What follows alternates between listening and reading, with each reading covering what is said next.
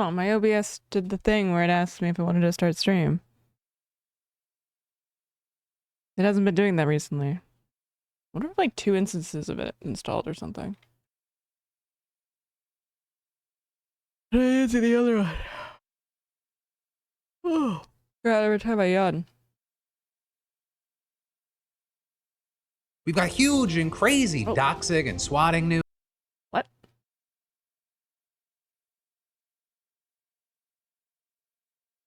Oh, did somebody try to swat Pokemon?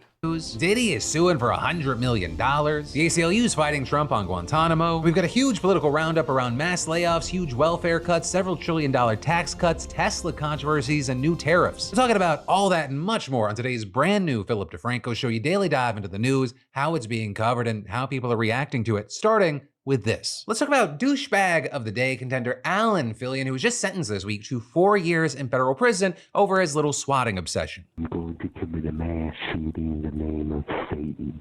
Allahu Akbar. So that is just one of the calls that he made, complete with fake gunfire sound. And as far as how often he did this in a plea agreement, this now 375. Jesus Christ.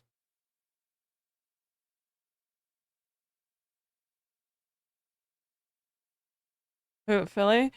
What I like about Philly is like I usually listen to stuff like at work, and a lot of it's like politics and news and stuff like that. But it tends to not be the same shit that I see on his show. So it's like a different perspective. So I'm sorry you don't like it, but I also appreciate it's like a good jumping off point. They're very good at summarizing stuff that I might have missed.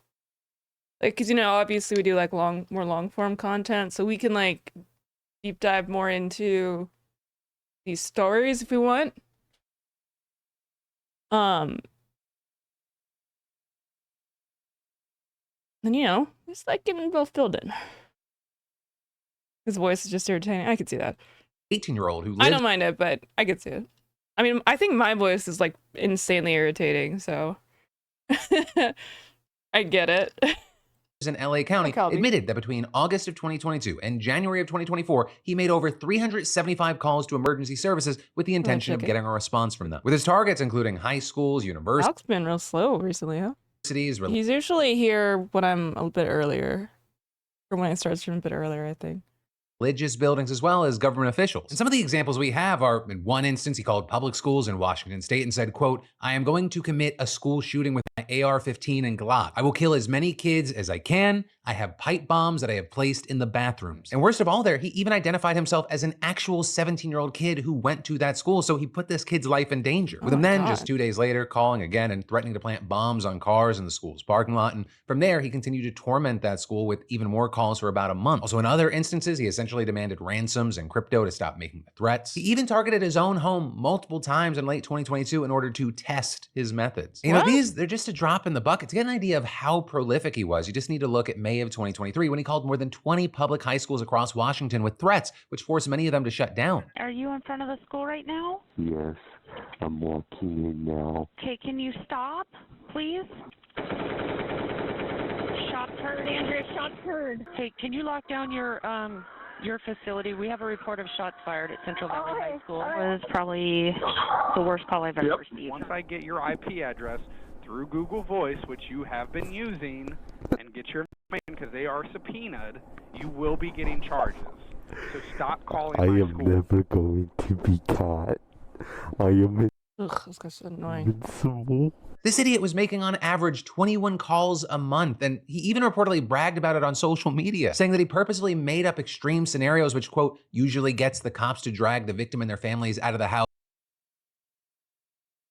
I don't know if this is like an insult to them, but I've never seen somebody who I assume identifies as a man look more like a lesbian.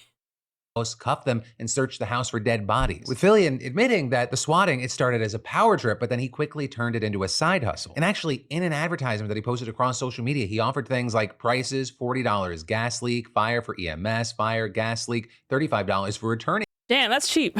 Customers. This motherfucker was essentially offering loyalty member discounts, with other emergencies going up from there, with a major police response to the house costing $50 or $40 for returning customers. He'd even call in bomb threats and mass shootings for just $75 or with a small discount for returning customers. Don't worry, I'm sure Trump will pardon him. Yeah. And another thing that was really interesting here is that in July of 2023, about halfway through his bullshit, Fillion was actually visited by the FBI despite multiple layers of VPNs and text-to-voice software that was meant to obscure where the calls were coming from. His family was even told that he was the one who called the swatting on their own house, but he, quote, falsely denied any involvement. And so he just got to continue putting other people in danger for about 6 months before he was arrested in January of 2024. And from there, what we saw was that in November of 2024, he decided to plead guilty to 4 swatting charges out of more than 375 instances of it. And while it was technically possible for him to get 5 years per count, instead, it was announced this week that he was just facing 4 years total. And so with that, I'll leave you with 2 things. The first is, I'd love to know your thoughts here on just the situation in general, as well as the punishment. Right, let me know what you're thinking, whether you agree or disagree with me. But 2, as far as my opinion, for you beautiful bastards who have been with me for a long time, this is not gonna be shocking. I think this is too light of a sentence. I do not care that he is only 18 years old now. When you do these sorts of things, when you're calling in fake bomb threats and fake shootings, I see this as attempted murder. You are setting up all the dominoes. Yes. For someone to get shot and killed. And in fact, we've covered stories in the past. Also, like, imagine the amount of money that he's fucking wasting, like, with having to, you know, have a whole fucking SWAT team or, you know, whatever, go to schools and shit. Where someone got swatted and someone got killed. And, you know, I understand the aspect that prosecutors and judges, they really want to incentivize plea deals to save the court money, but this motherfucker put so many people in danger and he's lucky no one got killed. But that's the news, my personal take, and of course, I'd love to hear from you. Also, moving on, you know, while we're talking about swatting, we should talk about its sort of partner, doxing. Right, in that, because you have many talking about online creator Pokimane going on Colin and Samir's podcast. And during that interview, she revealed that she spends a ton of money to make sure that this kind of crap doesn't happen to her, and she noted that one of her biggest expenses is actually an online security team, which she doesn't usually talk about, and adding, over the last 2 years, I've had to get in touch with, honestly, not even one, but like numerous companies, numerous teams who can just get different things done in order to help protect me online, whether that's against doxing or deep fakes or people misusing my name or likeness or copyright or what have you. And that's like a 5-figure plus monthly expense. Like, I literally have people that I have to pay monthly to essentially scour and see whether my address is online anywhere and then take it down. Like those kinds of things. And I'm like, well, I wish that wasn't the case. With Pokey noting that because of security issues, she can't really live in a house or with other people because she needs to live in a building with security. Or with her adding there that it's also an ordeal if she moves. Anytime I move into a new apartment, I have to hire people to take down every single photo of that apartment that exists anywhere. And if anything makes it very unique, I have to change those things. Like in my last apartment that I lived in, it had a very unique like booth and like color scheme in the kitchen, and I had to repaint everything. Sure. Because if anyone finds that one photo online of that apartment, they piece it together so quickly. Right, and one of the other things that Pokimane hit on was the fact that, you know, she hasn't really had to deal with this throughout her whole career, but digital security has changed so much. With her pointing to things like AI and having to pay people to remove deepfakes of her or her voice that float around so she can protect her image and safety and brand. And obviously, the more high profile you are, the bigger a problem it might be. But this is, of course, it can happen to anyone, right? I mean, no one is immune to the dark sides of the internet. You know, while platforms like Twitch do have guides to try to help people prevent themselves from becoming— All right, Pokey, you need to go live in the middle of the forest in a bunker. Oh, you know, like the Resident Evil movie where they have that whole they show like how the lab is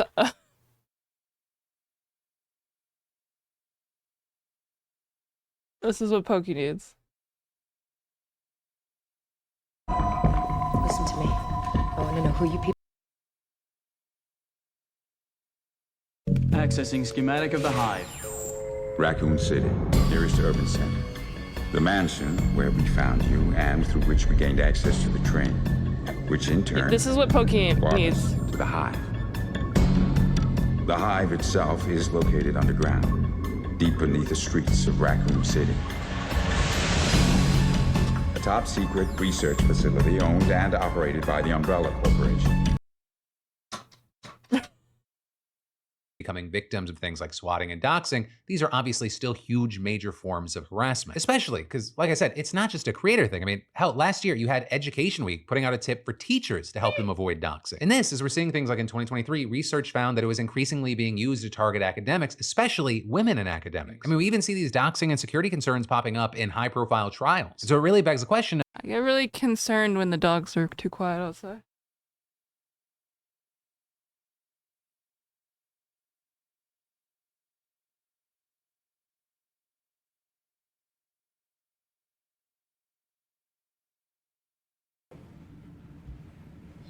Everyone's very quiet, by the way.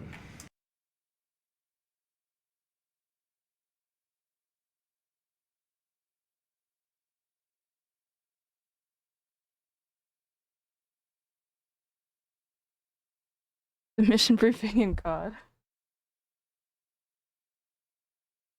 Young men want pussy. They're going to have to stop being so unfuckable. Words to live by, honestly. Of is anyone actually safe? But then, switching gears to big legal and entertainment news, Diddy's now suing NBC for $100 million. Right, and that because NBC aired a documentary about Diddy called The Making of a Bad Boy on its streaming service Peacock last month. And so you have Diddy alleging that this defamed him by accusing him of horrible crimes, including serial murder and sexual assault of minors, knowing that there is not a shred of evidence to support them. With that, you might be thinking, we've been following this Diddy case for a while, allegations. I don't even know anything about this besides I assume I know the thing about him beating the shit out of his girlfriend or whatever, but all the Diddy party shit I have no. I think I can assume what probably was happening, but I don't know any actual details. Of sexual assault, they've been one of the core pieces of this case, but serial murder? That one, we don't hear about every day. But according to the lawsuit, the doc suggested that Combs is responsible for the death of Kimberly Porter, his longtime girlfriend who he shares 3 kids with, despite the fact that the coroner's office said that her cause of death was lobar pneumonia. Though I will say, for the people that are really in the weeds on this case or Diddy's life, it is a conspiracy that you may have run into before, right? It's made headlines in the past. In this doc, it includes interviews with Al B. Shore, who asserted that Porter was murdered, as well as an interview with an attorney who questioned how she would have really died of pneumonia. It also then mentions other people in Diddy's circle who died, including Biggie, with sources sometimes casting doubt on whether or not Diddy played a role in those events and claiming that, quote, shamelessly advances conspiracy theories that lack any foundation in reality, repeatedly insinuating that Mr. Combs is a serial killer because it cannot be a coincidence that multiple people in Mr. Combs' orbit have died. And then regarding claims that Diddy sexually abused minors, the suit claims that the documentary based this, quote, entirely on a false claim by an anonymous source. And then further adding that by releasing this film, NBC sought only to capitalize on the public's appetite for scandal without any regard for the truth and at the expense of Mr. Did do another run around the block in the middle of the night.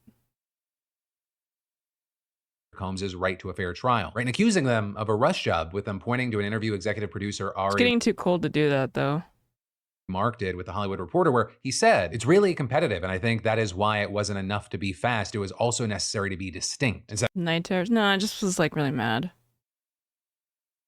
there's no time, and this was an extremely fast turnaround. With The Hollywood Reporter noting that there have already been docs released on Diddy, with more on the way, which would add to the pressure of getting something out there fast. And so now, all in all, you have Diddy seeking $100 million in relief over these defamation claims, with him listing NBC, Peacock, and the production company Ample Entertainment as defendants, and his attorney. I mean, might as well. You got nothing else going on if you're in jail or in the hospital or whatever.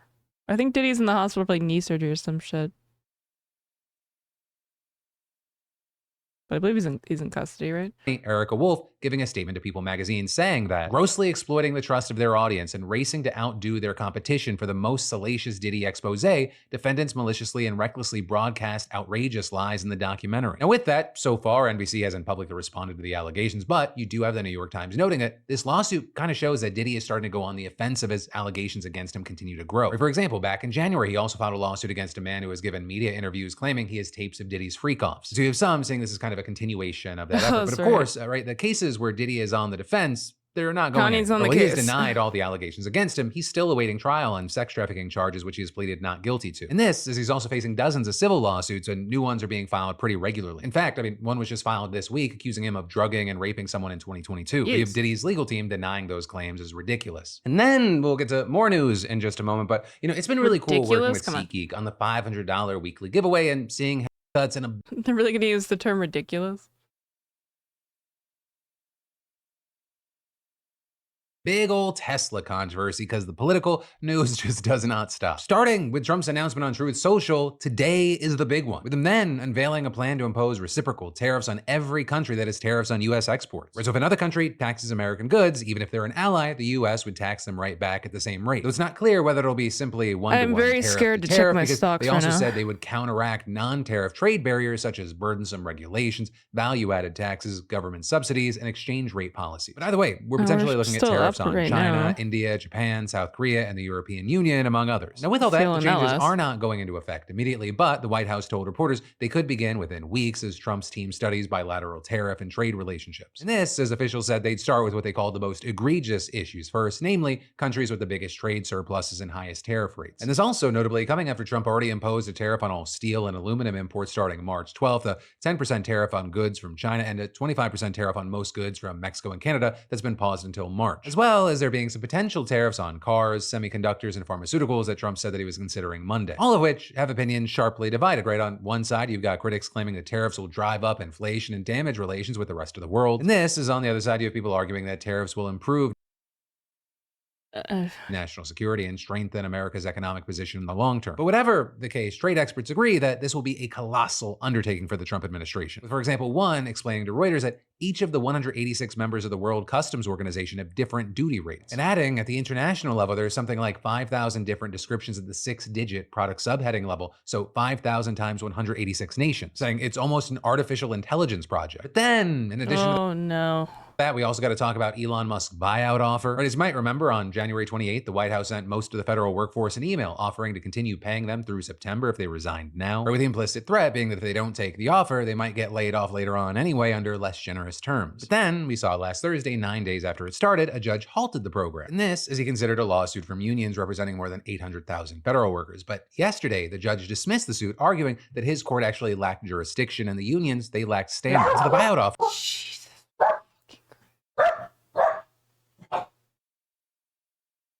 This scared me so badly. It was like worse than the fucking FBI open up. Was back on the table, meaning that any workers who hadn't yet accepted it should have been able to. Then, the White House announced that as of 7 p.m. yesterday, the offer was closed, with reportedly about hands up if you're dupe enough to think Trump has genuine policy of domestic manufacturing revival. Yeah. That should not happen.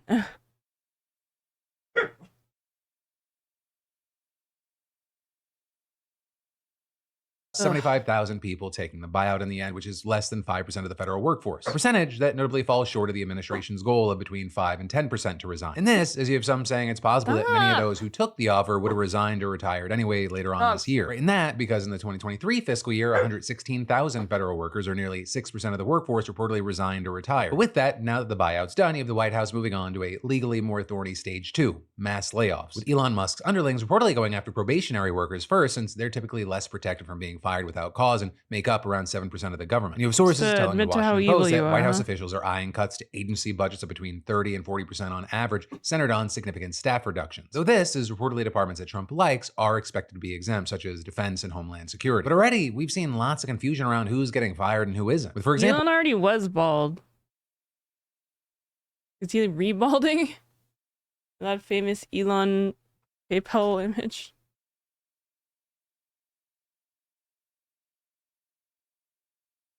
My man was already there.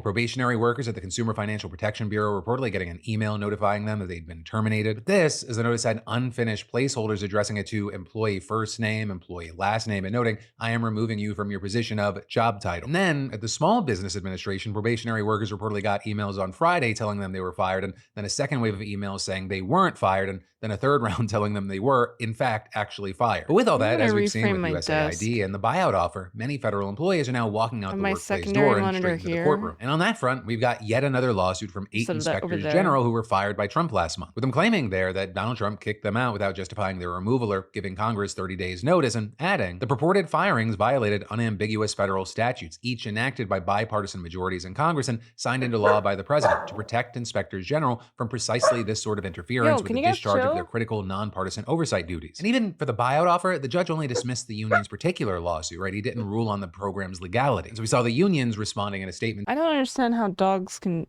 such a small dog could be so loud. saying, we continue to maintain it is illegal to force American citizens who have dedicated their careers to public service to make a decision in a few short days without adequate information about whether to uproot their families and leave their careers for what amounts to an unfunded IOU from Elon Musk. Though obviously, not everyone sees it that way, with Republicans framing these moves as merely downsizing a bloated, unelected, and corrupt bureaucratic machine. I mean, even at Fox News referring to those unions as like Doge. You guys are retarded. We can only have one of you in here, so I would like you guys to fight it out on which one of you can simp for him the most, so that we can make our decision on which one we keep.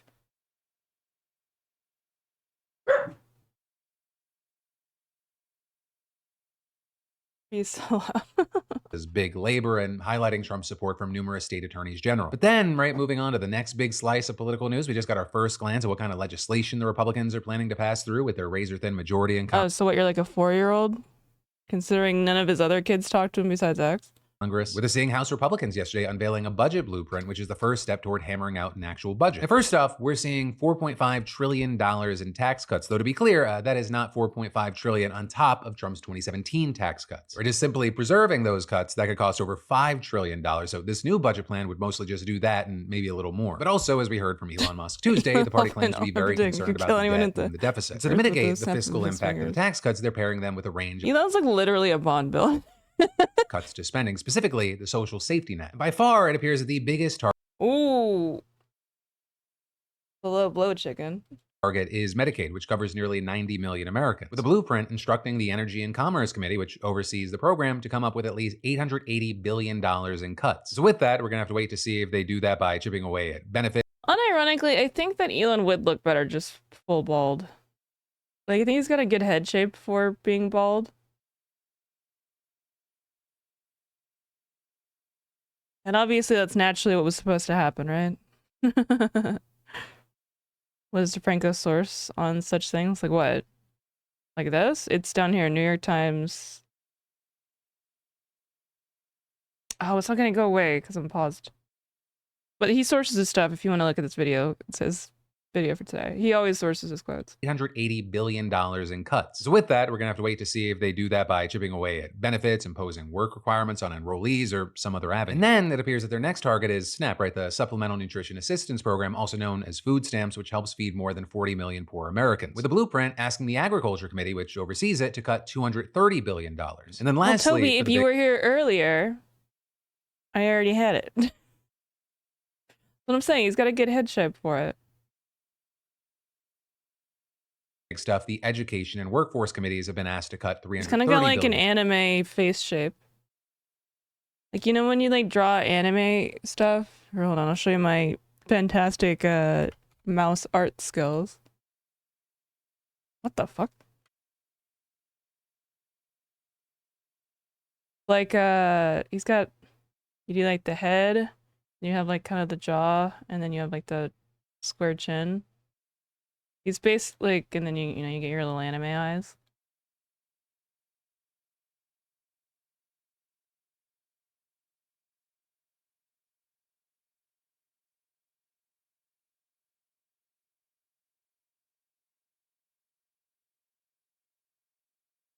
He's got like literally that same same face shape.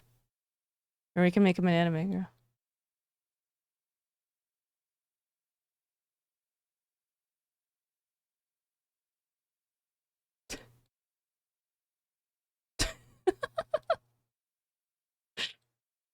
I haven't done art because been streaming, so and this is Defense and Immigration Enforcement would get a $300 billion spending increase. So when you tally it all up, you get $1.5 trillion in spending cuts overall. So that means that this budget, if it got through, would add roughly $3 trillion to the deficit over a decade, which is also why it proposes raising the debt ceiling by $4 trillion. And if all of these numbers sound big to you, also keep in mind that this is actually a compromise. Some Republicans wanted even deeper cuts. Like specifically, those in the House Freedom Caucus, they called for $2.5 trillion in spending cuts. With them arguing last week, quote, "We should not be negotiating with ourselves on how little to cut from Joe Biden's insane spending levels." But this also is on the other side. Oh, I'm sorry, Joe Biden's insane spending levels. Huh.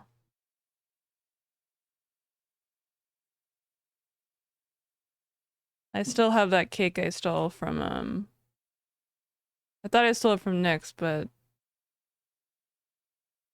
I honestly don't remember. You had more moderate Republicans in politically vulnerable districts kind of skittish about cutting too much from social programs that directly benefit their constituents. And, you know, across the spectrum, you have different lawmakers trying to squeeze in their own particular favorite tax cuts, while party leaders try to keep the overall number from growing out of control. And that's without Yeah, they don't actually care. Like, let's be real here. It's just talking points and nobody understands what they're talking about. I saw a Republican, like, freaking the fuck out, like a senator from, I think, Arizona, about how insane our finances are. I thought it was actually really interesting. I was like, oh, so they do know. Huh. Maybe he's like the one guy.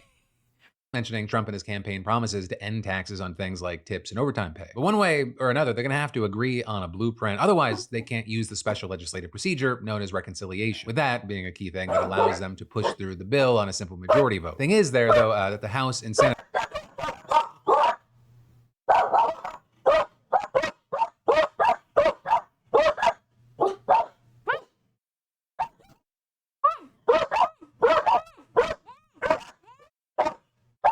I'm making it worse. Do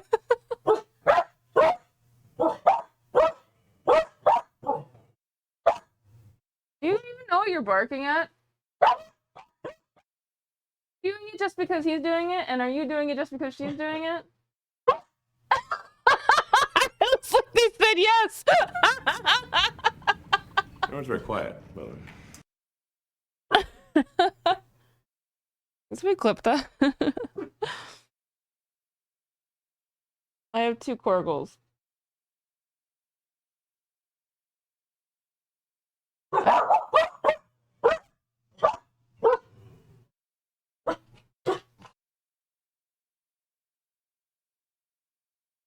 Amaki?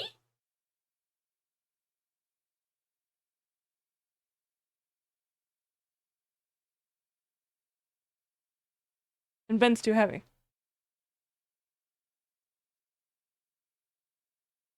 Oh, fine. The show. He's being picked up. Come here.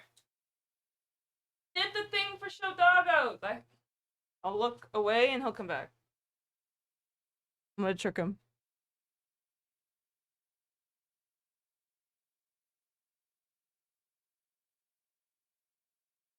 Catch it.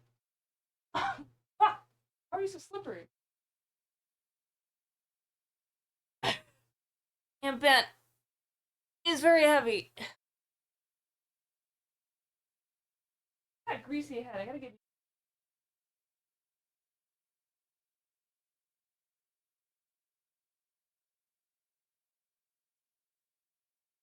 How are things getting worse? Well, RFK got confirmed, which is gonna be disastrous.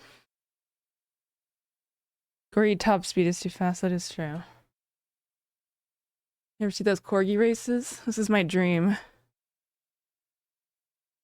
It's to participate in the corgi race. Against the corgis, of course.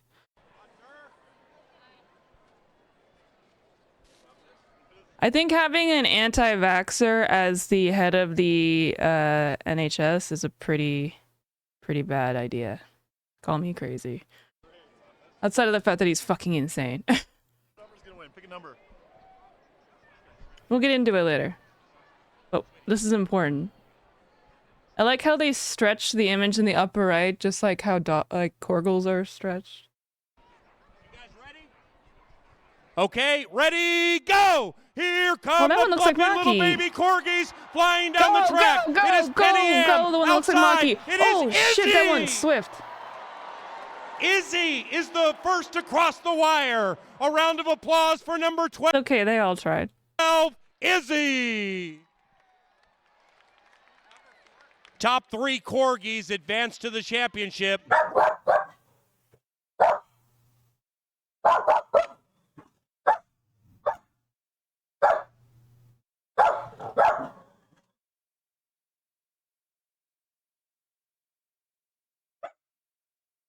Well, I would say I felt better before the vax because I just felt better about the world before COVID happened. And then COVID happened. So I think this is more a correlation, not causation issue for you there, Vinny. Placing judge bets. Dog racing is banned. Never heard of that, but this isn't like, this is just for fun. They do this like for like a little event. I don't think this is the Austin one, but they do it sometimes in Austin. Like they'll do it on like football fields, just like for like a kind of like a halftime thing, just to take up time. It's just like a fun little goof. This isn't like a actually super competitive thing. C. Tozier has the top 3 numbers. All got COVID immediately? Well, it must have been great for them to not have died from it then. Number 12, Izzy, finished first. After that, moving on to the championship, numbers 10, Penny M, and 9. That one looks like Maki. This one sponsored by Twitch? Probably anti-Semitic. It's a on content nuke reference. Solaire. Take a look at the replay. They're the top. That one could have had it. 3 corgis moving on to the Corgi Championship in search of immortality. Mousy and Butters just got into a nasty fight on the track. Oh no. It's a Corgi civil war. A Corgi war. Look at Izzy sticking out that nose in very, very game fashion. Hey, you guys ready? There's just something about taking like something very silly, like really seriously, like as an announcer, that just tickles me to no end. I don't know what. But like the announcers taking this like really seriously, it just is really funny. Like they're being a tongue-in-cheek, obviously, but still, it just maybe it's an autism thing. I don't know. All right, Canterbury, make some noise. It's heat number 2. Silly. Oh no, you're right, Pat. This is very serious. All right. I'm going for red because it looks like Maki. Ready, go! Here come the fluffy baby corgis. Oh, you're letting me down. And we have dog savaging taking place all over the place. No! Murray is looking good, and so is Teddy. And I think Teddy won. Teddy and Logan Handsome Pants, who wants to run back for more. Look at Logan Handsome Pants. He's on the big screen. He's all over the place. He wants to run against the horses. Let's take a look at this replay. It's very... Oh yeah, it's probably because this is a horse track, right? So they're probably doing this in between, like while like people are placing bets for like the next round or whatever. I've never done horse betting, so I don't know how it works. But I would imagine like people have to go to the desk or something to place your bets.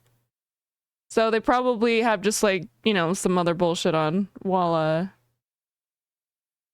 they're doing that. Very controversial. I mean, very serious thing. I don't know why I said the bullshit. Top 3. Wins? Look at Logan Handsome Pants. Wait, that was close. Who won that? Replay. It's very controversial. Oh, look at that big stride, Top 3. yo. Look at Logan Handsome Pants trotting like a thoroughbred. That's crazy. This is unbelievable. A round of applause for these cute dogs, ladies and gentlemen.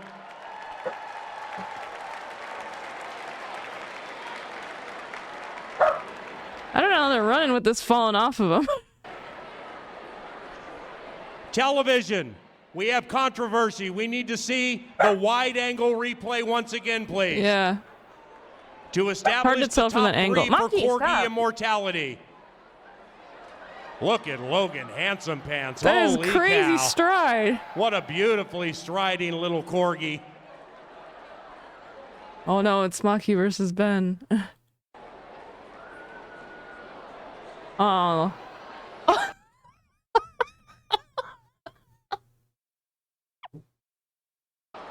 Yes, yes, Logan and won. yes. Thank you, TV. Moving on to the Corgi Championship from heat number 2. Vikings fans, number 12, Teddy. Also moving on, number 4, Zelda. Boys. Ready, go! Here they come in heat number 3. Oh, that one's fucking cooked. And Kirby James is out beautifully. So is Layla. Layla is a champion Corgi. Oh, and man, that wasn't even wins, close. beating Kirby James. Meanwhile, lagging along, Cliff, Peniel, and poor little Rocket finished last. Well, they're trying. Layla is check a champion. that. Second last. Third last. Here come Ike and Miss Abby the Diva. Go Ike, go Ike, go Ike, go Ike. Yes. Oh, the three of them got a little distracted. That's what I think would happen if I actually submitted my dogs. I think they would just get really confused.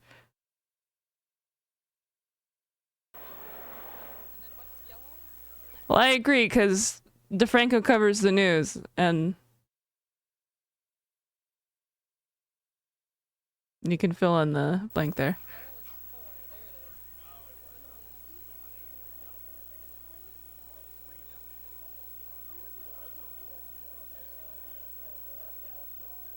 What?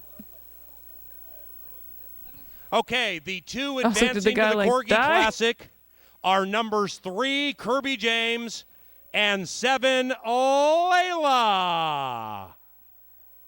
Thank you, owners. Oh. That one looks like a fierce competitor.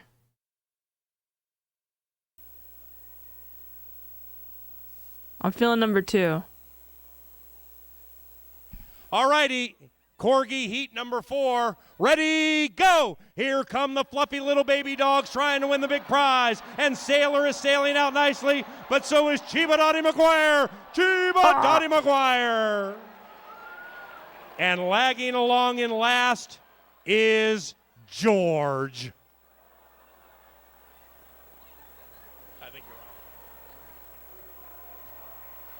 Did I hate pun dog names? I think they're cringe. I mean, maybe that's not their names. They just like did something silly for it. Here comes Miles. Go Miles, go Miles, go Miles. Where are you going, little buddy? No, no. The Corgi is lost. He's lost his compass. Poor Barney never left the gate. Here comes Barney.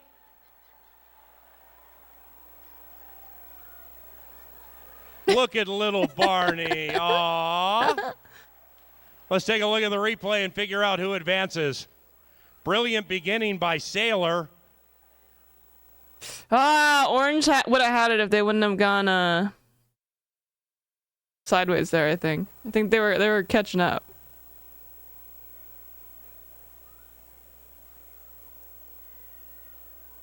See, look, they cut around. They were being too polite.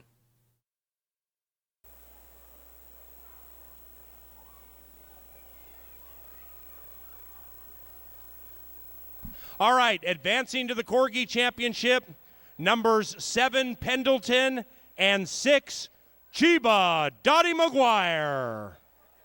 More Corgi racing following race 5. See you back down by the winner's circle. Thanks for coming out to Canterbury today, and thanks to the Star Tribune for the sponsorship.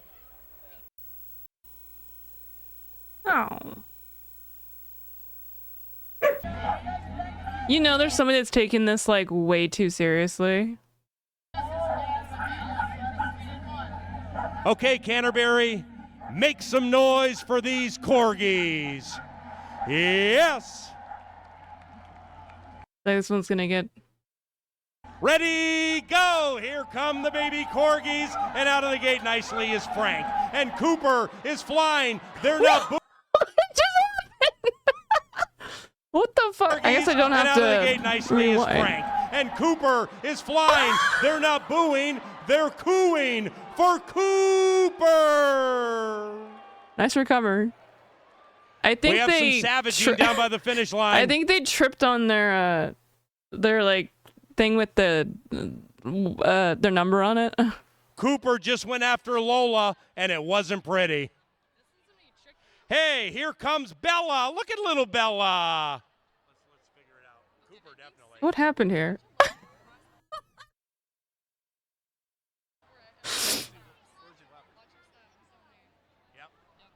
Wow, what a very controversial photo, because Lola, number 11, crossed all the way over to the inside. Cooper is definitely the winner. Let's see inside of the one with the green. Yes, it's Lola. Advancing Cooper and Lola, 6 and 11. Look at Cooper on the big screen with that beautiful corgi stride. What a champion corgi. Well, that His one was nickname, shit. Kevin Corgi. All righty, done with Heat 5. Move on to Heat 6. Stick around for the championship after Race 8. That'll be an elite side wagering opportunity if you're interested. Ben's really fast, but he's not like a leader. Is the problem. I think Maki's got more like leader spirit.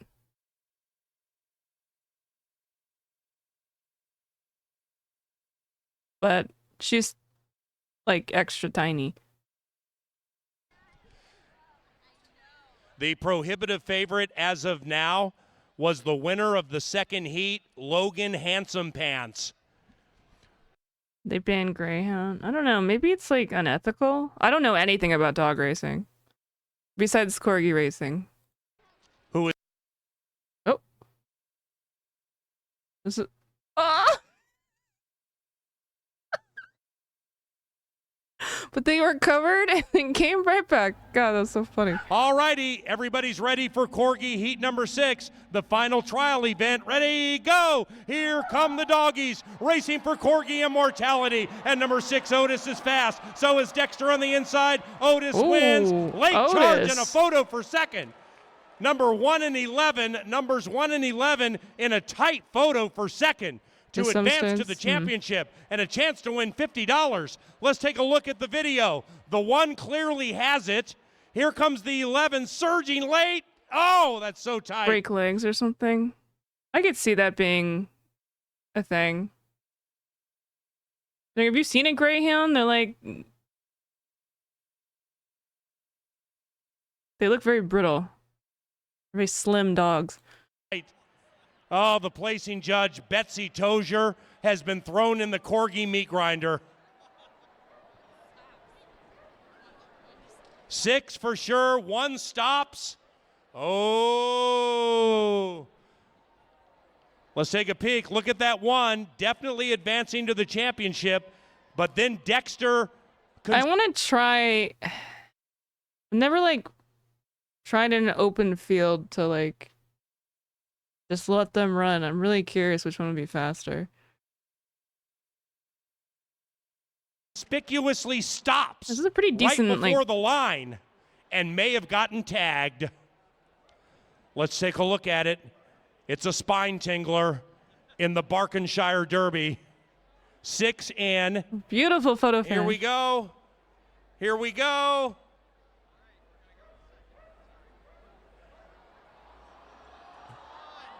Oh, this is the owner's fault.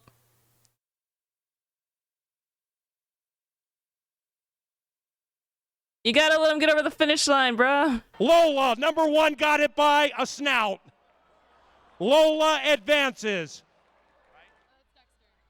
Make that Dexter. Number 1, Dexter advances. All right, everybody, see you after race 8 for the championship. Oh, no, the Great wiggle woggle. stakes racing coming up. Bet that Minnesota Derby. It's a fantastic Otis opportunity. is a champion.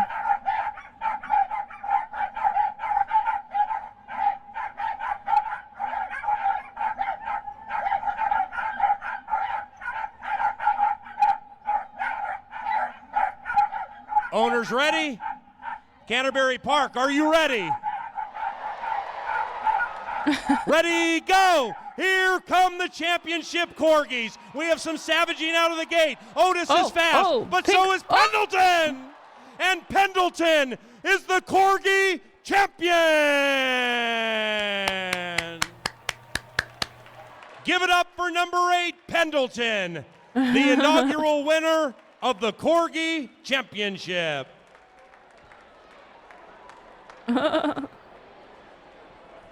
Let's take a look at the replay. We got Corgis Pendleton's got their fucking eyes on the prize here. Going left and right as erratic as loose shopping carts. But Pendleton, after taking a look at a couple of Corgis, she's kind of puts behind, his mind on and then running, she gets. and look at that stride. They get Pendleton ahead. gets the 50, the cookie, and the trophy. Well done. Finishing Look third, at that goal! number Oh my 3, God. Logan Handsome Pants. Finishing second, number 11, Otis. And achieving Corgi immortality with tears flowing on the Canterbury Park main track. They are tears of jubilation. Congratulations really to Alicia and Jake Elwine, the owners of Pendleton. This one. Didn't realize you're supposed to go in a straight line. Alright, that was a fun diversion. Alright, speaking of Corgi, actually I'm going to the bathroom before we get back into this.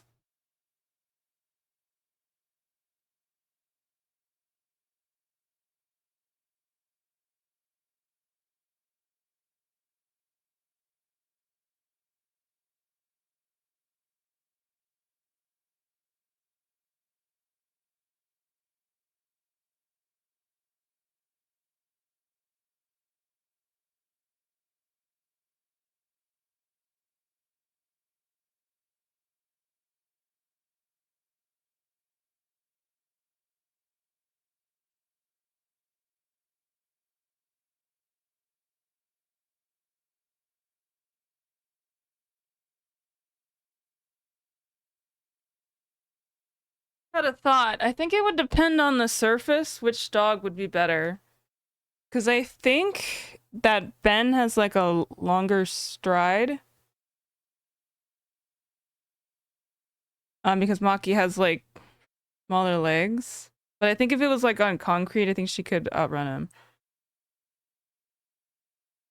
But I guess when they run outside, Ben outruns her. I don't know, I think Ben maybe is just faster.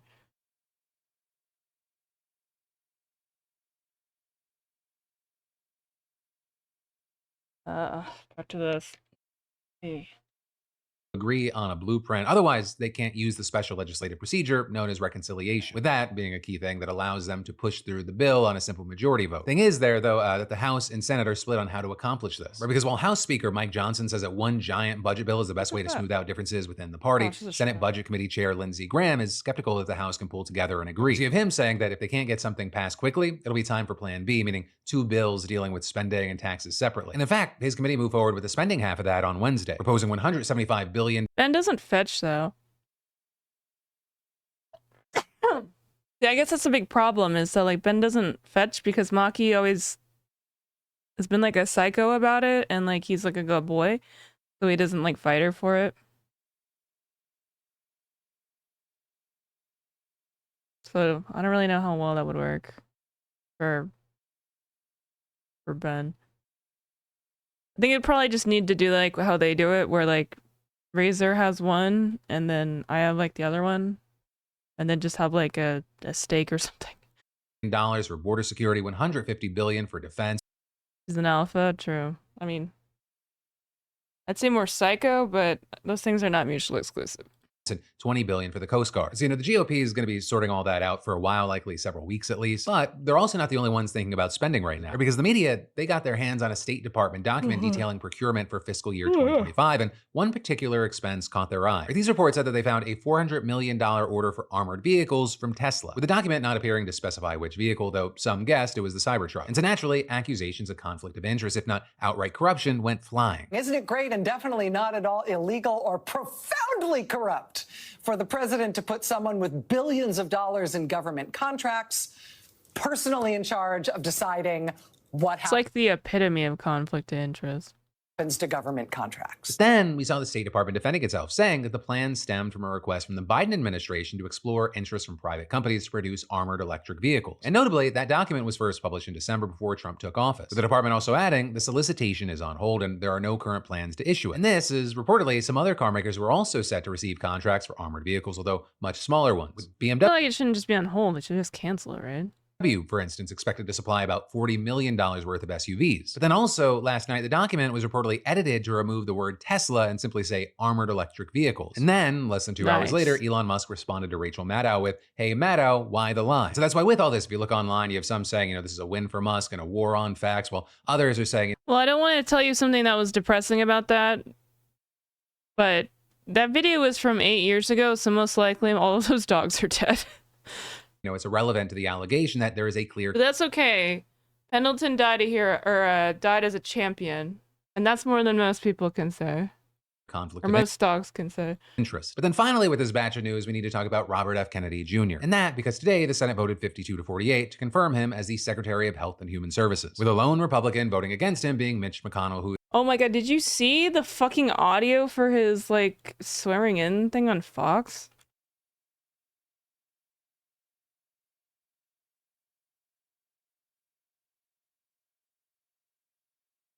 It was crazy bad. I was like, it's not, they're not beating the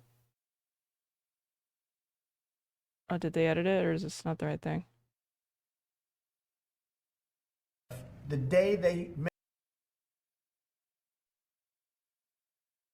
Oh, it is this.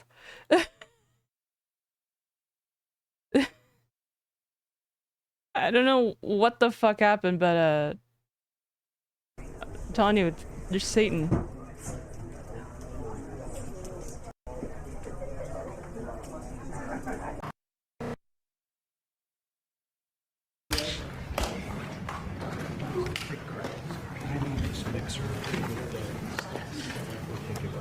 Oh, do you know this bitch's husband is...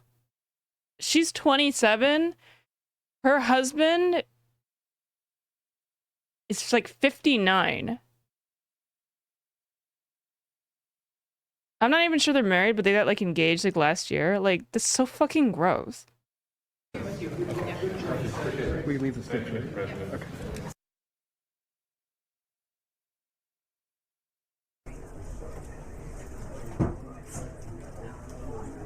I mean, she's 27, so I mean, it's technically fine, but it's just kind of yeah, you gotta wonder. Pretty ick. What the fuck do they talk about?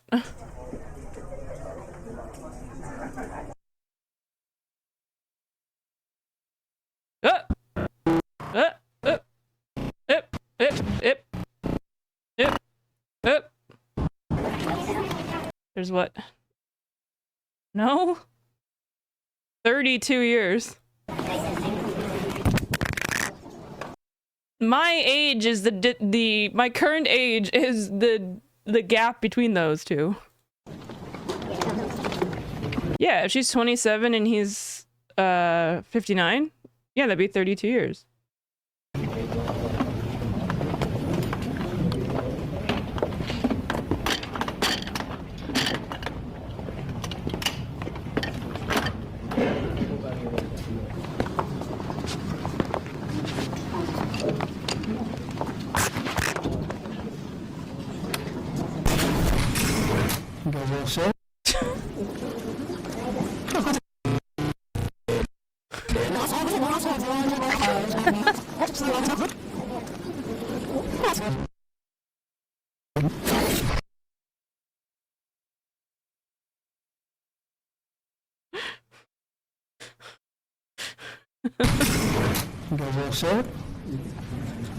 Not beating the I think that Trump is the Antichrist allegations right now.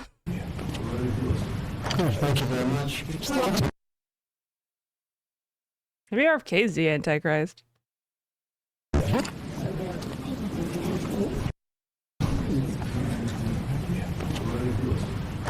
you very much. Thank you. Is that Reagan, I think?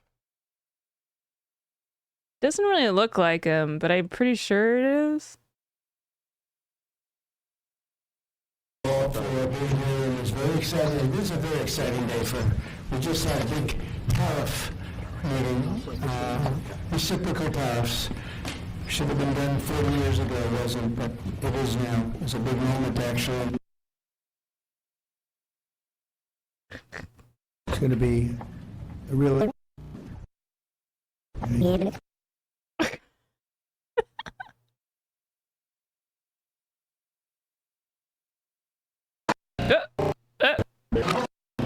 What? Need to be protected, and whether you're in a blue state or red state, I'm going to do everything I can to work with you, whether you're Democrat or Republican, to restore child's health in this country. Great job. Great job. Thank you all very much.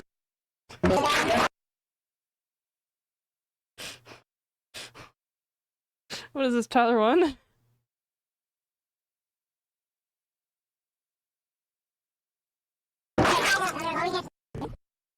Great job. Thank you all very much.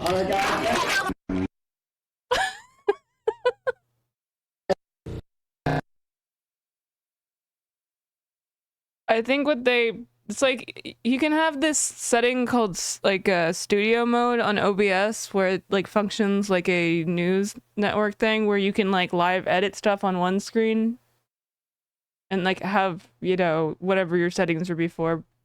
Like, you know, that's very standard broadcasting software type thing. And I feel like that's like somebody forgot to hit the switch between the two or something.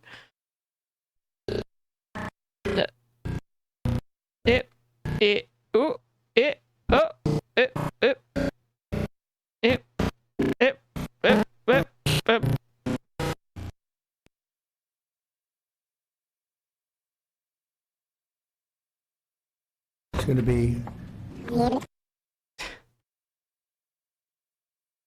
It's going to be a real honor for me to introduce Robert F. Kennedy Jr., take the oath of office and officially become... Years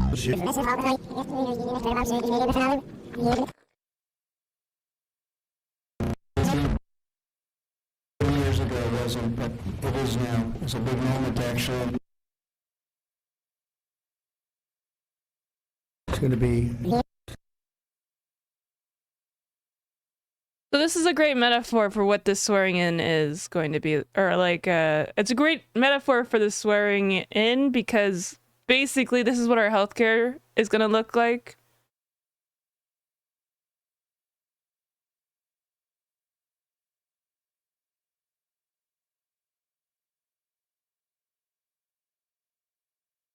All right, this is again the live feed.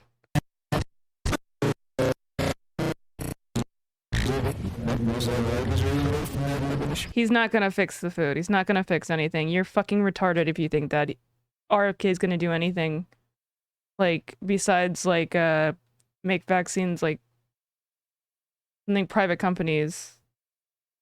You have to, like, pay a private company to get or something.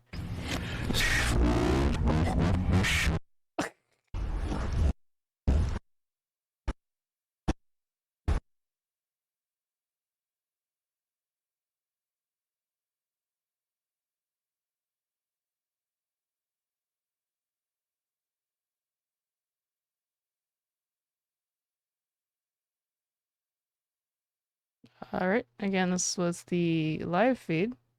You see the numbers still counting down here.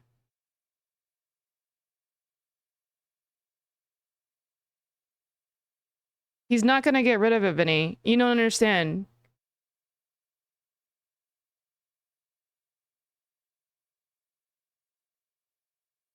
This administration is all about, like, private profit and oligarchy. Not gonna actually do anything good.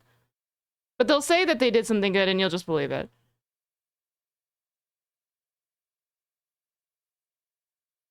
There's a map of Panama on the wall? Where?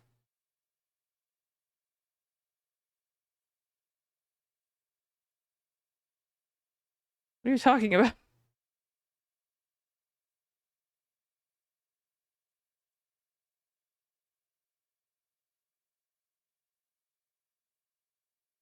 What? This is just a flag. This is a flag. Just of the globe.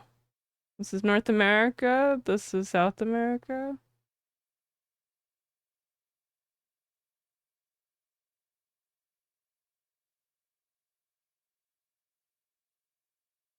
All right.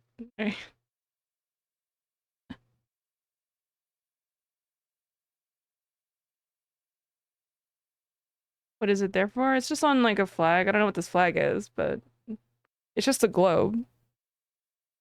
Might be like a NATO flag or some shit. I don't know. Or not NATO. I mean the.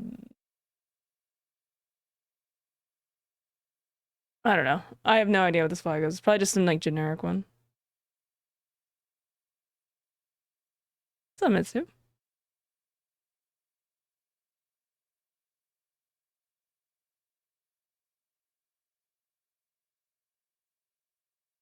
Yeah, this was great. I don't know, I find it so fucking funny how that got so fucked up somehow.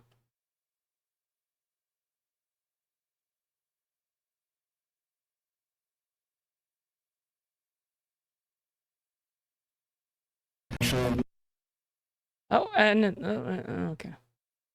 It's going to be a real honor for me to introduce Robert F. Kennedy Jr., take the oath of office and officially become our Secretary of Health and Human Services. Just as I promised last year, Bobby is going to lead a great national mission to make America healthy again, and he's going to do it. I think he's going to do things that will really make us very proud of this day. Like his father, Senator Robert F. Kennedy, and his uncle, President John F. Kennedy, Bobby has devoted much of his life to serving his fellow Americans in his campaign for president, and he was a very tough competitor. I did not like it at all. I said, let's get him on my side. But in his campaign for president in 2024, Bobby brought together a coalition of supporters across party lines, and he really worked very hard, and he had tremendous support, unbelievable support, and I think a lot of that support came my way when we decided to do a little merger, and it was really great, and it was very low. Bro, maybe it's just because Trump's like such a different like shade of color, but he looks like purple. Like you getting dangerously close to looking like he's been a little offensive. Loyal, very loyal, incredible people. They believe in him so strongly because he's a fierce advocate for the health of our children and for the values of free speech, democracy, and peace. And people are going to be very impressed, I have no doubt. I've known him a long time. He's been a friend of mine a long time. Perhaps most importantly, though, Bobby created a nationwide movement made up of millions and millions of mothers and fathers and young people and concerned citizens of every background who want to end and this. I want to also adapt to the practice of having like a 4-hour like lunch in the middle of the day, where you get to like chill and then you have lunch at like or dinner at like 10 o'clock. And then you go have wine, and that's how everyone in Spain lives, right? Anyways, you get the whole thing. I just wanted to show you that complete fuck up of the Fox News feed. I just thought it was so funny.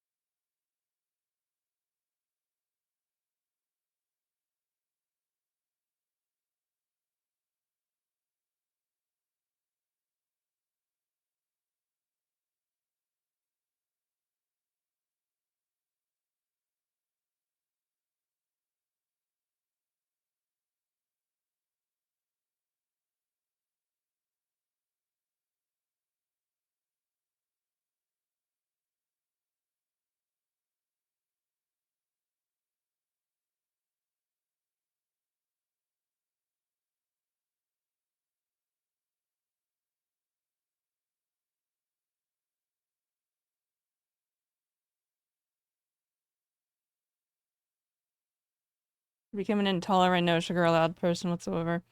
Yeah, I mean, I'm a pretty anti-sugar person myself as a personal choice, generally speaking, but like,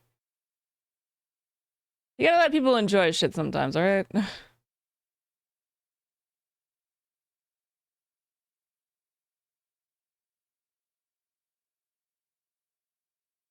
Sugar killed my parents and burned down our farm.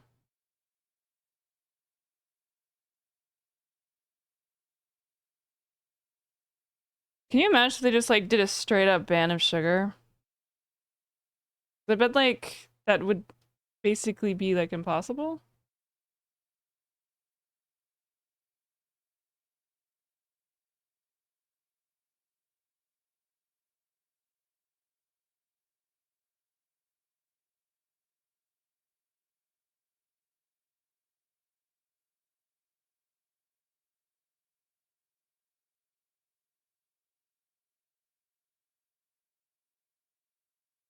I don't even feel super strongly about it, but I feel like we should just ban all food dyes. Like, who cares?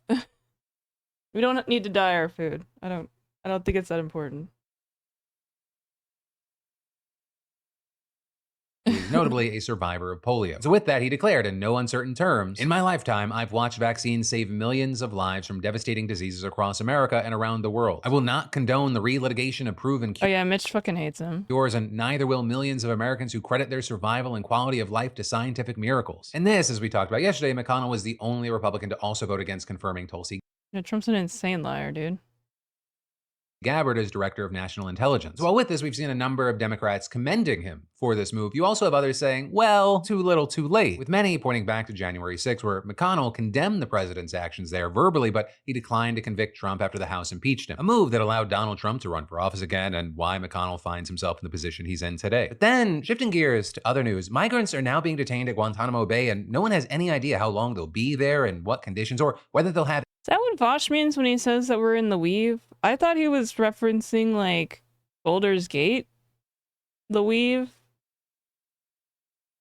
And that was very confusing. Because I've heard him say it a few times. Trying to context clue it. It's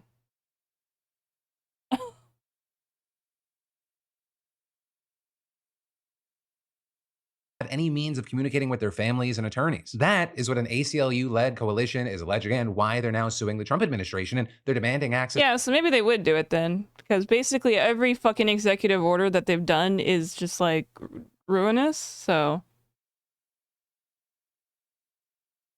to the detainees so they can provide legal assistance, with a complaint specifically alleging that the U.S. is holding them incommunicado, and further claiming this isolation is no coincidence. And adding, Guantanamo is home to one of the most notorious prisons in the world, used when the U.S. government has attempted to operate in secret without legal constraint or accountability. And notably, these organizations are saying they're only resorting to litigation after the government failed to respond to a letter sent last week to the Secretaries of Defense, State, and Homeland Security requesting immediate access to the migrants. And with that, you have the deputy head of the That's very telling, Vinny, that you say it depends on what news you believe is true.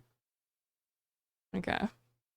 ACLU's Immigrants' Rights Project. Shout out Ground News.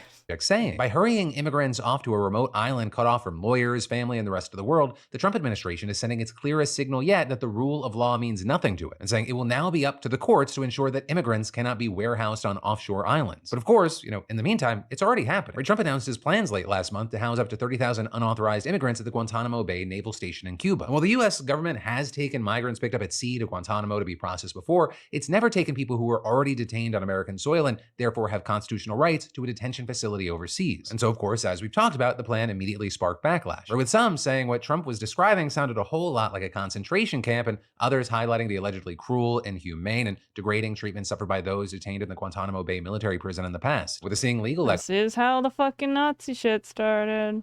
Experts noting Guantanamo is a black hole designed to escape scrutiny and with a dark history of inhumane conditions. It is a transparent attempt to avoid legal oversight that will fail. But then with all that, in its defense, you have the Trump administration claiming that the detention of migrants at Guantanamo, it's one, only going to be temporary, and two, would only be sending the quote, worst criminal illegal aliens, and three, that deported migrants wouldn't be held in the military prison. And we'll have to wait to see whether the detention is truly temporary. We're already seeing evidence that those other claims just aren't true. And on February 4th, for example, DHS released images of the first flight of migrants being deported to Guantanamo. Are you kidding me? You have any idea how expensive these fucking flights are for 2 dudes?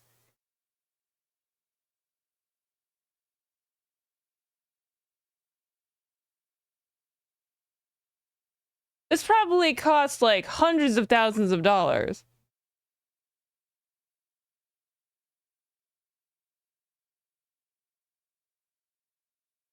Like these aircrafts are literally meant for like flying like tanks in them. Okay, you're being too fucking retarded, Vinny. Shut the fuck up for like 30 minutes and listen to like what I'm saying here. You have no clue. This is not a normal airplane, retard! Okay, it's like a C-130, I think.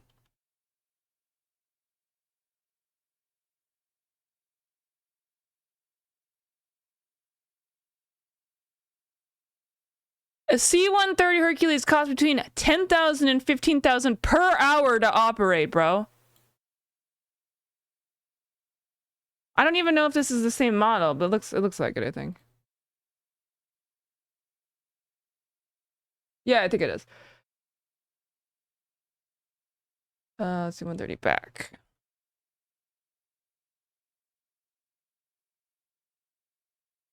Cargo, maybe? Yeah, I guess back is probably not that good. Cargo.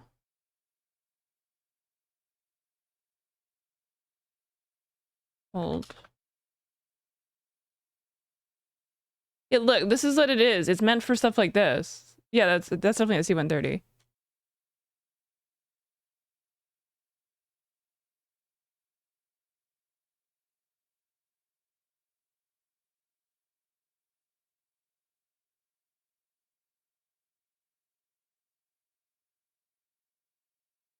So where did they leave from?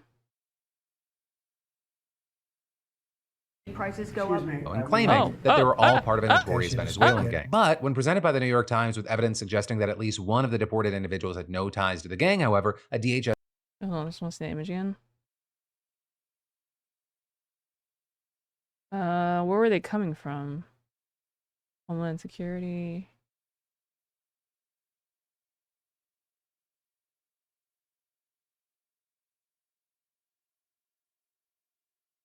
What did it say, 04? Okay. Return to Nicaragua. Where were they coming from?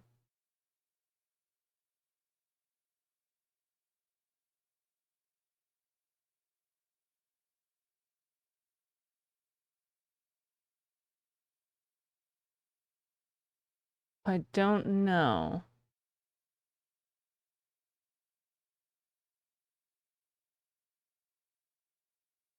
Okay, let's say like Florida. I think it would be the closest to Cuba.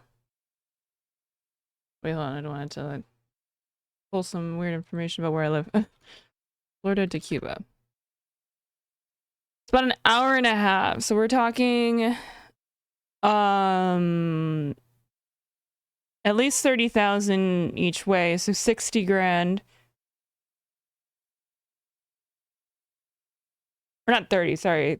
30 grand each way, 60 grand plus like all the R&D, the fuel costs, the staffing costs.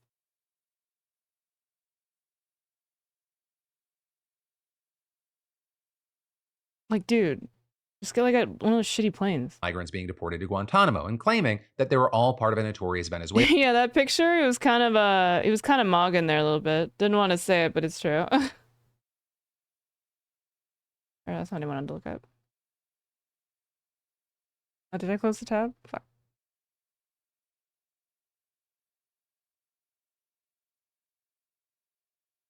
A little Luigi there, huh? Gang. But when presented by the New York Times with evidence suggesting that at least one of the deported individuals had no ties to the gang, however, a DHS spokesperson reportedly responded, during further assessment, intelligence officers could not definitively determine whether the individual is or is not a confirmed member of the gang, saying he may very well be a member of this vicious gang, he may not be. With her then later saying in a follow-up reply... I mean, that's not even like to talk about to transport them to the airport. you know, and then processing all that shit. Oh my god. We're talking about $100,000 for sending them to Guantanamo. You know those places, those they're not meant for you to like really be in them because again, they're meant for like stuff. So it's loud as shit inside them. The New York Times is more interested in writing sob stories about its disgusting members than justice for its victims. And with that, we've seen this DHS spokesperson responding similarly to the ACLU-led lawsuit, saying in a statement, if the American Civil Liberties Union cares more about highly dangerous criminal aliens, including murderers and vicious gang members, than they do about American citizens, they should change their name. I mean, you could care about both. But again, with that, right now, there's no evidence that's been shown that all of these detained are murderers and gang members. Right? And congressional staffers were reportedly told that the criteria for transfer to Guantanamo is currently just Venezuelans in ICE custody. And this is notably, people in that category have been difficult to deport in recent years because of a breakdown in diplomatic relations. So I will say with that, Venezuela sent 2 flights to pick up some of its citizens who are being deported this week, so that may be changing. But in any case, well, at least that's a normal fucking ass airplane. It looks like Venezuela paid for that one, so it's more reasonable.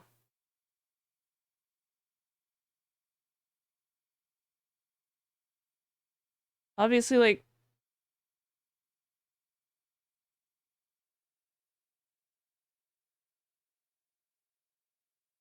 Convisa? I assume that's just like one of their airline. That Venezuela sent 2 flights to pick up some of its citizens who are being deported this week, so that may be changing. But in any case, in general, ICE has arrested scores of migrants who have no criminal records, despite the administration's claims that immigrant enforcement would prioritize dangerous criminals. And it's seeming to be no different with Guantanamo. Right? Based on what we're seeing, it wasn't just one non-gang member getting caught up by accident. According to reporting by CBS, based on... Dude, I was like so mad the other day, and I was like listening to the news, walking around my kitchen making breakfast, and I was like, I swear to God, if ICE came to my house, I would just flip them off. And I know what that would probably cause, but I'd still do it. Fuck them. Conversations with U.S. officials and internal government documents, the Trump administration is sending multiple non-violent... They wouldn't, though, because I live in a pretty wealthy suburb. So, I know I'm fine. Low-risk migrants, with government guidelines defining low-risk detainees as those who haven't been arrested or convicted of violent offenses or other serious crimes. So notably, here, U.S. officials say they could also be migrants who lack any criminal record whatsoever. And also something else worth... Yeah, I heard that in Austin, they were on campus. My... one of my really close friends, her boyfriend is Hispanic. He's American, but you know, he's very dark-skinned Hispanic, and he's got like a bunch of tattoos and shit, because that's what he is. He does tattoo. He's a tattoo artist. That's his profession.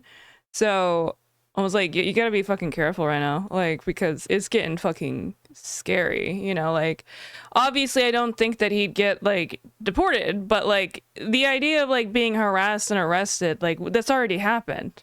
That's happened quite a bit. ICE actually hasn't been successful like at all in finding people, but they've been doing a lot of like arresting and releasing, because it turns out that they're not actually you know, illegal immigrants or whatever they're calling them, undocumented. But yeah, you gotta be fucking careful out here, dude. Americans have been mistakenly deported. That is also true. I'm just saying, like, that generally speaking, it's more common that they get catch release type thing. Well, that's the wrong phrase, because that means something else. Let me rephrase. They will be detained and then not like arrested, but yeah, American citizens have literally been arrested and deported, which is fucking insane. Anything is popsicle, yeah. noting is not all migrants in ICE detention even entered the United States illegally. Right? Some, for example, requested asylum at the border, but were eventually rejected and stayed anyways. And as of right now, with that, the government reportedly hasn't offered evidence that all of the men taken to Guantanamo had sneaked across the border. In fact, according to the New York Times, spokespeople for the administration have been unwilling or unable to answer detailed questions about what is happening to migrants at the base. For example, with the ACLU-led lawsuit, the rights groups are asking that, at minimum, attorneys be allowed to communicate with the migrants via phone calls, video conferences, or email. And with that, you're the DHS spokesperson saying there is a system for phone utilization to reach lawyers, but then provided no additional details. And this is the government has also not released the identities of the migrants sent to Guantanamo, and several of the family members reportedly say that they've made repeated calls to ICE to ask about their relatives to no avail. And notably, as well as leaving families with little idea of where their loved ones are being held, this is another factor complicating lawyers' efforts to challenge their detention. Now, with that said, I will say at least 2 detainees have been identified by their relatives through pictures released of that first flight. I blame Obama for this. Isn't that the reason Gitmo even still exists? And now we're seeing the New York Times detaining and publishing the names of 53 men who have been taken to Guantanamo. And notably, while the Trump administration has portrayed the detainees as legally in the custody of Immigration and Customs Enforcement, they're actually being guarded by troops rather than civilian immigration officers. And more specifically, they're reportedly being held in Camp 6, which is a prison building where until recently, the military held foreign terrorist suspects. Though with that, as of Tuesday, the other 45 migrants were being held in a lower security building on the other side of the base. And the names of those migrants were not on the list obtained by the Times. But as far as those at Camp 6, one person familiar with the operation reportedly noted that the facility is in disrepair with broken showers and doors and other faulty equipment that make parts of it unusable. And 2 people with knowledge of the prison operations also reportedly said that the detainees are being fed prepackaged military rations. And so with all this, as with so many of the things we've talked about with Trump over the past 3 weeks, there is a big question. To be fair, military rations aren't that bad. If you're talking about like well, assuming it's not like that, we're talking about like MREs. I have had them before and they're like, okay.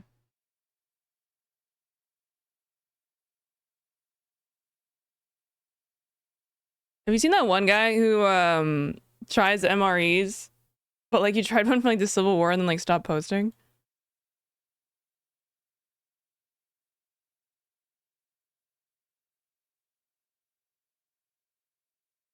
I think they're actually pretty decent. I think the pasta one. They probably have some insane chemicals in them. But just on like a flavor sense. And here it is. Considered the holy grail of all MREs. Oh, Menu shit. 23, pepperoni pizza slice. Let's check this out. Real quick though, there's a lot code at the bottom. 8045. The 45th day of 2018. You know, you can just buy these at like a military surplus store. So if you're ever interested, you can just buy them. I don't know how expensive they are.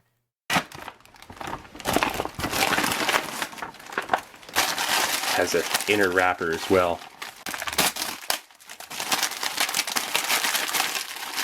Alright, so right off the bat, got a hot beverage bag, flameless ration heater, MRE spoon. By the way, this is not to say that the immigrants are being, or whomever, I don't even remember what we're talking about, they're getting these, are being treated well. I'm just saying that these aren't that bad. That's all. I'm not trying to make any grander statement. Well, he's got those military hands, bro. Chocolate protein drink powder. Oh, look at that. That is a lot of calories. Holy fuck, for a drink? That's like almost 3 White Claws. 12 grams of protein, 36 grams of sugar. I guess they're not trying to lose weight. I don't know what I'm thinking. Sorry, I'm too fucking diet brained right now. Italian breadsticks, trans fat free. Those are only 190. Got our standard accessory packet. Cheese spread with jalapenos. That is a fucking huge packet. That's not Nice. Taco Bell. That's like gold. Oatmeal cookie. Also 280 calories. trans fat free.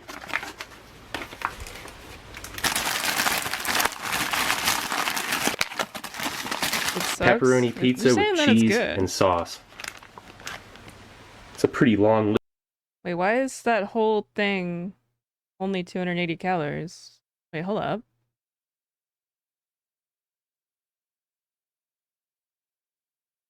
Pasteurized processed mozzarella cheese product, cheese milk, cream, skim milk, salt, whey, sodium citrate, flavor, natural flavor, sodium phosphate. List of ingredients. Yeah, with 30 years of development, Natick Food Labs has corrected the issues with shelf stability. Early versions like this one, I'm going to show you. Nice. That one had moisture, oxygen, and pH issues that would make the pizza mold, get moldy before the 3-year inspection. Oh. Cardboard sleeve for the last item. Cherry blueberry cobbler. So what are we at total? Does he add them up or do we have to do this? Okay. All right, chat. All right, chatta. Excuse you. All right, chatta. Well, we got to get the numbers here. So this whole meal is how many calories? I know it's supposed to be calorie dense, but I'm just curious. All right, 270. Write it down in the chat. We got 190.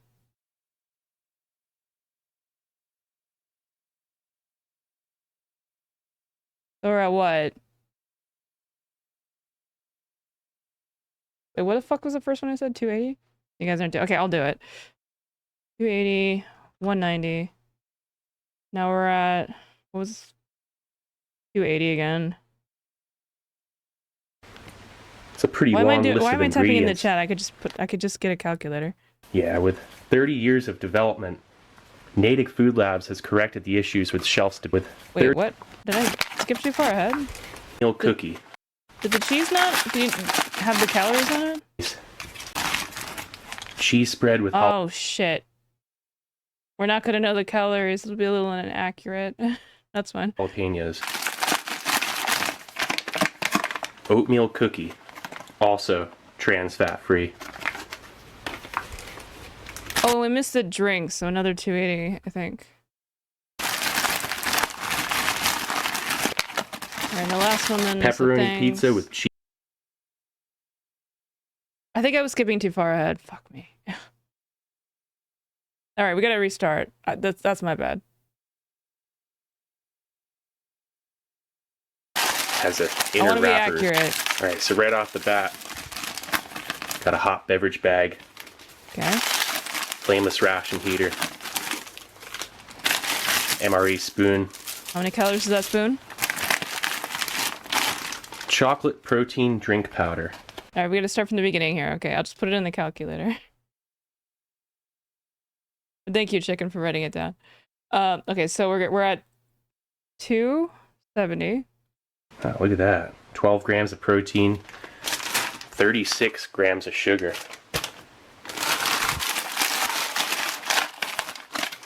Italian breadsticks, trans fat free. Okay, we missed that. What was that, 190?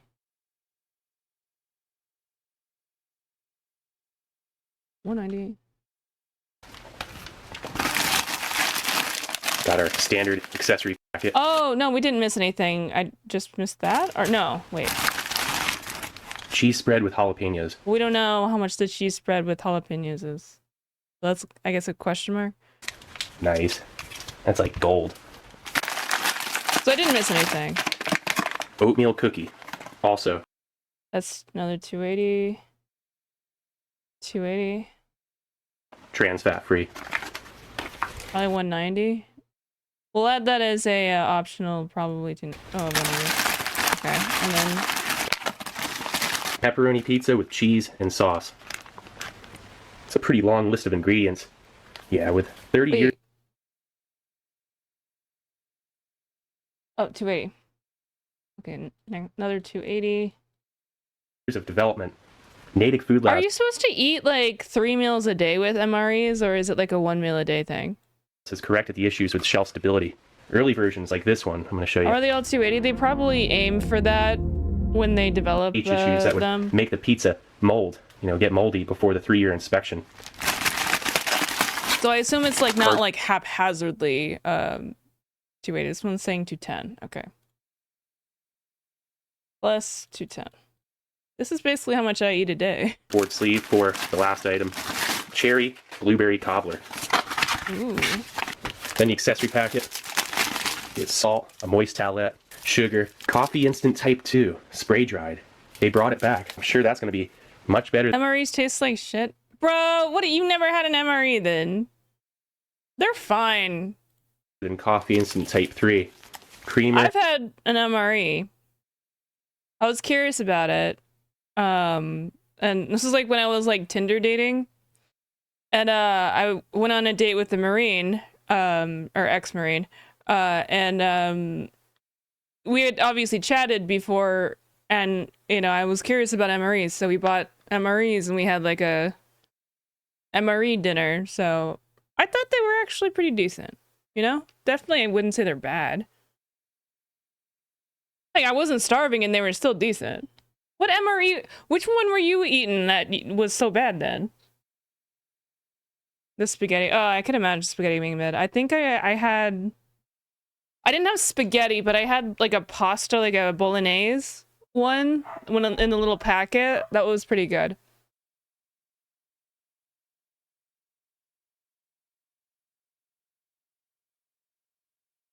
Chewing gum, that same old roll of toilet paper, and matches. Now that's a serious layout of food. All right, so let's get this out onto a tray. All Nice. Okay, so we're gonna first start with this. This is what we should have done. How much does an MRE cost? MRE. Did you just get home? What were you doing? Oh, you're right. You did tell me that. I thought I heard you come home earlier. That's why I guess I was confused. Did you come? You had the lights on in that room. I thought it was weird that you didn't come in and bother me at any point. You like the movie? I did. Which one was it again? America. Is it the Winters? No, it's Falcon. Yeah, but I thought they were teaming up.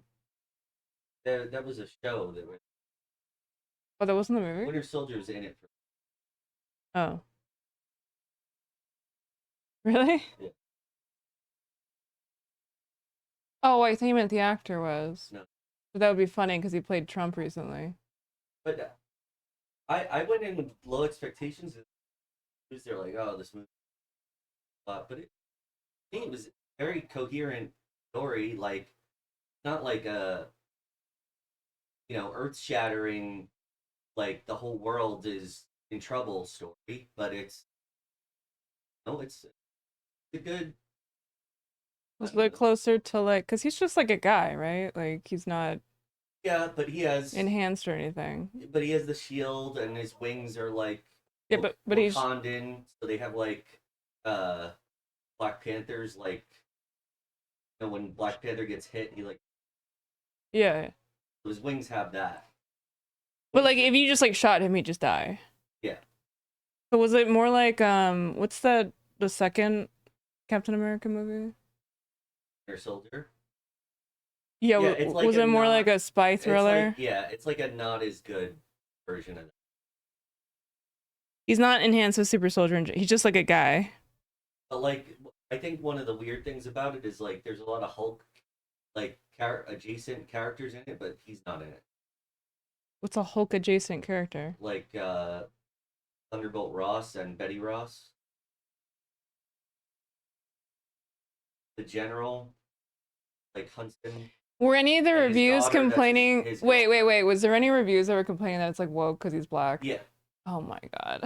Yeah, and because he said something about like Captain America is like for everyone. I really like that actor. Whatever, and then of course all the like right wing people said Captain America is not for Americans. They're like the most fucking sensitive and there's people. A new Falcon. Is the general car insurance salesman in it? Harrison Ford. They got him to do anything? The president? Yeah, he's the president. Again?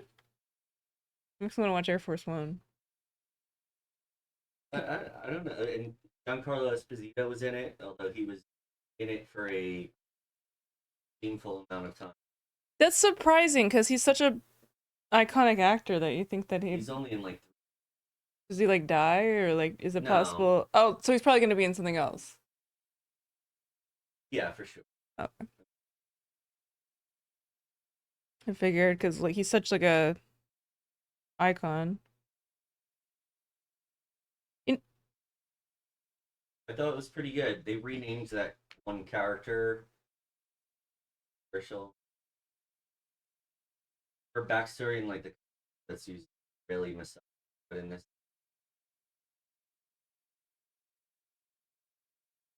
Where the most inexhaustible resource America has ever had, little girls. That's a line from Black Widow, by the way. It never ended. Yeah, it's like the most like what comment ever. Hold on, I wonder if I could find that clip.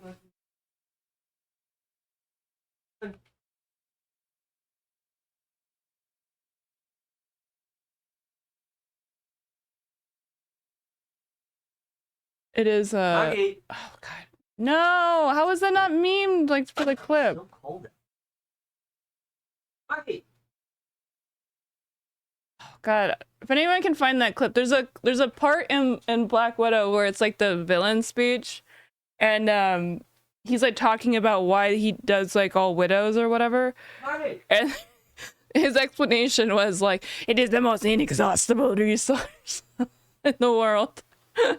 Little girls. It's like what? I can remember being in the theater and like laughing. I was like, what the fuck?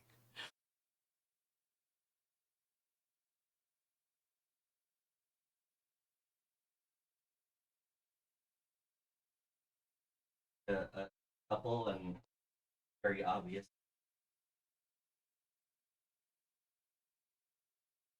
Hmm. Did you say that to them? No, I didn't. What the fuck, Yeah, to Catherine? strangers, I was like, this is like if I brought Nina. Well, I assume I don't know. I guess that didn't make any sense. But if anyone can find that clip, that's super funny. Wait, where am I back here? I want to go back to the MREs. If all of the hostages aren't returned. They've been gone for longer than usual. Mrs. McMahon. Oh my god, I'm lost in the tabs.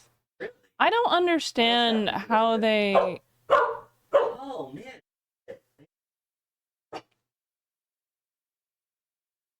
They were barking earlier, and then I was like, you guys don't even know what you're barking at. And then they stopped for a second, then they both barked at the same time, and it sounded like they were saying yes. This pizza. Alright, let's see this. Okay, let's see if we can get this in there too. These What? FRHs don't have Wait, a lot he's- of pizza on your tray. Nice. Okay, so we're gonna first start with this pizza. Alright.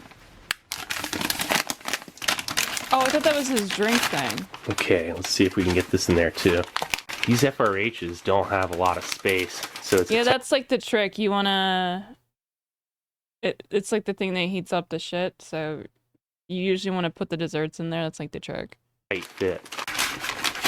This is not going to fit in there as well. So let's try out the cherry blueberry cobbler. Yeah, this cobbler will be great heated up anyway. Oh yeah, this is what's supposed to go in with it. Oh, I thought that was the dessert. I was just saying. Yeah. Perfect fit. Nice and snug. That's definitely doing its thing already. Witchcraft.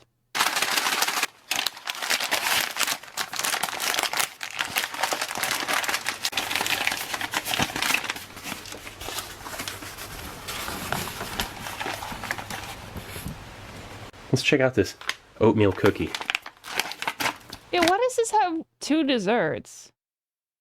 It has an oatmeal cookie and a cobbler. Like I'd want like a different side. Ah, this smells rich. Cinnamon and like a little bit of nutmeg. It really smells like a donut. Why does this guy's voice sound familiar? Okay, cookie. And then for the coffee. This is probably pretty hard to fuck that up. I can't believe they brought Coffee Instant Type 2 spray dried back.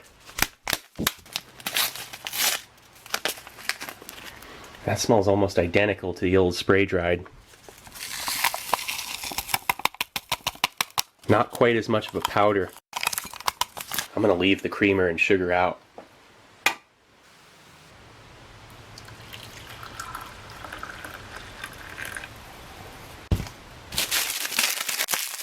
I mean, it's basically just a K-cup, right? I guess a K-cup wouldn't have the grounds in it still. I don't know. People are so weird about... I mean, I do think that French press coffee hits hard, but like... If you're gonna do instant coffee, like, it's fine.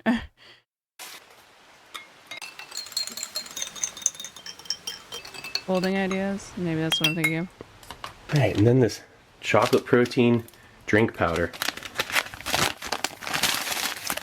It calls for 8 ounces. I noticed it does not come with water. Is that just something that it's assumed that you have access to? Because if you don't have water, you're kind of fucked on a lot of these, huh?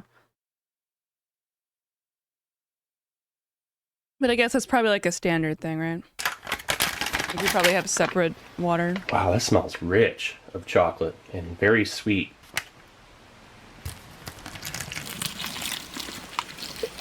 Oh, we're just gonna put it in the bag? Okay. Well, I mean, you don't have to drink coffee. Wait, why did it just say welcome to the chat room? Did we go down for a second? Did we F? What happened?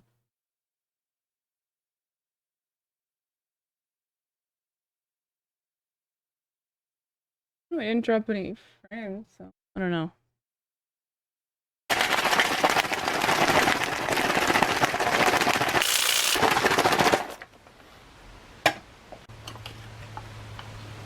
Yo, that's a thick ass drink, bro.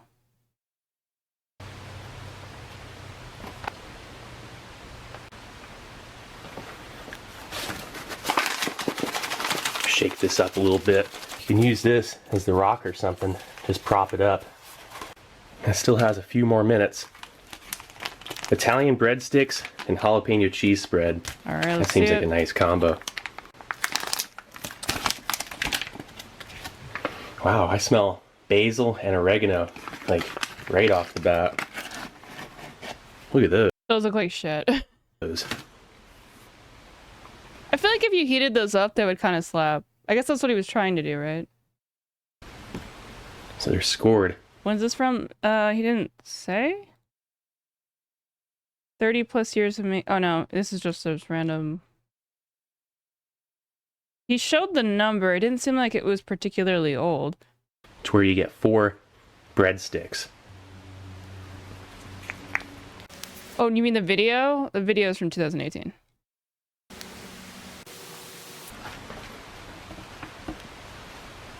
Those look dry as hell. I'd soak those in water or something. It's a perfect Do you usually have a microwave? Like if you're, I don't know, in like the Erangel Valley or some shit, and you're just like posted up eating MREs, do they usually have like, I mean, they have like a console, right? I bet switches go hard in the military. No, I mean like a microwave though, because I feel like I guess the idea of it's not supposed to be of cheese spread for 3 of the 4 breadsticks. That's great. We can try one on its own. Oh yeah, it had a little bit left. Jalapeno cheese spread. It blows bacon cheese spread and standard plain cheese spread right out of the water. Apparently so much better. flavor. So let's check out this All right, hold on. Jalapeno cheese spread MRE calories. 180 calories. So I think somebody guessed that earlier. Okay, so this whole meal is 1,400, which is around what I aim to eat every day. So maybe I should just buy MREs and then just slowly eat it throughout the day. Coffee Instant Type 2. I guess without the drinks. Wow. This Replace is the near drinks. perfect coffee. That is a robust, gum? lightly acidic, next to no bitterness, no sugar or creamer required, instant Joe. You can't go wrong. I think it'd be perfect with this cookie. I mean, having dessert first, no rules against that. That has That's a dry ass cookie. You hear that? that. That has a fair amount of shortening. It's not overly sweet. Little bits of roughage with the oats.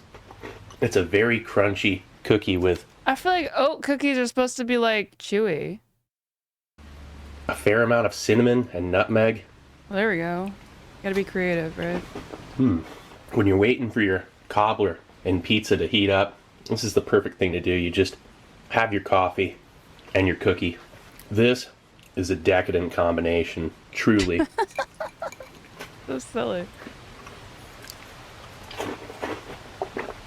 And followed up with a sip of this chocolate protein drink. Oh wow, that is an overpowering, slight chemical flavor Oh, with a chocolatey cheapness overtone. That's the only way I can put it. That doesn't taste very normal. All right, so let's check out this. thing is, I like the smell of coffee more than I like actually drinking it because I don't like how it makes me feel. Really, most times I'll like make it, like drink a little bit of it because I can't drink it with my teeth with my Invisalign in. So I'll just like kind of make it and then just smell it throughout the day. I think it's because my mom was like really into coffee and it feels like home type of thing. I don't know. But I don't really like coffee that much. Is this a culturally American meal? Not really. I don't think people usually have coffee with a protein drink with cheese spread on crackers. Italian breadstick. It's an One Italian without meal. cheese first. You idiot. There's a light sweetness to I that. can't tell her anymore. Yeah, I'm kind of there, chicken. I'm not a caffeine boy, dude. I can't, Razor drinks like 3 cups of coffee a day. I don't know how he does it. It's very soft. Really? When you make coffee at like... Oh, okay, never mind. It almost seems malleable, kind of doughy. Could you roll this into a ball? Yeah, you practically can. Look at that. It has like the texture of Oh god, that's so sliced white bread. Light flavor of onion, oregano, and again, basil. It's a really nice imitation. Yeah, also I'm on like anxiety medication, so it would be kind of counterproductive for me. Breadstick. It's the closest that you're going to get to one in a ration. I just want to put as much medication in my body as possible that has directly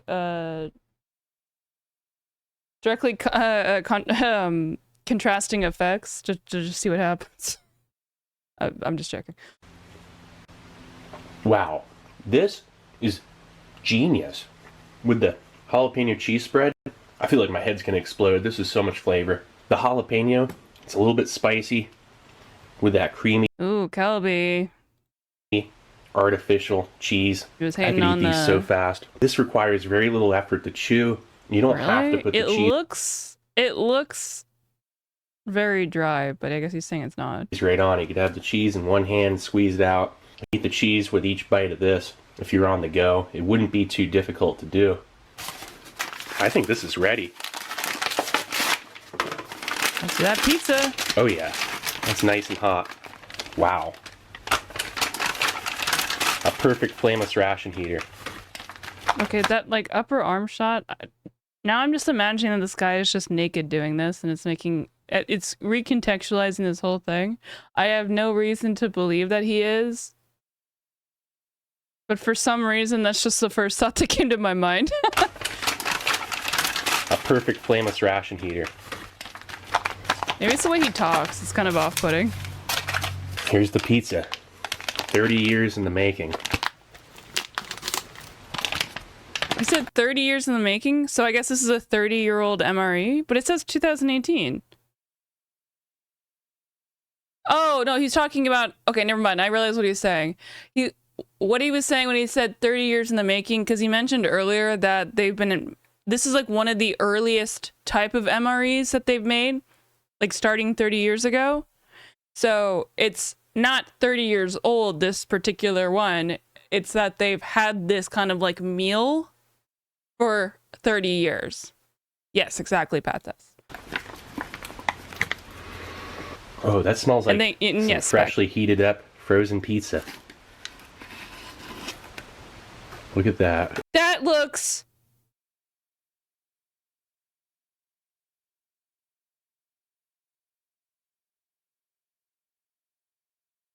pretty yikes. Got the fresh pack. Look at that pepperoni. Some chunks and then some flat slices up there. And the cobbler. Wow, that was definitely the thing to do, heating it up. Look at that. Oh, God. I bet...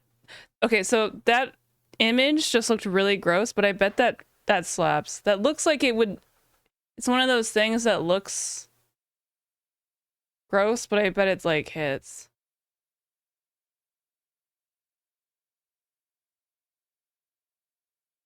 Don't order organic. Why'd you throw away the bananas? They were fine. What do you mean? I just chopped one up yesterday and they're totally fine. Yesterday. Organic bananas, by the time they're ripe, they're already going bad. Just eat bananas faster. You think anyone ever tries to fuck this? It's a peach cobbler. It looks gross. This is their MREs. Meal... Wait, what does MRE stand for again? Meal ready to eat. Meal ready to eat? I was gonna say military ration something. But I don't think I was supposed to sure. Oh God, don't put it out. No, keep it in the bag. Oh God.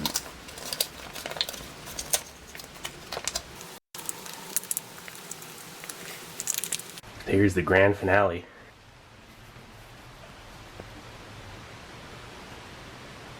Oh, thank God he's not naked.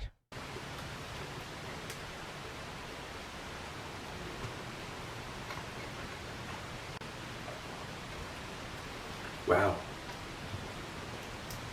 This is better than some frozen pizza out there. That's probably true. Oops, cheese went in the cobbler. Speaking of the cheese, this is a special mozzarella put in an FRH and it can't melt. You put it in the microwave or the oven, it'll burn before it melts. Little pieces of I feel like you shouldn't be eating them. pepperoni.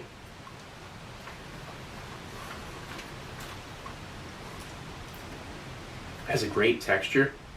Oh my God! I see it, Path Test. Who's that person that does the McDonald's in the suit?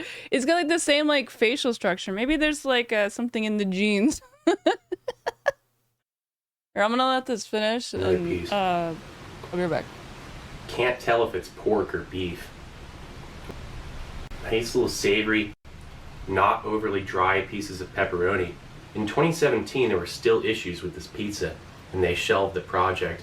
They would take the pizza and they'd put it in this hot box that was 100 degrees Fahrenheit for 6 months. It was a perfect replication of how the pizza would look in 3 years. And the pizza turned brown.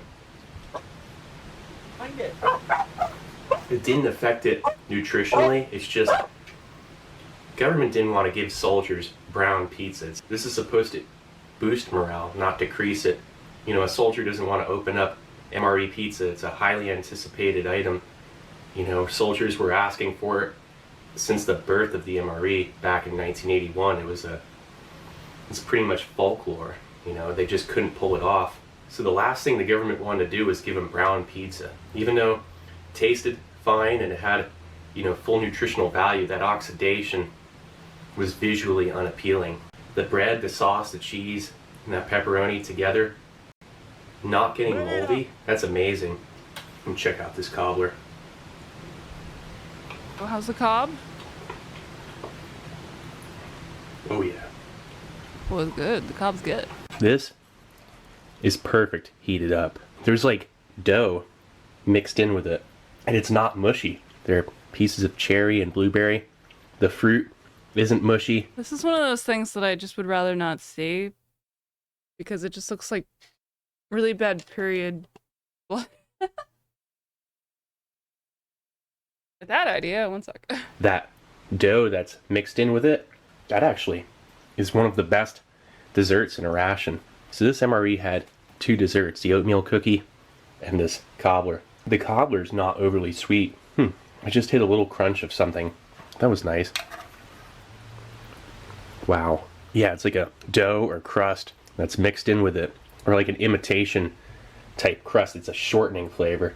Hey, I think those are little nuts in there. Maybe little chunks of pecan, pecan, same thing. Depends on where you're from. This is a menu guys are going to be fighting over, trying to get, trading probably 2 regular other menus for one of these things. I can see it now. I'll finish this too real quick. I just thought of something. Here, take the jalapeno cheese spread, put it on this pizza. Oh man, that was perfect right there. That was the way to go. Next time I get one of these MRE pizzas, I'm gonna take the cheese spread and put it on the pizza, or at least half of it. Save the other half for those breadsticks. I want to see None of another this is one.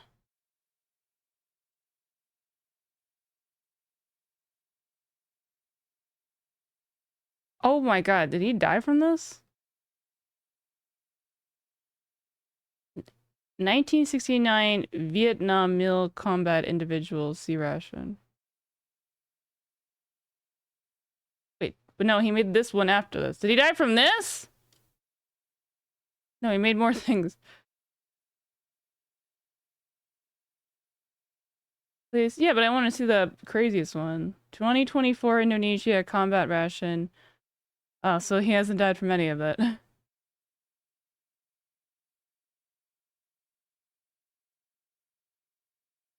Beef strips. I want to see the US ones.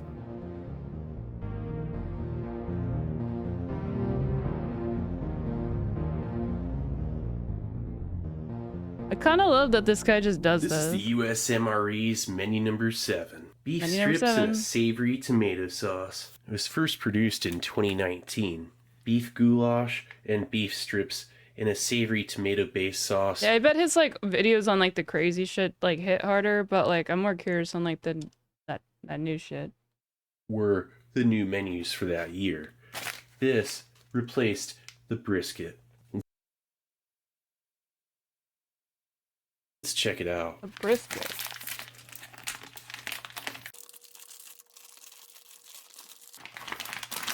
Dude, maybe it's just me, but I fucking love beef jerky. Turkey jerky slaps.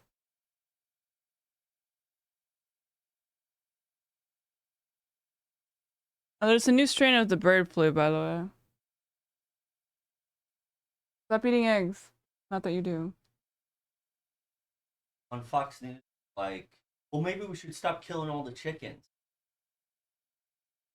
Well, how else? They were like conspiracy braining, like they're like, oh, you know how like the COVID hoax used to sabotage Trump's first term. The COVID it's like hoax? They're trying to sabotage Trump's second term with bird flu. Wait, Fox News is saying that COVID was a hoax? Whoever they had on. God. Some congressman or some dumb shit, probably from Alabama or Arkansas. You're being a West Coast or a coastal elitist right now. Which maybe we are. Well, fuck those states. Literally better. I don't know. God damn, dude. Because our education system is dog shit. You see, Trump was like lying about how our education was like 49th or something, which is yeah. And then like fact checking, like they have no idea where they got that stat from. Dude, imagine Texas really did also get rid of their Department of Education. Like, what the fuck would happen to the schools? We just wouldn't have school. They wouldn't be public schools anymore? No, the thing is that poor people would not go to school, and then rich people would go to private schools. That's their goal. They want poor people uneducated. It's like not wanting. We're literally living in fucking like feudal era like mentality where they don't want like the serfs being able to read because then they could challenge them. Like, it's not a joke. That's literally what they want to do. It's so obvious. It's like exactly, you know how like in Game of Thrones, like the lore is that Prince or King Aerys got really fucking pissed where people were calling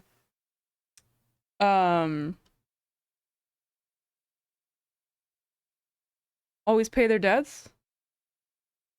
Lannisters. I don't know why I can't remember names anymore. Lannister, like Tywin Lannister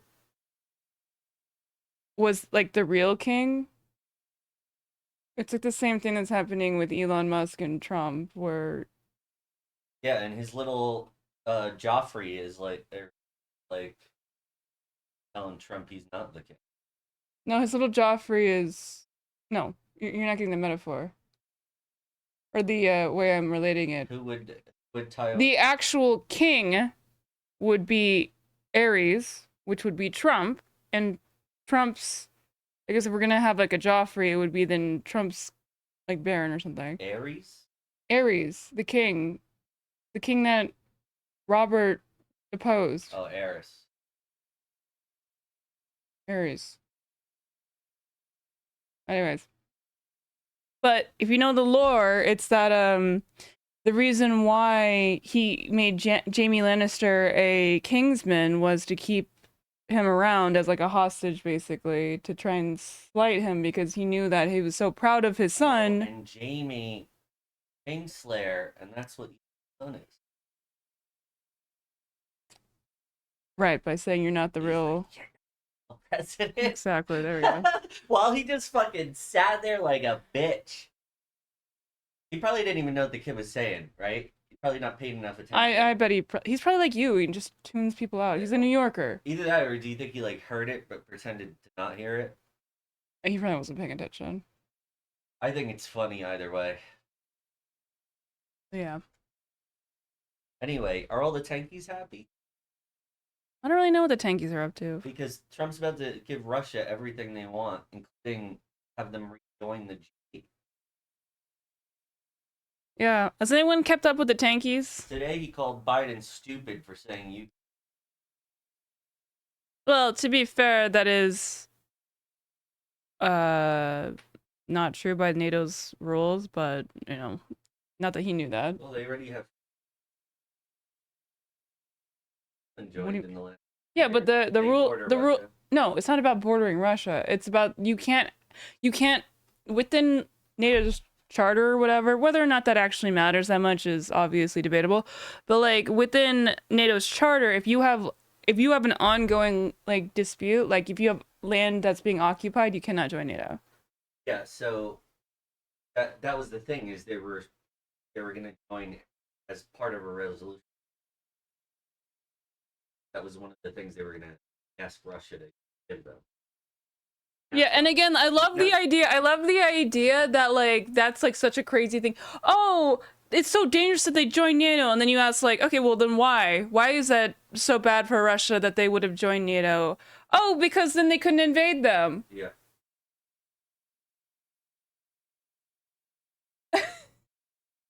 What do you think? Like again, you know. But now Trump wants to make Ukraine agree to never join. They'd never be allowed to join. That would be part of their peace. They're engulfed with owning the libs. Oh, I guess that's what what people seem to think is going to happen is that tankies every are NATO doing. country except the United States is going to enter into Would you go to war with, Chicken? a formal alliance with you. Not NATO. Yeah, a lot of conversations in like the EU right now are like I think like Germany was talking about this, I think England was talking about this. Like we can't, like, not that they're part of the EU, but they're in NATO though. But like Canada's talking about this, like, okay, the US is cooked. We need to shore up our own shit. Basically said to Europe, Basically. oh, you guys are on your own.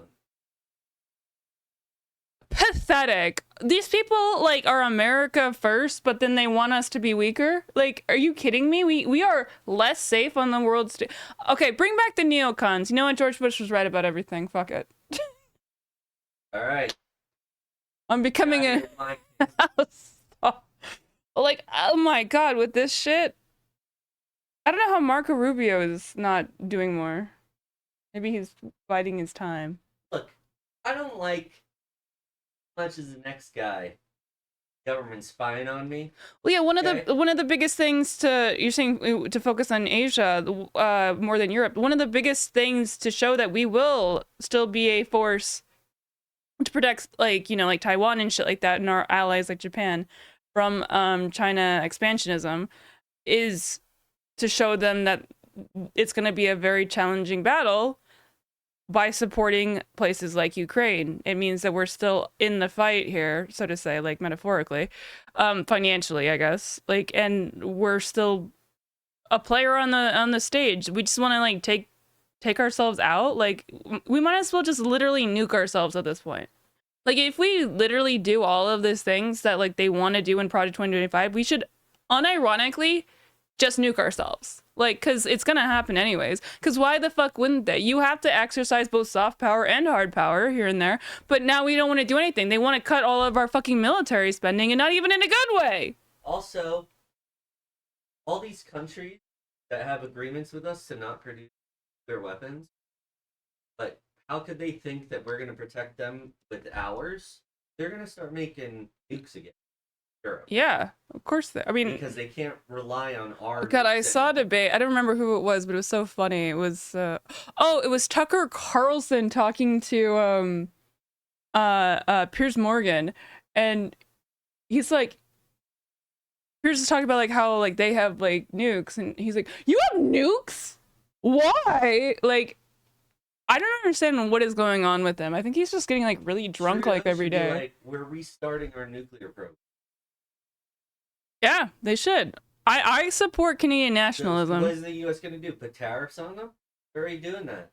Yeah, like that's like the big problem with. It's going to be like 2,000. That's the big problem with isolation. Oh my god, this is 37 right now. That's a problem with isolationism. It means that nobody's going to work with you and nobody's going to care. You're going to become irrelevant because everyone else is going to move on and like go elsewhere. Because if you're not going to be part of the rest of the world, why would the rest of the world be part of you? So you're just going to become irrelevant, and like it's like if you stop streaming, you know, like if you're like a content creator and then you stop doing content, then nobody's going to care. You know, when George W. Bush was president, a lot of world leaders didn't, right? It was very well known.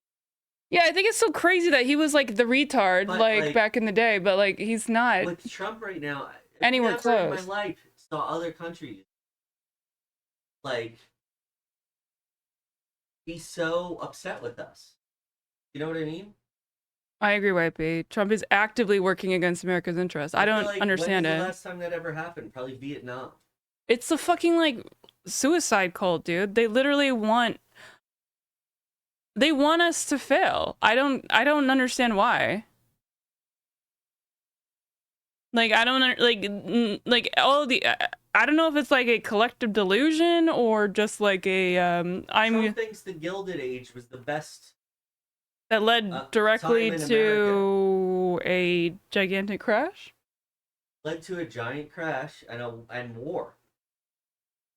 So also, I love that he was a fucking anti-war president. Because it's like, that's when our country was the richest. It's like, yeah, our GDP, our like total wealth in the country was maybe at its biggest then. But the thing is that money was concentrated to the very top. Like 60 or 70% of the country was poverty. Hey, I take neocons over this bullshit. We're literally living in like fucking Blade Runner shit. To be fair, yeah, we need a fucking Roosevelt. We need some passionate motherfuckers in like. I was watching Vosh earlier, and he had a really good point. You don't have to lie. Just act like the conservatives do, but you don't have to lie. Yeah. Because they're right. They are like everything that they used to say about like, but like they're so. Oh, I think he had like the best example or a way of saying this, which I thought was very apt, which was all of these like Democratic lawmakers are acting like there's a moderator that's gonna come in and tell them to stop saying like they're gonna like police their language or something. There's no rules anymore, dude. Yeah. Let's just go fucking wild. That's why I'm saying if you're somebody who voted for Trump, you should consider killing yourself for the mistakes that you've made. My favorite part about Fuck it. no. Even though I did get banned from Twitter for saying that. My favorite part about more wokeness is I could call Republicans A bunch of retards. That's why I honestly think, unfortunately with the Destiny stuff, but I do think that like the Destiny style, like you know, Destiny Vosh style, like crass, I guess you would call it crass, like leftism. I think we need more of that. We need to get rid of these fucking sensitive ass snowflake people like, or whatever the fucking dumbass phrase it used to be. Like, we gotta stop like having, if anyone's gonna police language right now, they're fucking retarded and shut the fuck up. We're paint camo on their face, okay? People that are gonna go out there in the trenches. We need Anthony Weiner without the sex We pest. don't need. Pestry. God bless his soul. Went through something terrible. We don't need David Hogg. Who is David? Who is David Hogg? He is now the vice chair of the Democratic Party, but he survived. Oh, was it the one where? Connecticut school shooting. So how hard it is to get good information right now. Normies are already obviously having a lot of trouble. We're off cliff. Well, to be fair, normies never really did any effort to find it. So the thing is, there's too much happening. If you're a normie, like, you have no chance of understanding what's happening. And that's the point, right? The flooding the plane or whatever it's called, right? Flooding the... Like, if you're like a normal person, like, okay, you talk to your parents, do they have any idea what's happening? Don't talk.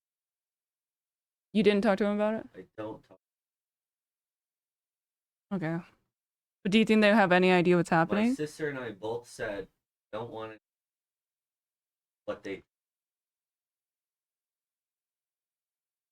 To that Vosh because you were so distraught yesterday and Anyway, it turned what out was I that explained saying? it. Yeah. What does that mean? What's the one Alex Jones said didn't happen? Sandy Hook? Sandy Hook. From Sandy Hook. Became obviously very politically active. Oh, I know who you're talking about. Very anti-gun. Okay. Marjorie Taylor Greene always like. Anyway. I cannot believe she's got such a position of power. He was gonna try to like get Democrats in Alaska primaried because they weren't gonna come out against the Second Amendment. It's like, how are you going to win in Alaska? Yeah, this is not the yeah, Alaska of all places. You have to know how politics fucking works. Also in Alaska, like, that's even just stupid on its face. Like, why would you, like, you need a gun in Alaska. Like, if you, like, there's a lot of wild animals. There's a lot, like, you don't, like, not even like on a person element, just be like a literal, like, self-defense against animals thing. Party, fucking hit the gym, okay? Okay. Don't be a twig person, okay? Get out there, hit the gym. Razor, get your name out there. Start wearing a gold chain, being like, motherfucker, I'm a greasy Democrat. Oh, I meant to show you this the other day. Vosh did another, you know, one of those jokes about, like, we need, like, you know, gold chain, wife beater, Italians representing New York. We gotta stop with these fucking,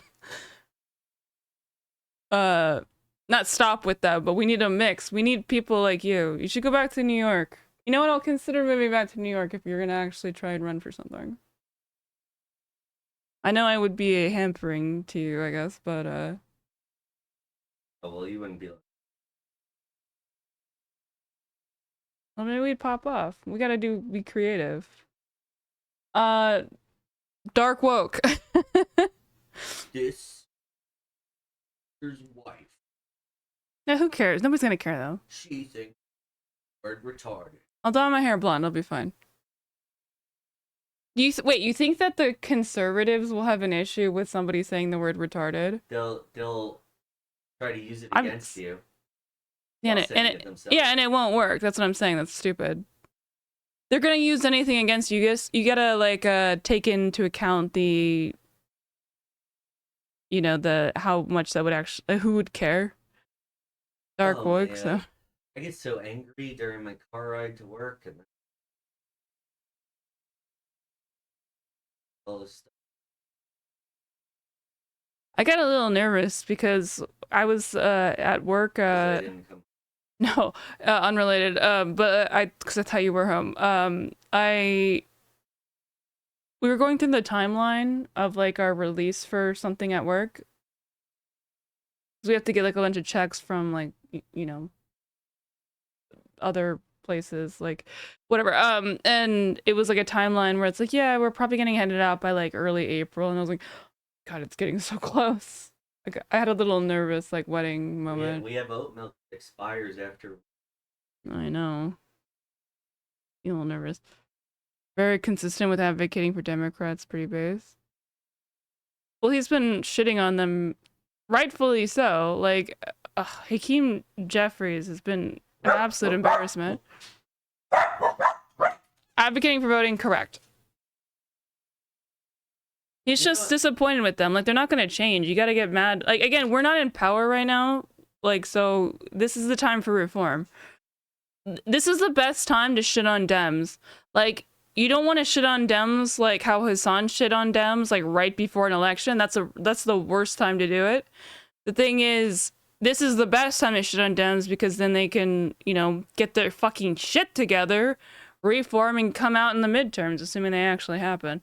But like, this is the best time to be hypercritical. Yeah. You know what?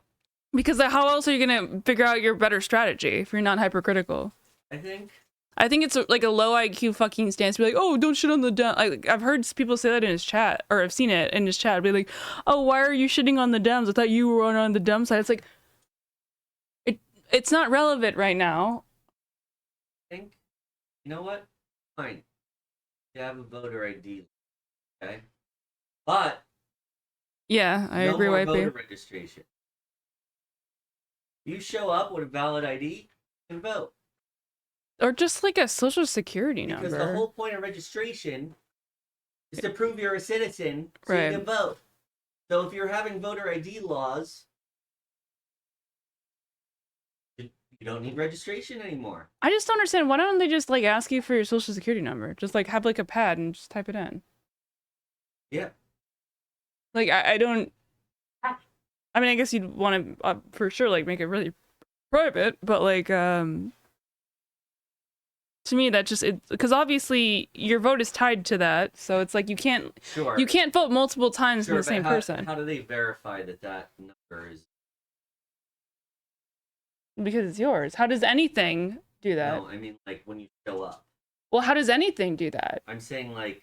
But I renew. What if you just type in someone else's social security number? Well, Or like you want to vote again, so you just put in random numbers. Okay, then have like a database where you, I don't know, just put in your thing and then a password. I mean, that's how every other government thing works. Okay, yeah. Just like have like a one thing that's just and then you're in there for an hour because you CAPTCHA. Let's stop it. You gotta do a CAPTCHA to vote. And don't really understand what's asking you because there's. And if you're shitting on the Dems when Republicans are solid in power, Dems will get blamed as they have been. They're gonna avocado. That's what you don't get it though. Like, are you saying that they'll only get shit on because you shit on them? They're already getting shit on. Like, the Republicans will shit on Dems regardless. The thing is, you need to like. It's not shitting on them for the sake of shitting on them. It's shitting on them as in like, this is what you need to do better. It's shitting. It's a constructive criticism. It's not like what Bosch is doing is not just shitting on the Dems. He says how much he fucking hates them, but it's a constructive criticism. He doesn't just say, I hate you, I hate you. He's not Hassan. He's saying, this is what you should do better. I got a movie idea. Dems cannot stop Republicans right now. Yeah, no, obviously. That's exactly why you should shit on them in terms of what they're doing wrong. Not just to be like, oh, I hate Dems, I hate Dems, I hate... That's not useful. when I say shit on Dems, he's saying like these people are so fucking weak. And all what he's saying is it's. Here, I'll show the video then. If you think this is unfair, then you can have your opinion. Oh no, I'm getting tempted by the animal videos. But like the whole thing being it was on a stream I think I was watching earlier today. Or here, I guess I could just wait. Yeah, just go to earlier today. I was watching his. He does the thing where he puts it in. God help me. And people. Whoa, not debates. Jesus.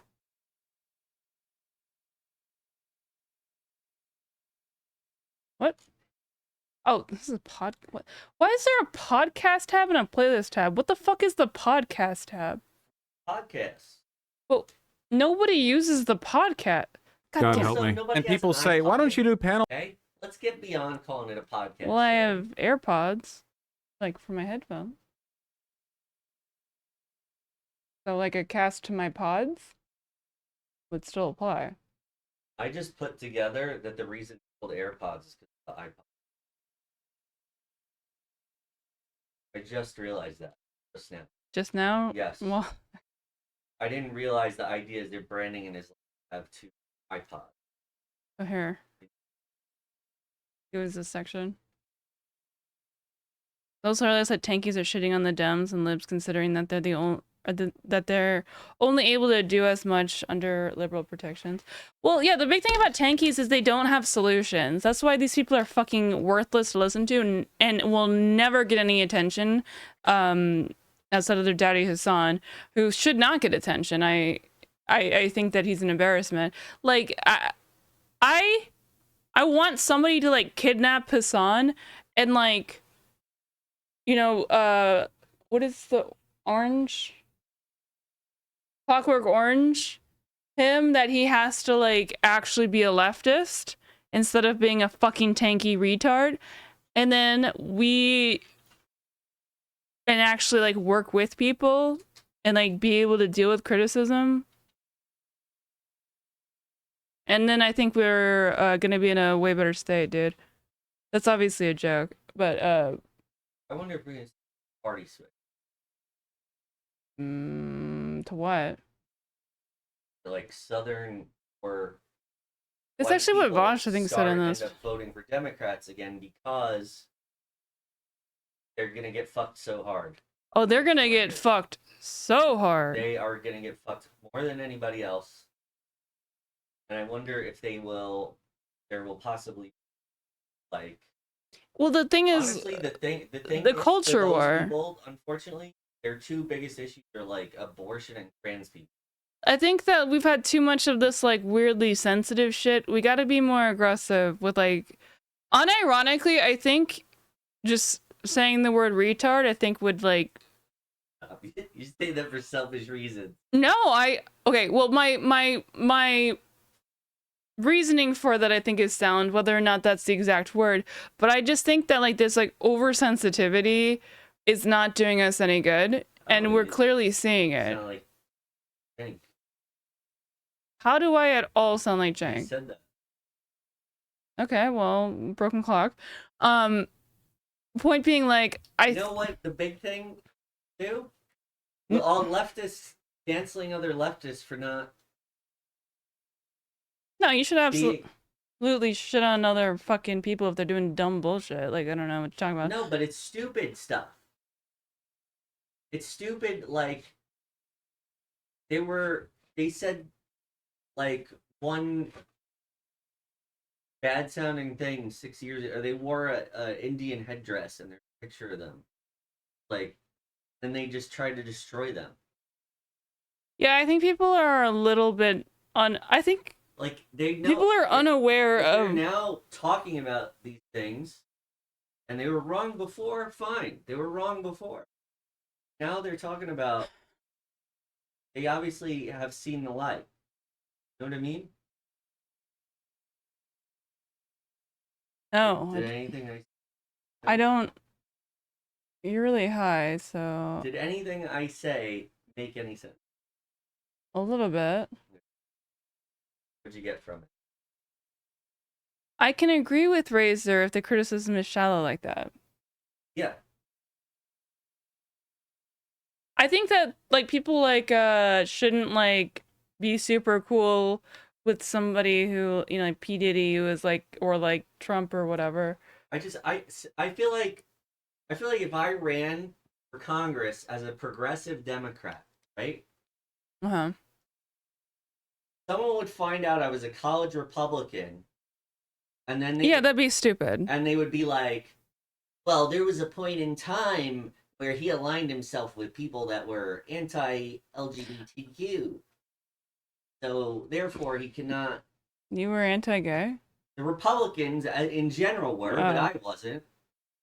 Well, yeah, you were also a Republican when they were more reasonable. Yeah, They were still bigoted, I was but I get it. socially liberal and fiscally conservative. Yeah, my dad's like that, I get it. At some point that... Well, to be fair, let's be real here. The people who... You know what I've noticed? You know what I've really noticed?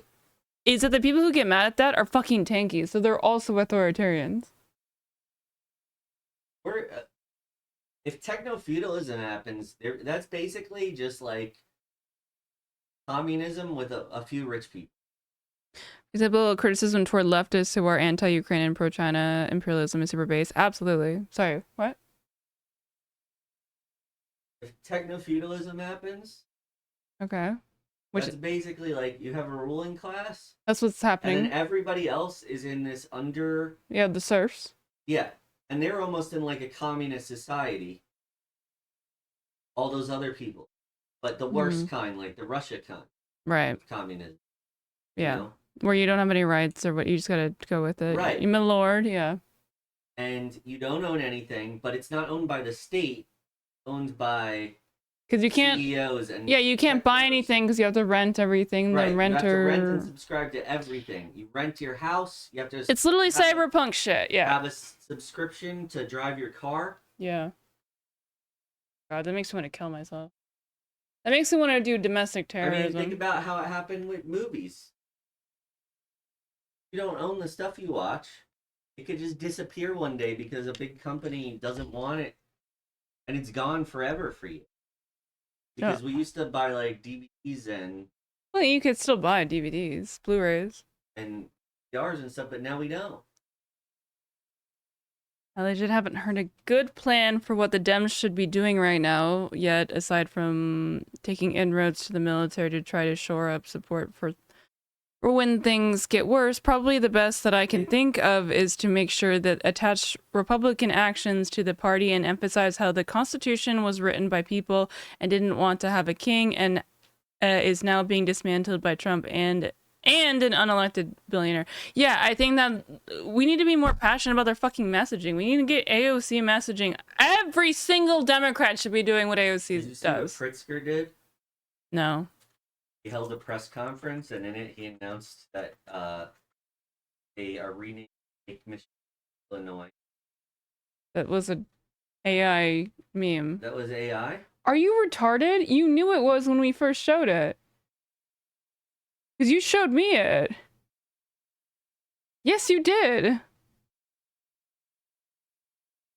Yes, you did the thing when I always get... You know why I remember? Because you know I always... Pritzker was like, we're renaming Lake Michigan. That was AI. That wasn't real. Google gotta... That was change it. AI. It was like an AI joke. Made by the governor.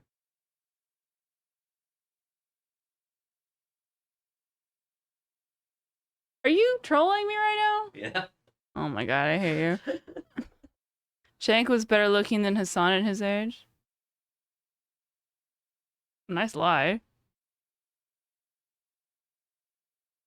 Shank looks like Hassan looks like shit with his hairstyle right now, but he always does some weird shit.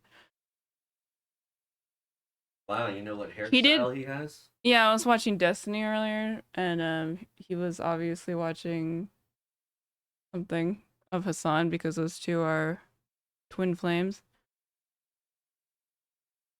And you know, he did move his setup, and I do agree that it does look better. You know what my biggest fear for the past 3 years has been? I guess. Link a photo, Path, if you're really gonna give me 2 comparison photos. What? Your biggest fear? My biggest fear of like the last 3. Mine is that I think that we're gonna have a moment where the internet, the power goes out, and we're all gonna die. But what do you think mine is? You won't be able to order DoorDash like 3 times a day. No. My biggest fear is that you'd get into Trisha Paytas videos. What? Because you were so annoying when you were into Trisha Paytas. It was fun, alright? Oh, you talked like such an asshole. I talked like an asshole. Yes, because you started talking like her. I mean, my cadences? I'm from California, dude. I can't help it.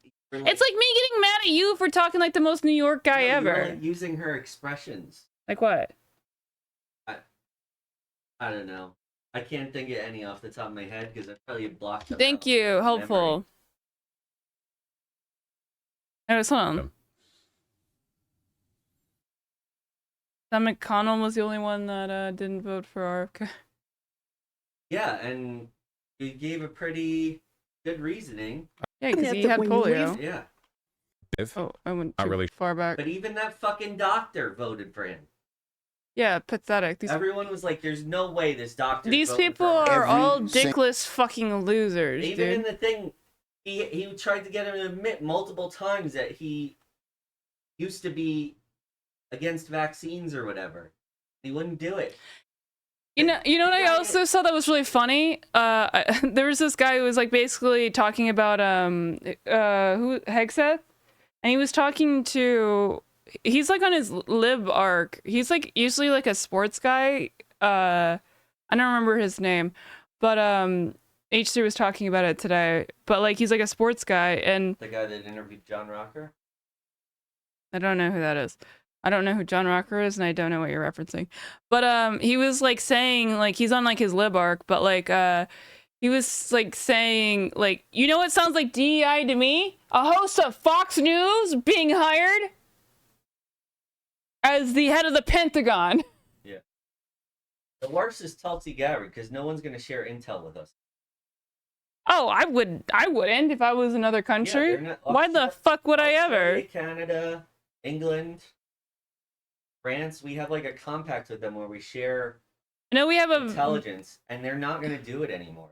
Some of them have come out and said, yeah, we're gonna have a crazy terrorist attack, like literally. You know how like they're firing all the CIA and FBI. You know what Bin Laden's tactic was? To hide in a cave. No, it was to ramp up attacks to make even the Muslims like within that country to be demonized. They wanted them to be demonized because they did not want them to be accepted into Western culture. Yeah. We're basically doing that from the other side here. We want to have ourselves, Americans, demonized so much that we're not accepted into the greater culture, which means that we're basically just going to get fucked like super hard, which, both ways is retarded. Maybe people will be mean. We deserve it. I think it'd be funny. It's actually funny, when I went to Italy the first time, well, let's be real, we're not going to be able to leave the country. Or we're not going to be able to come back. Oh no, you could look in the Project 25 handbook at the timeline. Okay, what do I look up? Wait, what? Project 2025 timeline.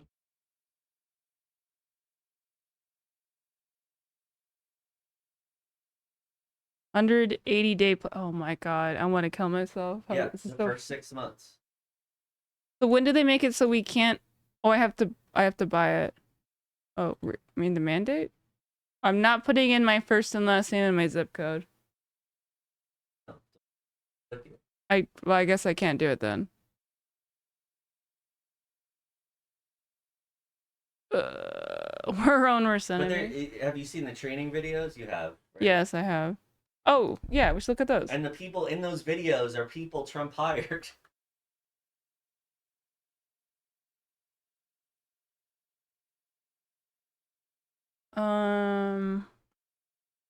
It's the one where they talk about how they're not going to write anything down. They're going to do everything verbally so that there's no paper trail.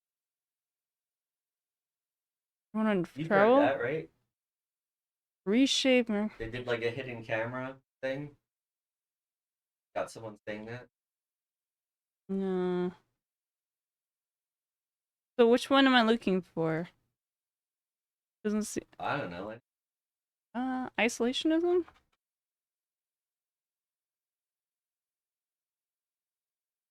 God, these fucking losers. Passports?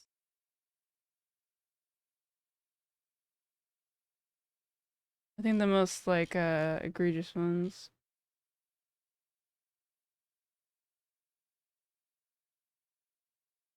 Isn't that crazy? We're never going to know anything.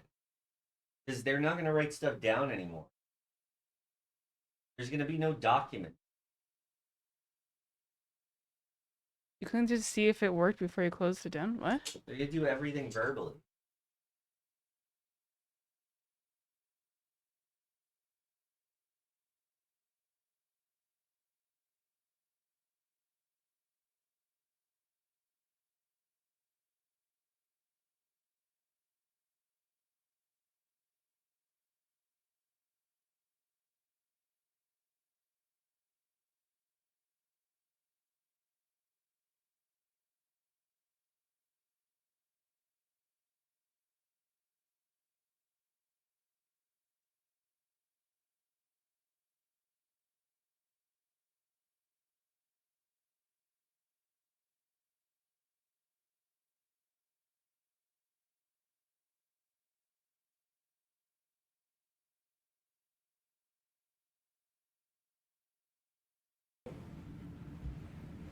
Everyone's very quiet, by the way.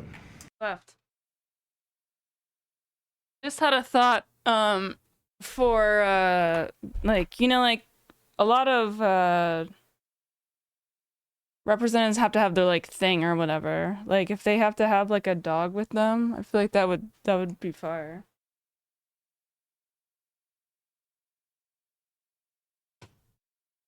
Well, I left Fraser for 5 seconds and he's out. But instead of, we're only gonna write it down, but like send it by like dog note would be funny.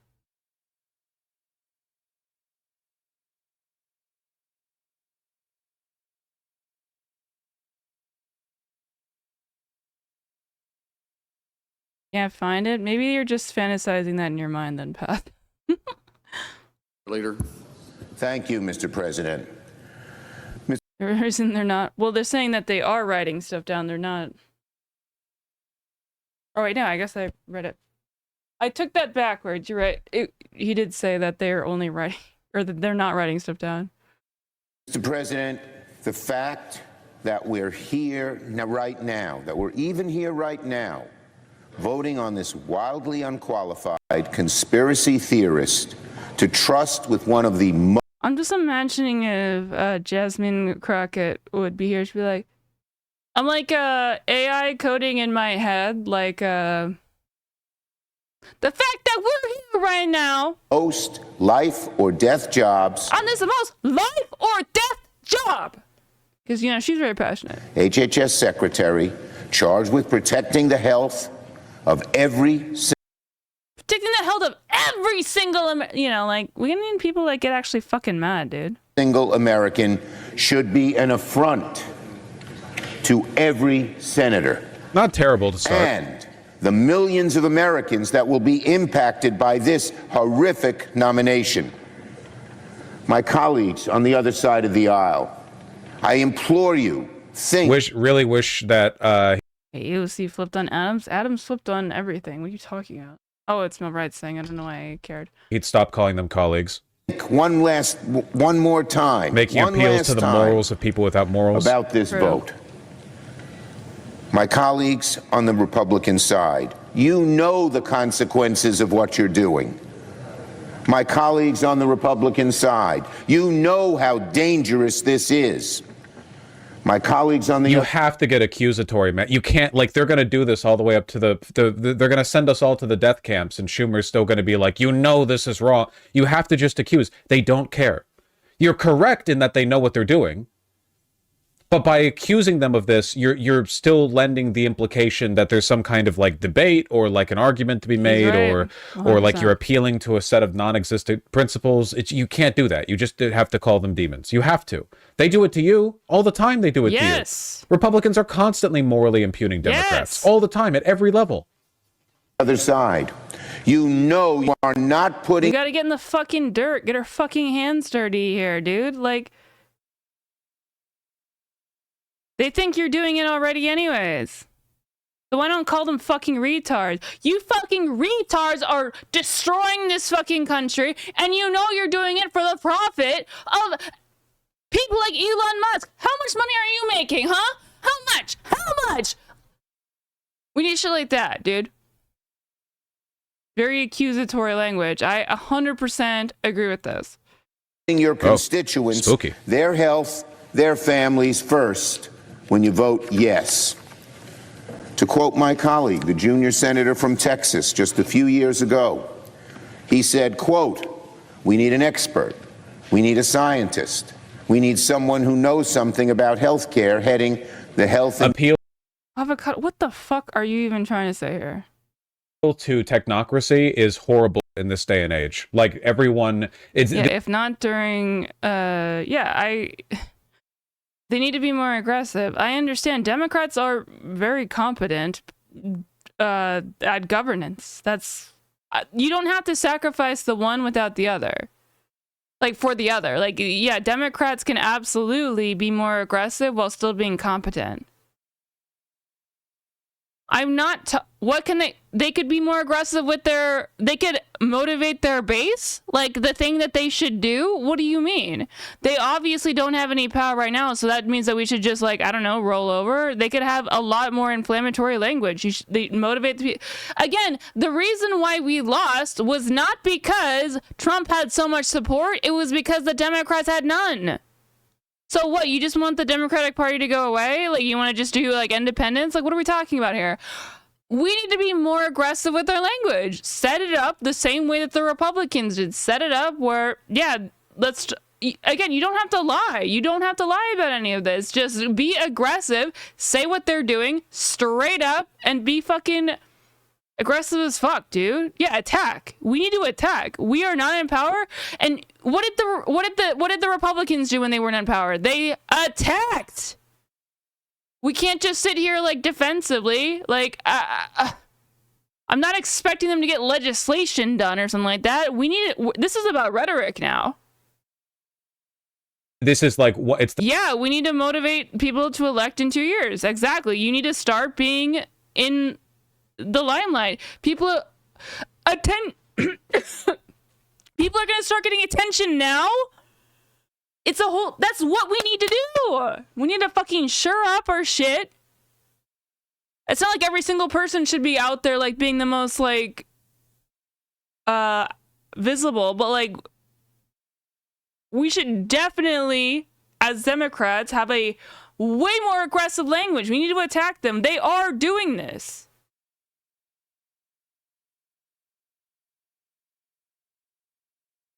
Yeah, we don't need to lie. 100% YP. It's like the most anti-populist thing you can do. The problem with RFK Jr. isn't that he's not like a super respected scientist or whatever, okay? It would be nice, obviously, if the head of the, Department of Health and Human Services was an egghead, okay? That would be a good thing. I agree. I'm not anti-technocracy on principle, but you're making a rhetorical appeal. This is about like the American public listening to you. So the point here isn't about hammering in on how RFK Jr. being a maverick is a problem. That's what people like about him and Trump.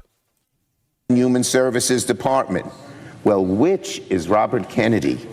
An expert? A scientist? Or what about this? Yeah, I mean, I think one of the biggest things that he said that was very notable is like, you cannot appeal to people who don't care.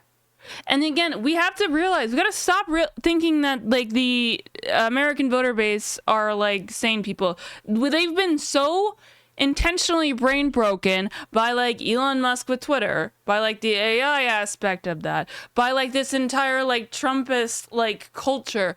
They are all fucking retards. Stop acting like they're gonna be reasonable at some point. They're not. It doesn't matter. You know what people like actually pay attention? You know what low IQ retards pay attention to? Being aggressive. You know what new voters who are not exposed to something, they want to see something aggressive, something to stand behind. They want a leader who actually does have a message. That's why Bernie Sanders has always been incredibly popular. Whether or not the Democratic Party fucked him is irrelevant. That's what I'm saying. We need somebody, or we need like them to have that type of language. We need people to be aggressive. I'm not a low IQ. Okay, well, then who cares? The majority of people are low IQ retards. So if they lose you, they don't, it's still a win for them. Like, come on. I don't think being again, they're not lying. They're not lying about what they're saying. So I don't know why it would turn you off. I guess just because they're not like using flowery language or something. Like if it's a populist message, why the fuck would you be against that?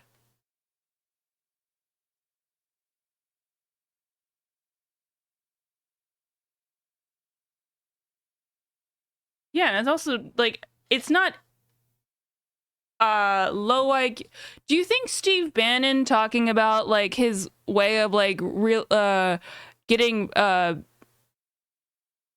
attention by dumbasses on Discord, like do you think Steve Bannon was stupid to tell Trump that he should look into the incel audience? Do you think that was stupid? That Steve Bannon was stupid to say that?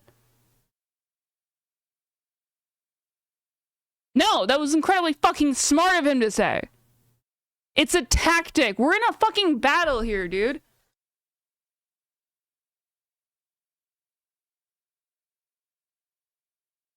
Utilize the retards.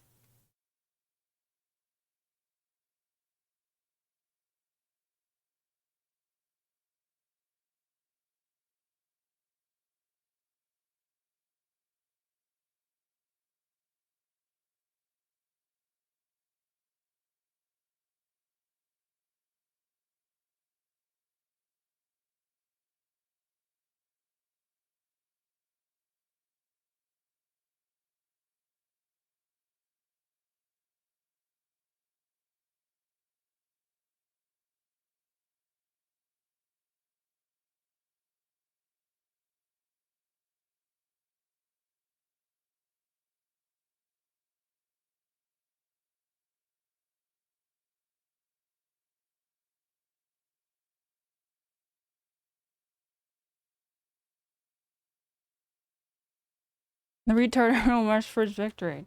Yeah.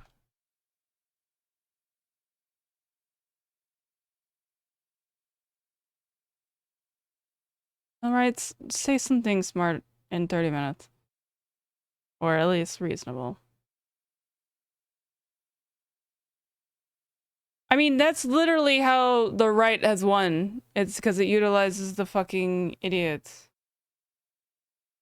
And it's not necessarily, I'm being very hyperbolic by saying idiots. It's not necessarily people who are unintelligent. It's just people who don't have a lot of time to engage in politics. Give somebody messaging where you just see a clip here and there, and it's something that they're like, that's fucking sick. AOC has been very good at this. Again, I don't think she's utilizing the retards as in like a way that I'm insulting the people that like her. It's just that she creates buzz. She's in front of the cameras. She's somebody who's notable. People know her name. She creates a lot of like, you know, drama or whatever. She's active in doing that. We need more of that. We need more buzz. We need more passion. We need more, you know, stuff to get behind on like a TikTok, you know, ADHD world type. Yeah, it's not gonna get the best messaging, but we gotta That's what works. We gotta just accept that.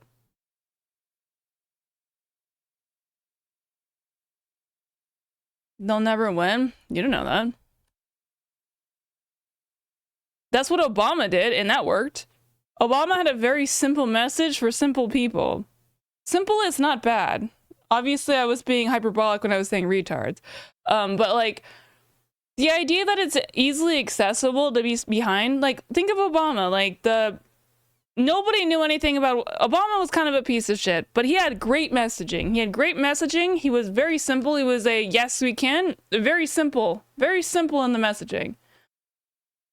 That shit works really well because, again, people don't live like we do who are constantly into politics. And we can't just win with people who are just into politics. It's a democracy. We got to get people who don't have any engagement in politics give a shit about politics. That's why I think being aggressive about politics is really good. Okay, chicken. Yeah, maybe you should,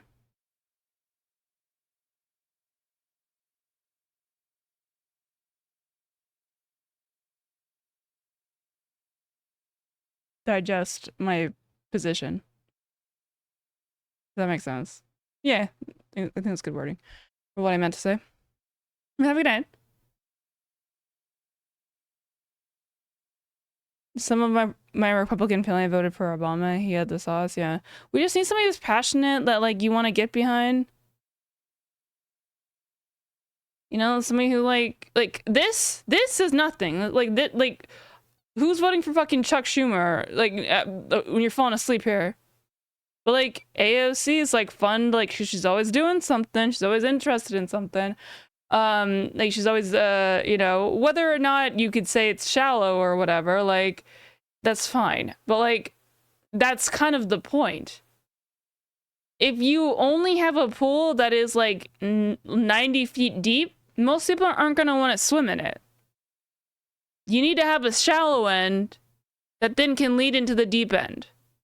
I mean, obviously, conservatives just only have a shallow end. It's like, so if you want to deep dive into it, you basically just get like a concussion. But, yeah, of course she supports Schumer. That's unrelated. She's playing the game. You're being a little politically inept here, Avocado. Avocado, you need to stop. You are literally being very silly. Take a step back and realize what I'm saying. I'm saying what is politically advocacious.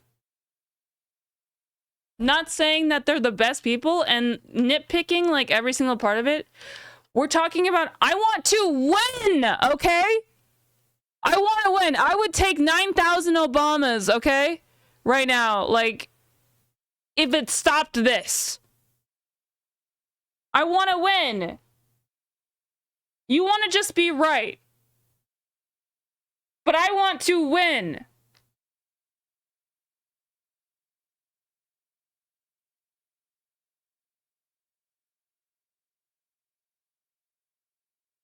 Okay, you're getting personal about it. Okay, I'm ignoring what you're saying then. Senior senator from Louisiana. Because you are refusing to listen to what I'm saying. I love that you're assuming I'm just saying all this like crazy shit that I'm clearly not like in bad faith implying, but you wanna be bad faith with what I'm saying. No, you. What? What do you mean the right thing? What? You can only win by doing the right things? That's the loser speak. I don't know what the fuck to say. By doing the right things? What do you mean? If you win, get the stuff that you want in an ethical way, then you did do the right thing. I don't know what your definition of the right thing is. I agree with Chicken that we don't need dumb messaging. Democrats can be more aggressive. Well, I don't mean dumb. Okay. That's, I guess, if you're going to say poor word choice on my end. I'm just saying, like, very digestible messaging. You need, like, clips. You need clips, you know? Stuff that, like, gets people, like, fucking hype. We need TikTok, like, shit. And yeah, that sounds stupid, but that's the reality of the world we live in. I think Chicken's frustrated that it shouldn't be this way. Like, and I feel the same way. It is frustrating to me so much that it has to be this way, but it is. So instead of getting fucking pouty about it, like, come on, let's be honest about it. Like, this isn't a personal thing, and I hope nobody's taking it personally. We're just talking about politics. Come on, we're big people here. Like, we're adults. Like, we gotta talk about what actually works. It's fucking embarrassing and cringe, and it shouldn't have to be this way, but it is. So just deal with it. I bet people thought the same way when it came to TV. We gotta move with the times, all right? If you don't want to win, then just keep doing the same thing over and over again like the Democratic Party has been doing and just keep losing. Then you're the exact problem.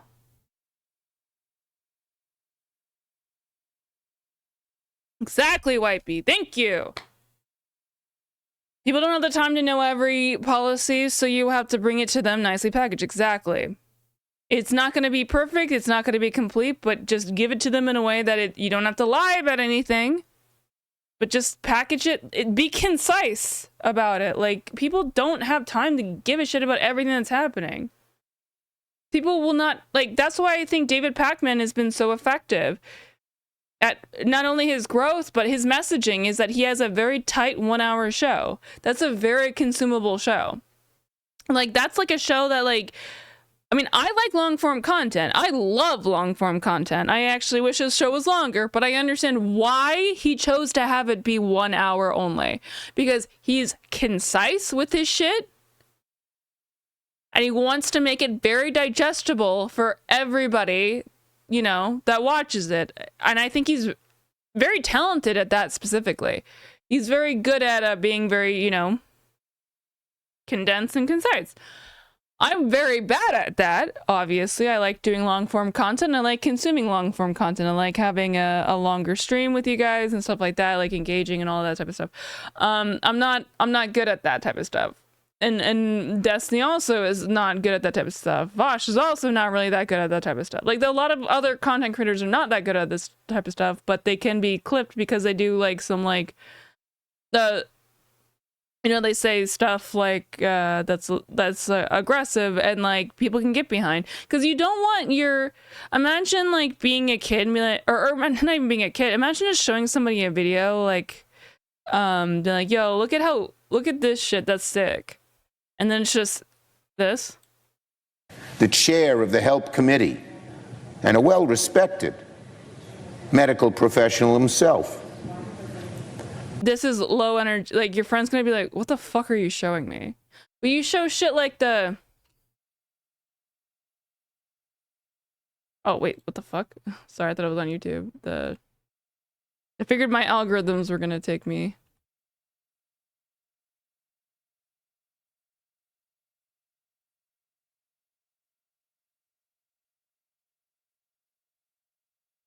It's clip farming. This. Is any other member seek recognition? Mr.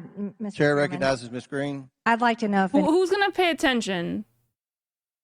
any of the Democrats who's going to get on more this attention? committee are employing Judge Merchan's daughter. Please tell me what that has to do with Merrick Garland. Is she a porn star? Oh, Goldman. Was she That's a porn right. star? He's advising. Okay. He's advising who? What? Do you know what we're here for? You know we're here about AG. I don't think you know what you're here for. Well, you the one talking about. I think your fake eyelashes are messing up. No, what you're ain't reading. nothing. Hold on. Listen. Order. Mr. That's Chairman, beneath would even you order. please regain Order. order of your committee? Order. Please. People are going to pay attention to this. There's a point of order. We have a point of order. Mr. Lynch, state your point. You know how I know this was actually big on TikTok and you're lying? It's because my friend sent me this video and asked me about it. A TikTok link to this video and asked me, because she knows that I, go over politics. She asked me, like, is this real? And I was like, yeah, 100% this is real. This was huge on TikTok. Point. Mr. Chairman, I would just like to ask the parliamentarian if your conduct here in raising money in connection with this hearing is referable to the Ethics Committee within this hearing. Is a motion in order to refer your conduct and your abuse of It's not a point of order. Not a Mr. point I of do order. have a point of order, and I would like to move to take down Ms. Green's words. That is absolutely unacceptable. How dare you attack meeting will the suspend, physical meeting will appearance of another suspend. person? Are your Move feelings hurt? her words down. Aw. Oh, girl, Girl, baby girl. Oh, really? Don't even play, Baby? See, she just made her. That made everyone laugh. See, that was AOC saying that. Like, and you notice there was a laugh in the room. Physical meeting will appearance of another suspend. person. Are your Move feelings hurt? her words down. Aw. Oh, girl, baby girl. Oh, really? Don't even play, gonna laugh? Baby? Girl? I don't think we are so. gonna move, and we're gonna take your words down. I Thank you very second that motion. So who will have to pay? Okay. All right. We're suspending. Call her a cunt. That's what I'd do. Get me in Congress. Fuck it. I would be the worst person because I don't know how any of this would practically work. But fuck, dude. I would call her a bitch. Because when she does the bleach blonde thing. Absolutely. See, that shit went super viral. That's why it was really fucking easy for me to find that when I Googled it. You know what would be really hard to find? This. Respected medical professional himself. A few years ago, here's what he said. Paranex is right, avocado, chill. Previous HHS secretaries have had a pharmaceutical industry background, have been... Oh my fucking god, dude. This is... I would say my main issue with RFK Jr. is that he hasn't made enough money from the pharmaceutical industry. He hasn't connected enough to those industries. Jesus fucking Christ, dude. Jesus Christ, dude. You're literally... But you know what would make the rounds is Vosh reacting to it like that. Making his point for him. This is literally like pro RFK Jr. rhetoric. State health commissioner, have run health systems, have been governors. Somebody who has had a background in actually administering the programs that HHS administers. I ask my colleagues, which of these Yeah, trying to think of like what AOC or like, you know, Yasmin Crockett would I don't know how she pronounces her name. I don't know why I assume it's between Yasmin or Jasmine, but qualifications does RFK I love possess? her regardless. You know the answer, none of them. The question in front of this body we need some sassy motherfuckers, dude. today, the question in front of this body is not simply to confirm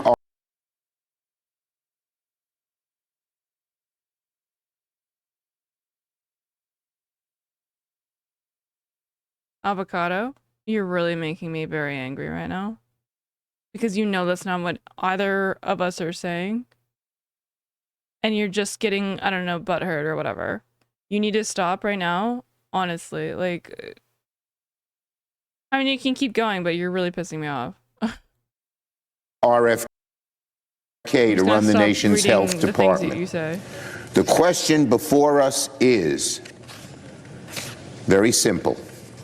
Which is more important to you? The health and well-being of your constituents?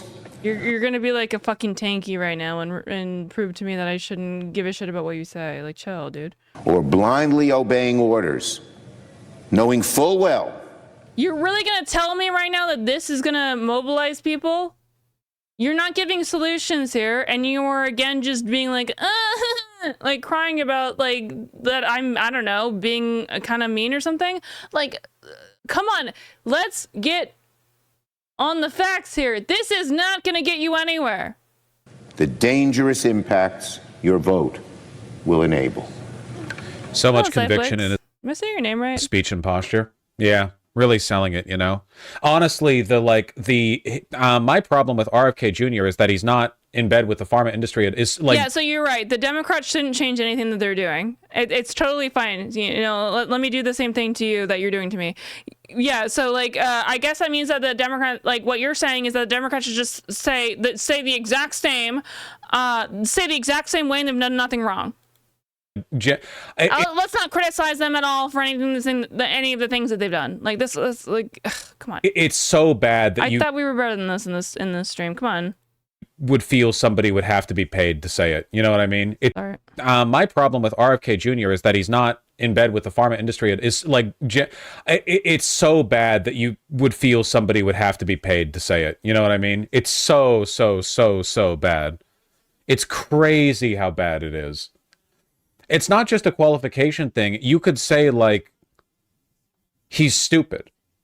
You could say, like, the RFK Jr. seems to have no understanding of the science he touts. It's not just a matter of unqualification. I would trust a random person off the street more than I would trust RFK Jr. Show the American public it's not just about you being a technocrat. It's that he's particularly untrustworthy. You know, I would trust any one of my constituents over him. He is particularly dangerous. He's a nut job and he got children killed.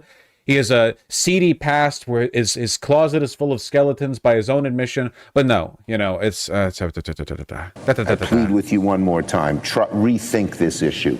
This is dangerous. This is wrong. Very wrong. I yield the floor.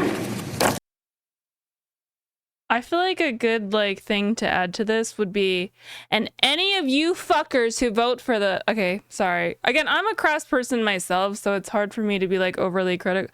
I understand that I'm not necessarily, well, I guess maybe I should be. I'm not, I would never think that I would be a good voice, but because, you know, I thought that we believed in civility and decorum, but let's be real, the fucking Republicans don't.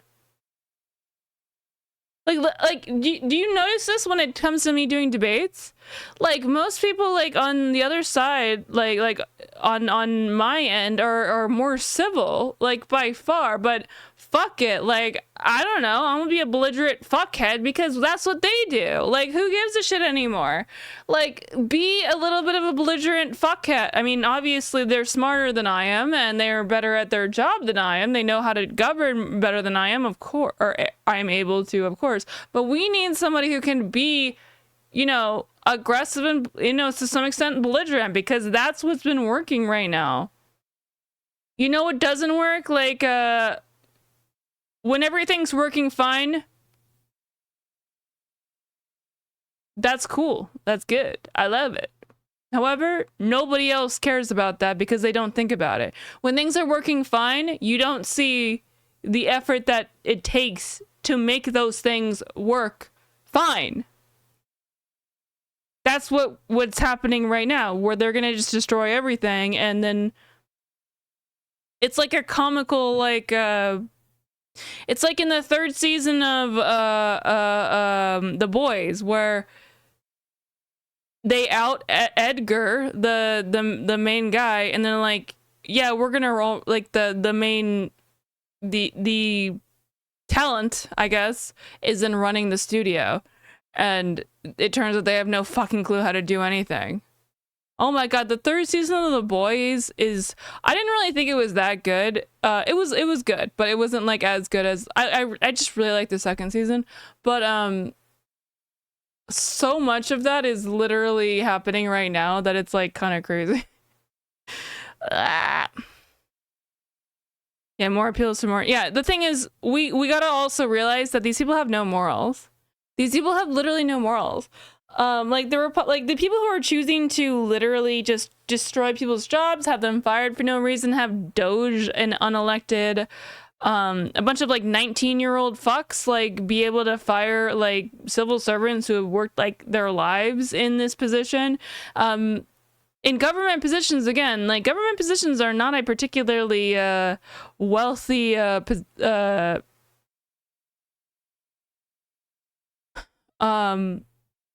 job. They do it because they care, you know? It's because you want to make a difference. That's why I have a lot of respect for civil servants in governance, and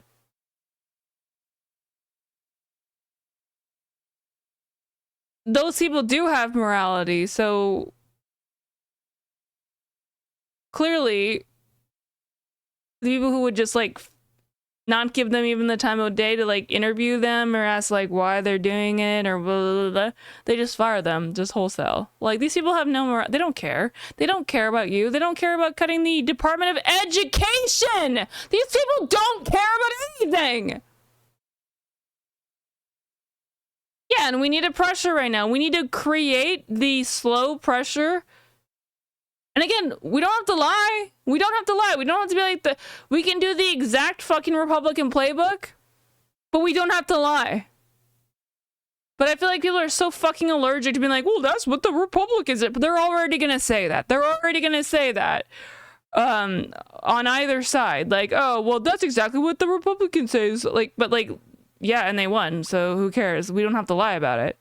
It turns out if we do this pincer move, we still win. Even if they also did their pincer move, you know, like if the opposing team did a pincer move and that beat us, and we do the same move, and then we win, that doesn't mean that we are, you know, for some reason forsaking our values.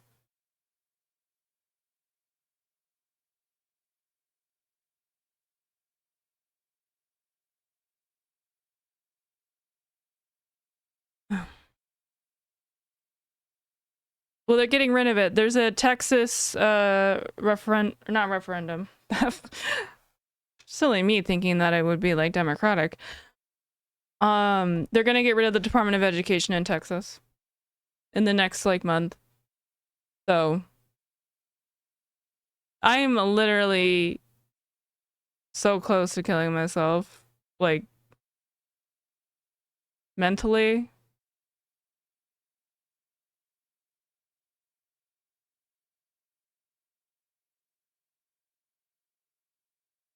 When it comes to like the future of living here.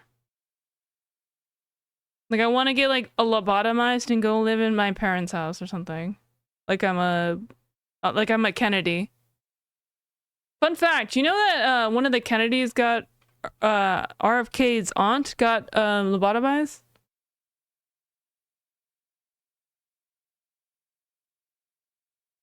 Because she was being too much of a fucking slut.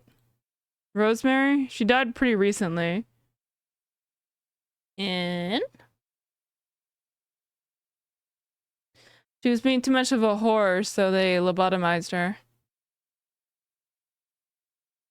In her early adult years, Kennedy was becoming increasingly irritable and difficult, end quote. In response to these issues, her father arranged a lobotomy for her in 1941 when she was 23 years old.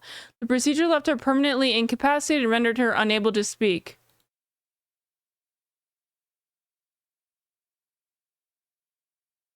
Anyone that thinks that the Kennedys were a good family is fucking retarded. It maybe should also be lobotomized. Fuck me.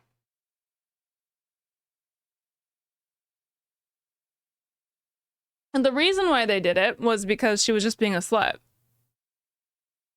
And difficult at the age of 22, Kennedy would often experience convulsions and fly into violent rages. During that, she hit and injured others. After being expelled from a summer camp in Western Massachusetts and staying only a few months at a Philadelphia boarding school, Kennedy was sent to a convent school in Washington, D.C. Kennedy began sneaking out of a convent school at night. The nuns at the convent thought that Rosemary might be involved with sexual partners and that she could contract a sexually transmitted disease or become pregnant. Her occasionally erratic behavior frustrated her parents. Her father was especially worried that Kennedy's behavior would shame and embarrass the family and damage his and his children's political career. When Kennedy was 23 years old, doctors told her father that a lobotomy would help calm her mood swings and stop her occasionally violent outbursts. Joe Sr. decided that Rosemary should have the lobotomy. However, he did not inform his wife of the decision until after the procedure was complete. The procedure took place on November 19th, 41. In Reynold Kleiser's 1996 biography, The Joe Sr.'s Sins of the Father, James W. Watts, who carried out the procedure, and Walter Freeman, both George University School medicine and health scientists, described the procedure to Kessler as follows. Quote, as Rosemary was mildly sedated, we went through the top of her head. Dr. Waltz recalled, I think she was awake. She was mild tranquilized. I had a surgical incision in the brain through the skull. It was near the front. It was on both sides. We just made a small incision, no more than an inch. The instrument Dr. Watts used looked like a butter knife. He swung it up and below to cut brain tissue. Quote, we put an instrument inside, end quote. He said as Dr. Watts cut. Dr. Friedman asked Rosemary for examples to recite the Lord's Prayer or sing God Bless America or count backwards. We tried to estimate thus how far to further cut based on how Rosemary responded. She became incoherent and ceased cutting. And they ceased cutting. So they just were basically like, hey, talk until I fuck up your brain enough that you can't talk. Watts told Kessler that in his opinion, Kennedy did not have any mental retardation, but rather a form of depression, which would make sense. A review of all the papers written by the two doctors confirmed Watts' declaration. All of the patients the two doctors lobotomized were diagnosed as having some form of mental disorder. Barton S. Brown, director of the National Institute of Mental Health, was previously an aide to President Kennedy, told Kessler, and Joe Kennedy preferred that his daughter Rosemary was mentally retarded rather than mentally ill in order to so he wanted her to be mentally incapacitated to the point where she couldn't like be an embarrassment in the family. This is fucking disgusting. And really makes sense why maybe they tried to do it with RFK and it just didn't stick. And that guy's in charge of all our fucking healthcare. In order to protect John's reputation for the it's all about the reputation for the presidential run, in that his family's lack of support, quote, lack of support for mental illness is part of a lifelong family denial of what was really so. It was quickly apparent that procedure had caused immense harm. Kennedy's mental capacity diminished to that of a 2-year-old child. She could not speak or walk intelligibly and was incontinent. That means that she needed diapers. They literally lobotomized her to the point where she couldn't do anything. They basically killed her because she was being kind of annoying. And these are the people that are now, and a Kennedy is now in charge of like they had her do this like her father signed off on this without her mother even knowing. And now a Kennedy is in charge of our health care.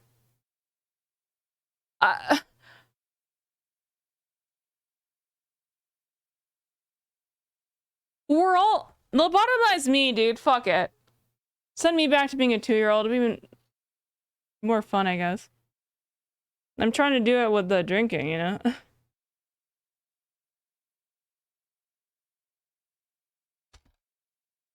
Oh my god.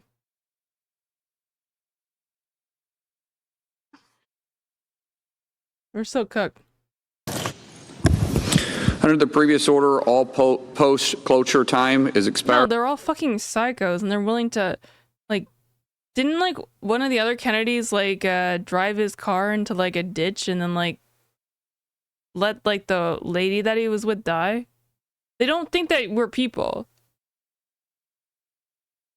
You ever play, like, I don't know, building sim or whatever, and, like, you're like, oh, I'm gonna demolish this building because, like, you're playing City Skylines and it's got the thing over it, so you just do it? They don't, that's how they think. That's literally how they think about us. The question occurs on the Kennedy nomination. Is there a sufficient second? Is there a sufficient second? There appears to be. Clerk will call the roll. Ms. Also Brooks, Ms. Baldwin, Mr. Banks, Mr. Barrasso, Mr. Bennett, Mrs. Wait, did I think I got my point across? I did, okay. So I have a few things. outside of this. Senator Blunt Rochester, you're recognized for 5 minutes. Thank This you is so for much, this McMahon Mr. thing. Chair, I don't and- understand why they have a non-position or a position that I guess doesn't exist anymore. Mr. Hickenlooper for that sharing McMahon. of the time. I will first start out by acknowledging that Is today that my here dad? with This guy looks exactly like my dad when he was younger. us are representatives from the Delaware State Education Association. And I want to thank them and all of their members for being here in Washington, but more importantly, for what they do for the students and families in the state of Delaware. I also want to thank you, Ms. McMahon, for taking the time. Oh, by the way, all of the sexual assault charges were dropped from Vince McMahon, her father, unsurprisingly. We are literally living in a pro-corruption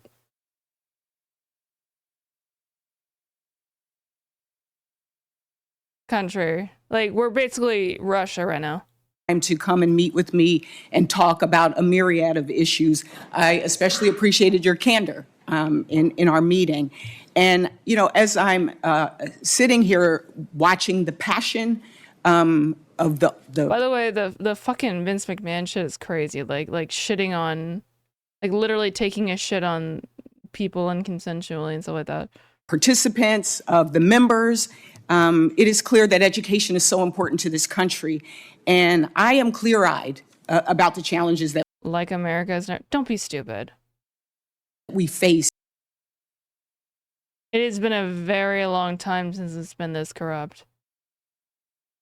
In accomplishing the goal of ensuring that all students are able to be prioritized. I shared my concerns about the call to abolish the department. I am particularly concerned, as a former cabinet secretary myself, cabinet secretaries do have the influence, the power, the responsibility to share what is good, what is bad, what is wrong. And so I understand waiting until you get into a position to figure. Okay, don't care. Thank you, Mr. Chair. And thank you, Ms. McMahon, for your public service and for coming back and going through all this. Again, I thought when you were talking to Senator Blunt Rochester, your comment that bullying shouldn't happen anywhere is true, is absolutely true. Why am I watching this? She doesn't have a position. Let me ask you about. Thanks. I had all these fucking I wanna talk things to- and I realized none of this matters. I Nothing would never matters. describe you as asleep at the wheel, Mr. Chairman. I kind of love how Senator Kane always looks so disheveled. He's got kind of the appeal of, like, I guess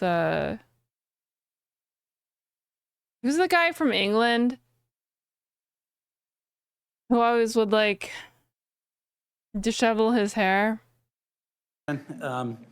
But thank you, Ms. McMahon. I enjoyed the visit we had in our office, especially our discussion about career and Yeah, technical Boris, thank you. education. That's a Yes. huge passion of mine. All I right. want to ask you about public service loan forgiveness. The federal public service loan forgiveness program was put in place during the Bush administration, bipartisan Congress. It's been part of law since 2007. What is your position on public service loan forgiveness program? Avocado, shitting on Republicans is also what people are doing. It just that doesn't mean anything. Shitting on Dems is to make them do better, bro. Do you think that you should? This is what I don't understand. What the fuck you're saying? We're shitting on Dems because they need to do better, not because I think that they just, like, I don't know, should all kill themselves. Like, I'm not saying every single Dem should kill themselves. It's not about you. It's not about talking about that. It's like talking about the Democratic Party needs to do better because it's not working. What you are advocating for, Jesus Christ, is that you don't want them to change. If you are criticizing my criticism of the Democratic Party, you are saying you don't want them to change. So let's just keep losing. Come the fuck on. Yeah, it should. If it doesn't, then they shouldn't be a party. If they're too fucking retarded to, like, be able to, like, I don't know. So do you realize how silly? Yeah, that is how it works. Shitting on Dems improves their performance. I never said I don't want them to change. Then why the fuck would you say that? Are you being sarcastic? Because it clearly seems that's the case.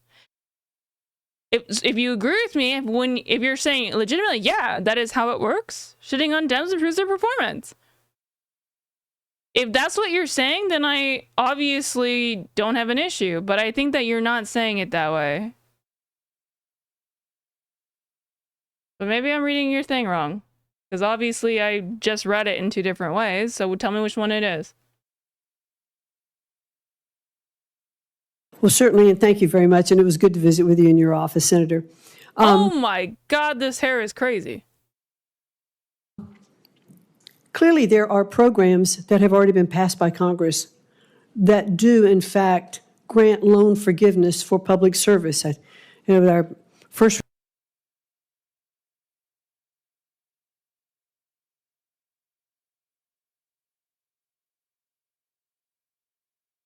You did not just say that, Avocado. I swear to God, I'm gonna ban you for that. No, beating and abusing people doesn't encourage support for them. Having criticism is beating and abusing people? Yeah, it's not a person. What the fuck are you talking about?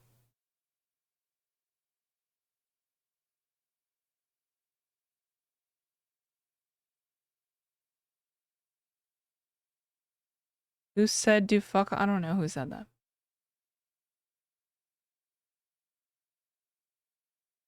Is there nothing between shitting on someone and doing fuck all?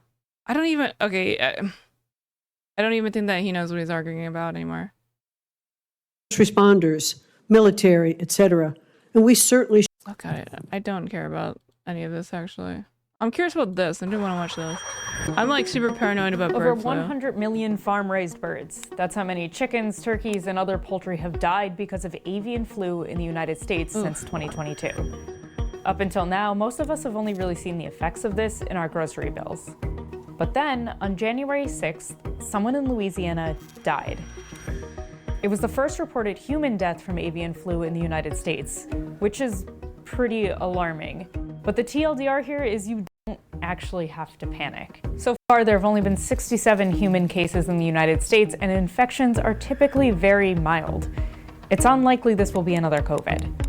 And maybe that's all you care. By the way, it says 2 days ago, but it's because I've had this tab open for a while. This article has been, I think, a few... Oh, it was only 2 days. Jesus Christ, so much has happened. I don't even know what's happening.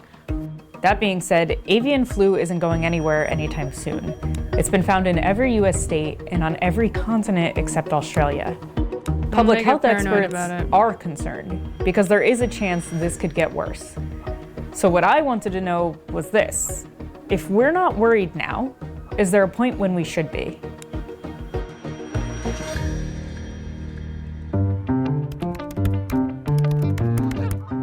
Avian flu viruses are naturally found in waterfowl, like geese or ducks. H5N1, the type of avian flu circulating right now, was first identified in geese in 1996 in China. In 2020, a variant of that original strain was found in wild birds in Europe. By late 2021, it was in the US and Canada. Typically, a duck, goose, or other natural host shows no symptoms, but can spread the virus through droppings, saliva, or mucus. When an infected bird comes in contact with poultry is when we start to see disease. And this is usually categorized in one of two ways. The first is low pathogenicity, which shows very little sign of illness. Maybe a chicken will lay less eggs or stop laying eggs altogether.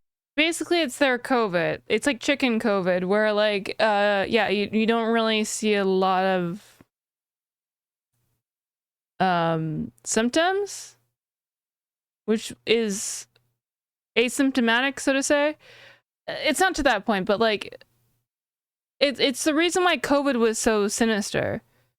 In the effects is that like you could spread it without even having any direct symptoms yourself. The second is high pathogenicity. Or before it even like hit, because it took like a while for it to hit.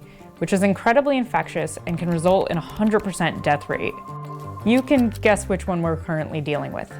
When either version of avian flu turns up on poultry farms, it has devastating effects. Farmers are often forced to cull all animals to prevent further spread. 4.2 million chickens on Iowa egg farms as of last July. 100,000 ducks on Long Island in January, another 1 million chickens in the United Kingdom. The economic loss to farmers is in the billions. But over 100 million dead domesticated birds later, and the virus is still spreading. The reason we're concerned now about this particular avian flu is that it is spilling over more often than we see other avian flu viruses do. This particular gene constellation seems to be causing much more ability to spread across species barriers. Everybody I spoke to for this story really wanted to drive home this point. This virus has affected an overwhelming diversity of animals. Experts are calling it panzootic, a pandemic among animals. It's been detected in nearly 500 species of birds worldwide, including the endangered California condor, and at least 70 species of mammals.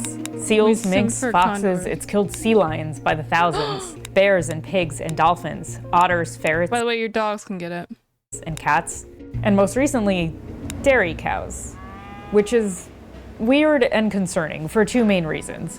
One, where it's being found. Can't wait to have that raw milk. You know who's the best person to deal with this? Fucking RFK, dude. The guy who loves raw milk.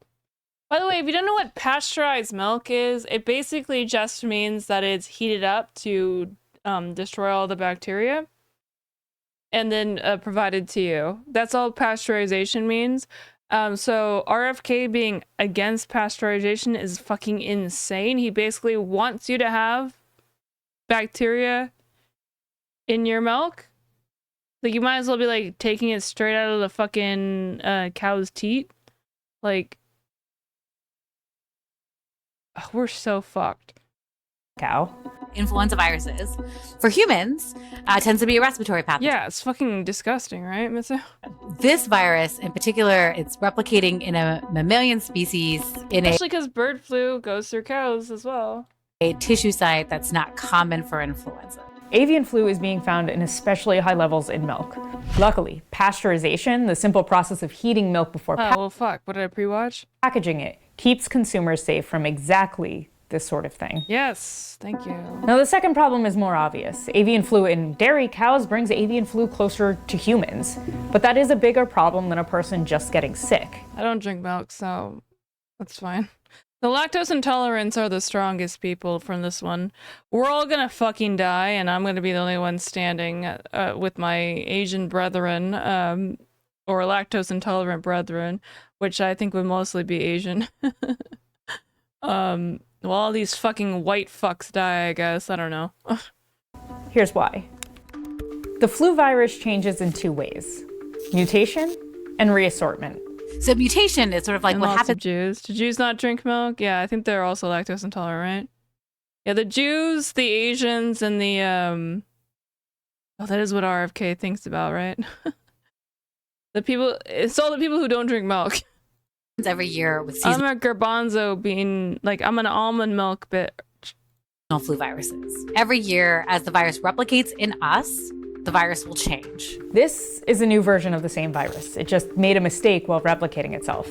Reassortment, on the other hand, is when two different viruses meet in a cell and swap genetic material. Ooh. Let's say this virus infected a human during flu season, okay? And you have sick kids at home, and all of a sudden you also have human seasonal flu. And you have this H5N1 because you work in a dairy farm. Now, all of those genomes, while distinct, are related, right? They're all influenza. And they can reassort or intermingle within that cell and generate new viruses. That's Reassortment terrifying. of avian flu resulted in two pandemics in 1957 and 1968. And reassortment of swine flu resulted in the 2009 swine flu pandemic. The reason we worry about that so much is that seasonal influenza viruses. Well, milk is pus. Any milk is pus. Breast milk is literally considered pus.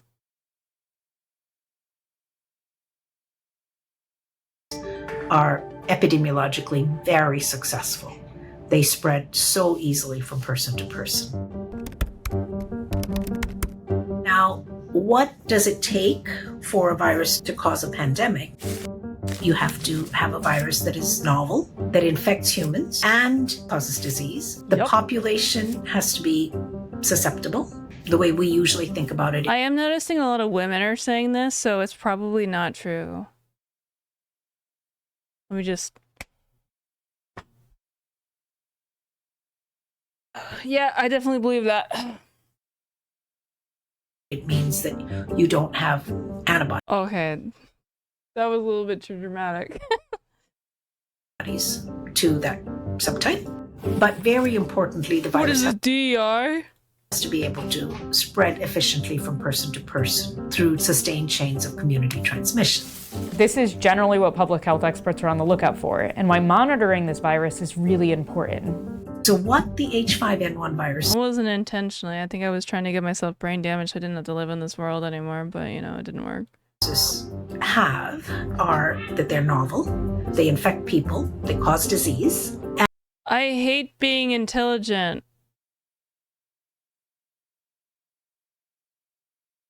Like, I wish I could just believe the Trump nonsense, because I think that would be kind of fun. I mean, it would fuck me, don't get me wrong, but, like, it would be kind of fun, right? Like, ignorance is bliss type of thing. But I can't do it. It's not worked. I've been trying for years with my alcoholism, but, like, it's not been working. And the population is susceptible. But that is a very poor time for you guys to have raided into. Welcome, all, from Dylan Burns. Finally, Sebson, you're finally back here.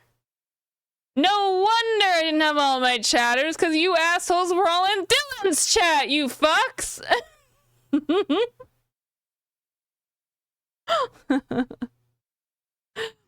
Ah. Thank you all for being here. For my chat, if you're new here, Dylan Burns is awesome. He does a lot of work in Ukraine. I think he most recently had a very, to undersell it, a very, very bad misfortune where there was a house fire. So if you guys have the ability to send him over a little donation, a little sub to dylanburns.tv, because he did lose all his phone, his computer, his cat, obviously being one of the worst parts. I really support what Dylan Burns does. I think he's really important in this space. He is both entertaining and a hardworking. He's funny and also a very good journalist. And I feel like we really need people like that right now more than ever. We need people who can do correct journalism, not like flippant, but like are very passionate about their journalism, and also be entertaining about giving that message, because nobody gives a shit anymore, right? Nobody gives a shit anymore about like, oh, news article. You got to make it entertaining. You got to make it entertaining to make your message out there. And I think that he does a great job of doing that. So I very much support what he does. So if any of you fucks have not subscribed to Dylan Burns, I'll be very disappointed in you. As people from my audience, you don't have to sub, but like, you know, at least give him a follow on or sub, I guess, on YouTube is different. You don't have to give him money for a sub on YouTube. Just give him some support. I do think he's a little like shadow banned, which makes sense because he covers war stuff, so he's not really a big part of the algorithm, so his videos don't get as much views as, you know, to make him, you know, a decent living or whatever. But so I implore you to watch his videos. They're good. They're good.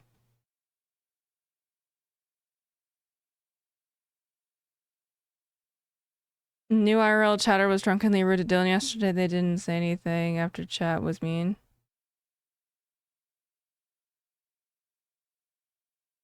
How can anyone be mean to Dylan? He's relatively innocuous. I mean, he's not like a bully. Even when he was talking about Asmin, his Asmin video is pretty good. He wasn't even that mean.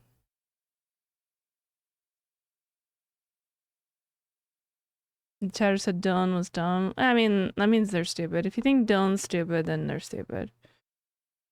One of my favorite things from oh god, sorry. We're doing a little ADHD day because we got to distract ourselves from the fucking horrific world that we're living in. But then one of my favorite Dylan things is Dylan and my boy, I say ironically,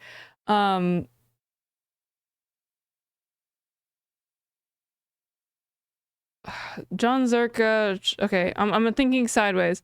John Zerka, short, tanky, infrared. There we go. I got there. Dylan. Oh, I should be more specific.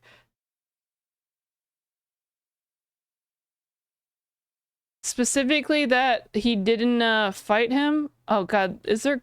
I don't want to watch the whole thing, but I want to. There's like a point in this where. Listen. The history of democracy. That history of democracy was first you had the KMT. The B movie is an amazing So movie. why wasn't it? Why didn't that democracy movement extend to the mainland? My God, you yell a lot for a guy who's dodging a boxing match. I'm dodging the fucking boxing match. Yes, you are. Really? So you want? Yes, this is why we love Dylan. Want me to dedicate 6 months of my time at the expense of my streaming career to train for fucking boxing? Wait. You challenged Vosh and said since he didn't accept it. No, I didn't. Pussy. I heard you wanted to box. Let's do 3 weeks to 1 month from now. I can do 2 weeks too. I expect to answer by tonight. Actually, Kremlin Gremlin. Is that a Destiny one? No. You fucking coward. Oh, really? You Look at this coward. fucking liar. This fucking liar going on record saying I challenged Vosh. Yes, you did. You called him a pussy for not accepting it. No, I didn't. Yes, First you of did. all, I'm scrolling to it. He says, let's have a boxing match out of the blue. I'm with my boy Jackson on his roof smoking a cigar. I get this fucking DM. cigar? Let's have a boxing match. It'll be fun. And then you 3 start- a.m. and then you Then I said, okay. Like every single fucking tanky. Every single tanky is the biggest coward in the world. And the biggest one obviously being his son, and clearly he's the biggest fucking coward. Like, are you kidding me? Dylan being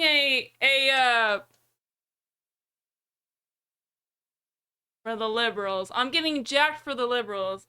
We're having a jacked girl summer. My two of my bridesmaids and I are like getting fucking jacked, like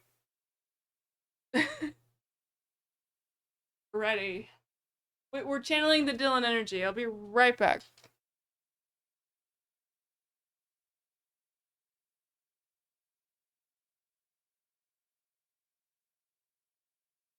Beta.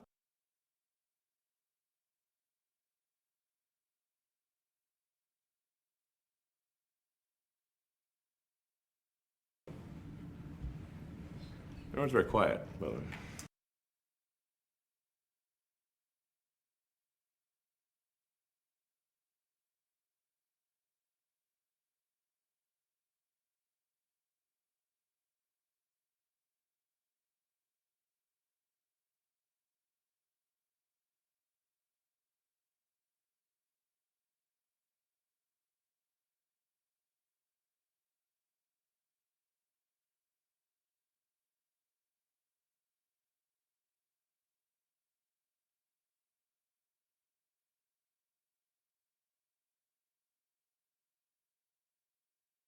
This is so funny. I'm gonna let it play really quick, but I need to. Need 1 month minimum for training and promotion. So you agree? That's reasonable. You agree? You're right.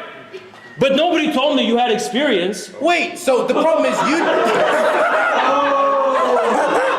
Listen, hold on. It's not Let's do something MMA then. It's not just something Let's do MMA then. MMA is not a street fight either. So literally, you're just saying let's go into an alleyway and fight, which you know I can't. If do you because want, I'm gonna go to no, prison. I'm saying if you want to test my manhood, that's on you. Well, I just think you're a coward and you backed out of it because then you learn to know how to defend myself. Why are you worth it to me? Because you go around and you challenge all these people. To right? what? You challenge Bana Banata, for example. You Yeah. challenge him. You said you go to Argentina. Yeah. Then I say I'll go to your city, your gym, your community. Yeah.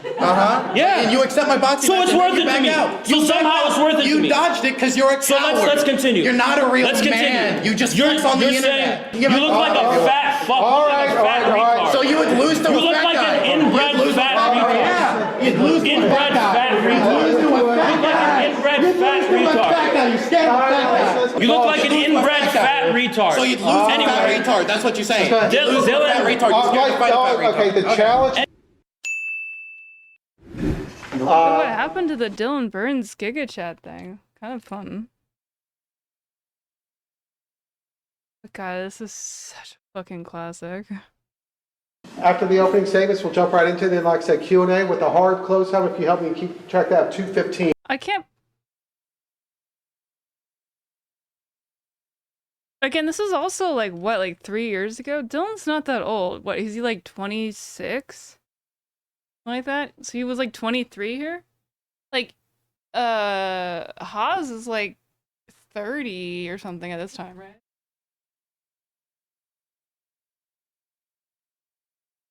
I've met Haas. Haas has been to my house before, and like I definitely am either the same height or taller than him, and like I don't actually give a shit about height that much, but I just think it's so funny that they do. He was high as fuck. That guy's a fucking degenerate drug addict. How weird was that? Well, it was like a big party, so it wasn't like it was just him coming over. It was like a big party with a bunch of people, so he just like happened to like show up with Zerka. This is like years ago, but actually it was probably kind of close to this time. It was like 2 years ago. So he just kind of showed up. Like he wasn't like directly invited. He just kind of showed up for like a big Halloween party. We had like, I don't know, like 80 people like at the house. I just thought it was so funny. Hi, and what? That's a good question. I don't know. I am so pissed. I swear to God, I got so close to getting Jackson Hinkle to admit he didn't believe in anything. I was like sitting on the couch, like talking to him for a bit, and he's like, yeah, you know, whatever, just like kind of like into the. I was like, well, you don't actually believe in that, right? And he's like, and then my fucking dumbass friend got in the way. That sounds like that's a fake story, but I promise you that happened. I promise you that happened. Obviously, nothing actually ended up happening, but like, ugh. Any good podcasters debate royale show on Twitch anymore? No. I think that's kind of dead. The problem is on Twitch, like, or like on anything, like debate royale shows, like, there's not. The thing is, everyone that's in the Trump camp is just full on in like the I'm a retard, and I'm just gonna.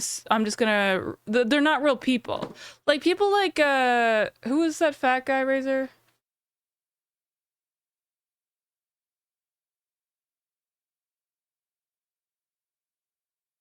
Wes. Like Wes was like a. Well, he was a retard, like kind of right wing guy. Previous. He was never right wing? Oh, well, never mind then. Scrap that. People who were, well, I guess that's actually a greater aspect of my point. People who were not so like directly related to their political beliefs, or it wasn't as polarizing, I guess, as it is now. Like basically, like everyone thinks that, you know, if you're like I don't know, a Democrat, then like you're like a communist. Like if you guys saw my most recent debate, like, I wanted to fucking kill myself, dude. Like, me and my partner, Ghosty, did, like, so much, like, research, and, like, and then these two fucking dumbass, like, right-wing fucks had no idea what they were even talking about. They did no research, they had no idea what he was even convicted of. They did literally like negative research. It's like they fucking like infuriating. Like that's the level of like debate that we're at nowadays, dude. Like I was like kind of nervous about that because I don't know that much about crypto. So like I thought it would like be like an in-depth conversation, and it turns out like we're like in the debate for like 30 minutes, and it's like turns out they don't know anything. And it's like no wonder nobody does panel shows anymore, because you're not going to get any left-wing people on it to fight the retard right-wingers who have no idea what they're talking about, because it's not fun anymore. Like, it's not fun for either side, because they don't have anything. They don't have anything. They don't have anything to say, so that there's nothing to respond to. It's like if I was just I don't know, watching a AI video of like of just asking me questions. It's like taking a quiz, like one of those quizzes you take online to see what your personality is. Like, it's like that level of interaction where it's like, okay, well, you're just gonna say something and then what? Like, there's nothing. There's nothing. These people are literally shells. Like, I could literally have an argument with ChatGPT that would be more engaging. You know they're trying to get rid of Sullivan? That is? No. It's Sullivan? yes. It's for defamation related stuff. So like to prove defamation right now, you have to show how you were financially injured. Oh yeah, and then it has to be Right. If they get rid of it has to be true. not necessarily. Well, it has to be knowingly. It could be false and Sorry, it has to be knowingly false. but Oh, it so could what? also be false. Let's fucking go! I'm gonna fucking. Okay, Elon Musk is a pedophile. It can be false as long as it doesn't. I have no proof for that, but I'm just saying. It's not injurious to them. Okay? So if they get rid of Sullivan, what happens is they could sue you for speech even if there's no financial injury. Oh, it's the opposite of that. Oh, I thought it meant that. That's retarded. Okay, I'm gonna sue anyone that's. So in other words, You can sue anyone that's bad. You on your stream could be talking about somebody like Elon Musk or something, and he could sue you just for your negative language towards him, even if it has no financial impact on his life. Hold on.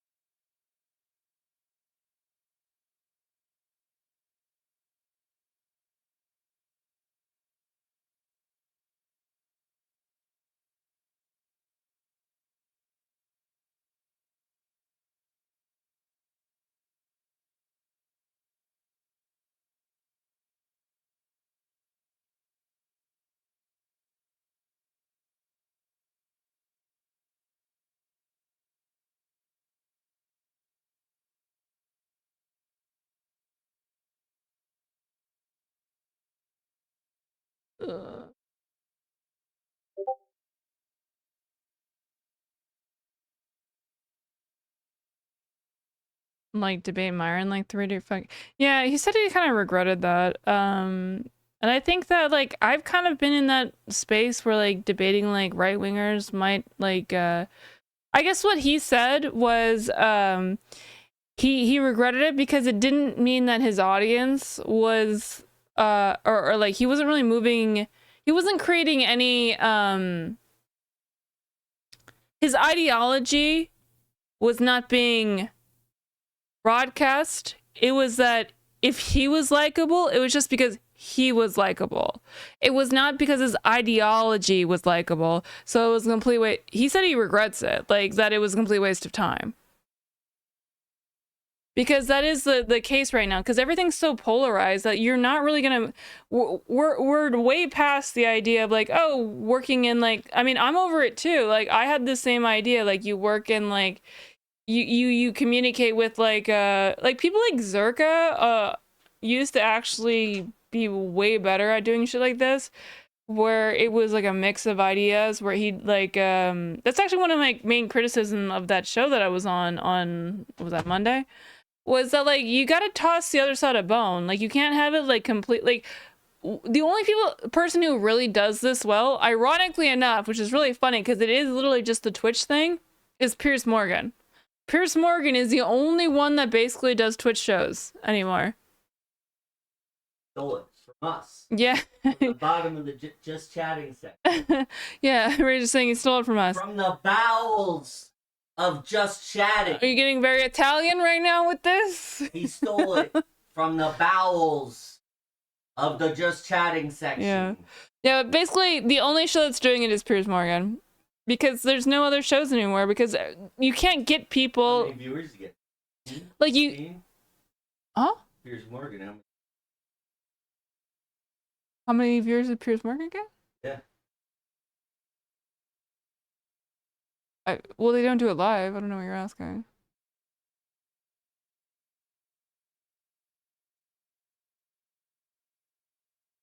Just yeah, Dylan was the only one that kind of does it still.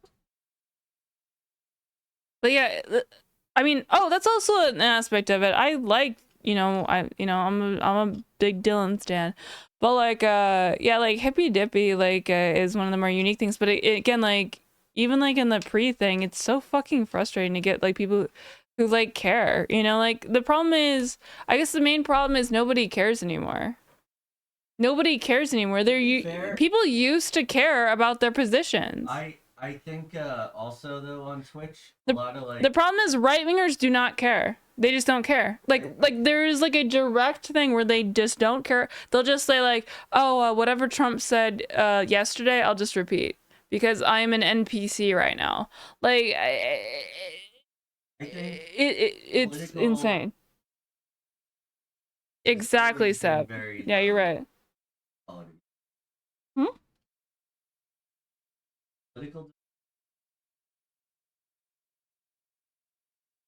Sure, but it's gotten even worse. It's always been about me. Yeah, but it's gotten even worse. Like the thing is, they don't play a character. They just like NPC. Like an AI could be like a right winger.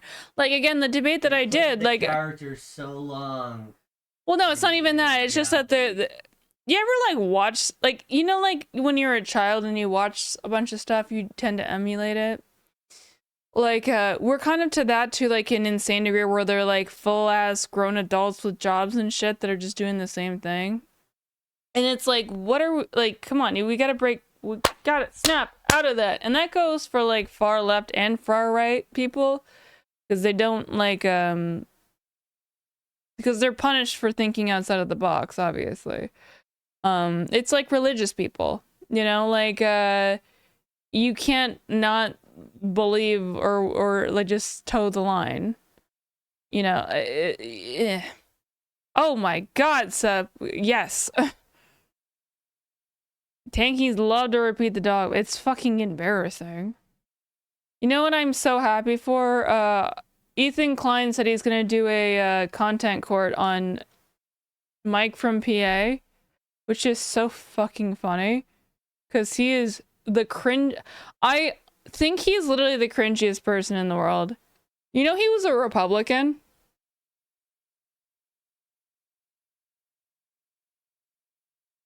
I'm not speaking in platitude, what? Oh, you mean like Republicans do that? Never mind, I get what you're saying. It doesn't even. Yeah, he was like a Republican. He like lied about being a lawyer, so he was taking off like a ballot in like Pennsylvania. You know what? The reason why is because his mom is like a famous Republican, he's a Nepo baby, which is more embarrassing. And he lost. You know what my favorite Mike from PA video is?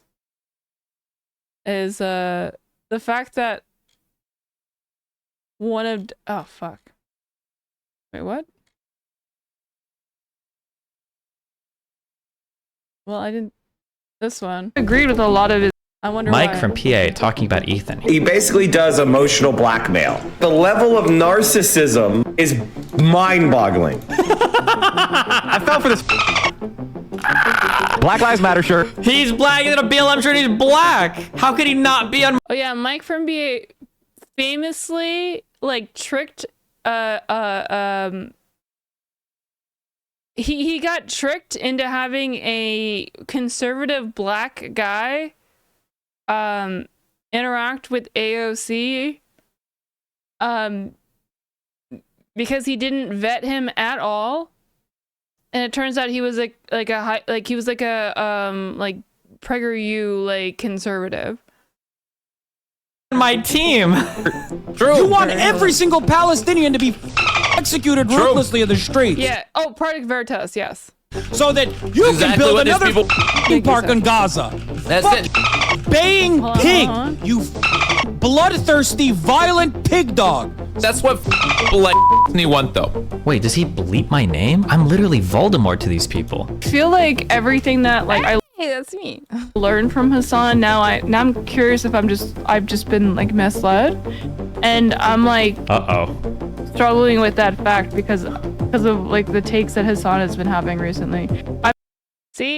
I This is over a year ago. This is in October of 2023. The reason why I use this video is not to support Destiny. It's just because I don't have that video anymore. I don't think. I guess I haven't checked the clips. But like, just saying, I've been having this take for a while about Hassan, alright? Also, calling Dylan Burns a fucking war tourist pervert was absolutely fucking... I was actually kind of sad in the content nuke that they didn't mention anything about Dylan. But I guess, like, I don't know, it would be kind of messy, but like, they talked to Loner. I mean, it wasn't that fucking crazy. Hassan has only gotten increasingly more unhinged. Absolutely. Dude, I can't believe, like... I still follow him on Twitch, and I don't really watch like live streams that often. I'm more of like a YouTube person because I have like the YouTube Premium or whatever.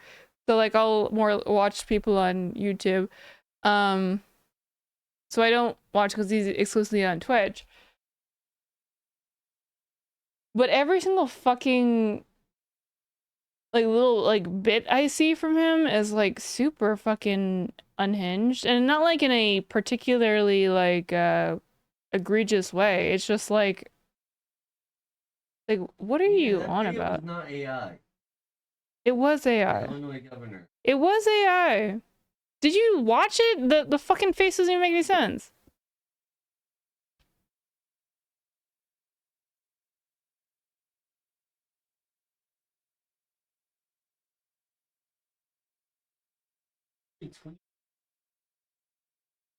I don't know how he made himself look like it's... Well, maybe he retweeted an AI... It was an AI video. I refuse to believe it wasn't.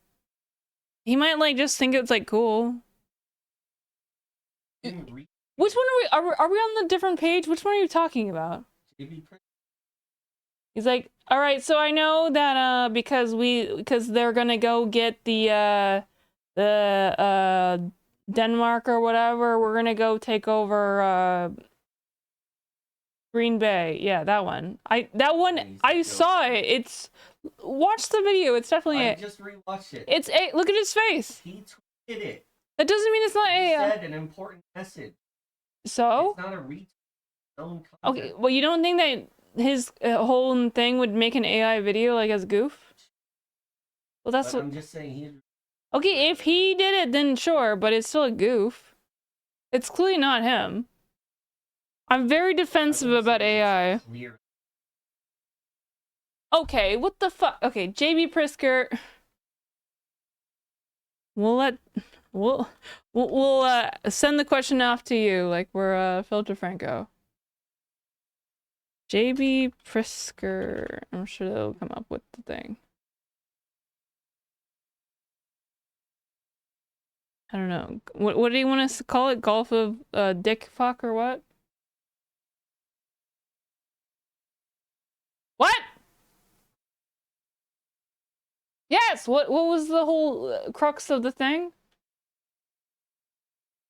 Okay. Michigan. I'm here today to make an important announcement. The world's finest geographers, Come on, this looks like it's AI. experts who study the Earth's natural Like, why does it have fake like camera noises? environment, have concluded a decades-long council and determined that a Great Lake deserves to be Razor, we need a fat guy in politics. You need to get in there. You need a fat jacked guy. named after a great state. So today, I'm issuing a proclamation declaring that hereinafter, Lake Michigan shall be known as Lake Illinois. The proclamation has been forwarded to Google to You're telling me that he actually did this, or he's just like memeing? ensure the world's maps reflect this momentous change. I feel like his face looks off. In addition, the recent announcement that to protect the homeland, the United Obviously it's a joke. States will be purchasing Greenland. Illinois will now be annexing Green Bay to protect itself. Ugh, Razor, we just need to get married so we can just be really mean to all your fucking Republican family. Against enemies, foreign and domestic. Huh?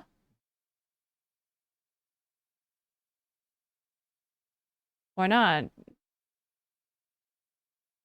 They're mean to me. Yeah, they are. You don't think Dina was mean to me? She made me cry. That's on me. I'm gonna throw something really... I'm gonna throw a pencil at you.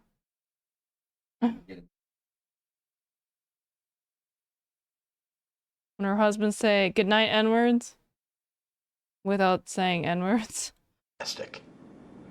I've also instructed. It's kind of like novel for me in a way, like as somebody from California, that like these people do exist. My liberal fucking ass, you know, sock dem ass, like is so amazed that these fucking Republican retards exist in the world. Like I literally had like the starting zone in, like I'm in Durotar, dude, and like just right, I'm at like a level 3. I'm still like killing boars and shit.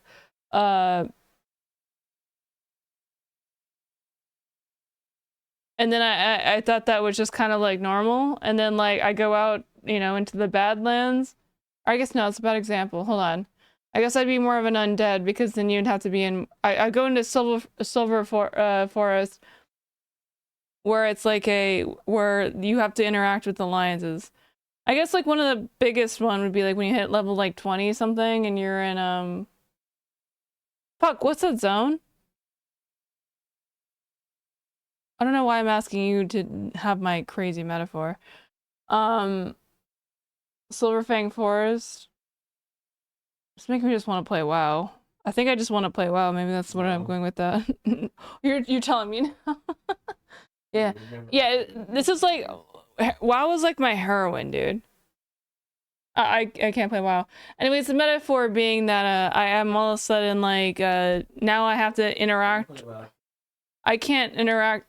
Sorry? Yeah, I would rather die than play League again. But, so I'm too competitive. No, you know, I'm clean, Miranda. I can't take a hit. I got Diamond 1 and I just I can't get back into the game. I'm a very competitive person, and I don't like who I turn into when I'm a competitive person. I'm like a fucking rager. You guys have no idea. I guess you might have idea, because that's why I had to end stream yesterday early, because I was like, I'm gonna say some shit. I'm getting into rage mode, dude. You know, since all gamers, like, I guess, like, dumbass Asmongold, who has no fucking clue what the fuck he's talking about, is now into politics, we have to have at least somebody on the left who's not fucking Hassan. I don't mean literally fucking, I just mean, like, who's not Hassan's dumbass ideology. That can be on Twitch. Elwyn Force? Oh my god, Acorn, I'm gonna ban you for that. I still have your cake, dude. You're never getting it back. So right here.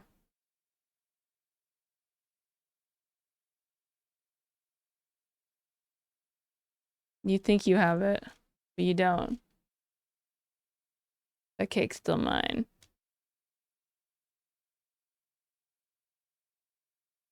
Oh god, oh. Instructed my team to work diligently to prepare for an important announcement next week regarding the Mississippi River. God bless America, and bear down. Watch breaking news on YouTube. I guess I'm like hyper have to diet, like, because I spent 400, or I haven't yet spent it, but the money I spent basically half of the price of the dress.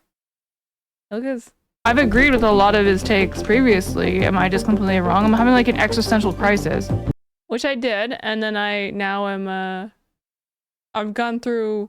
And yeah, Hassan is completely wrong on The majority of the shit that he says, he's got cult behavior. He doesn't give you the tools at all to argue.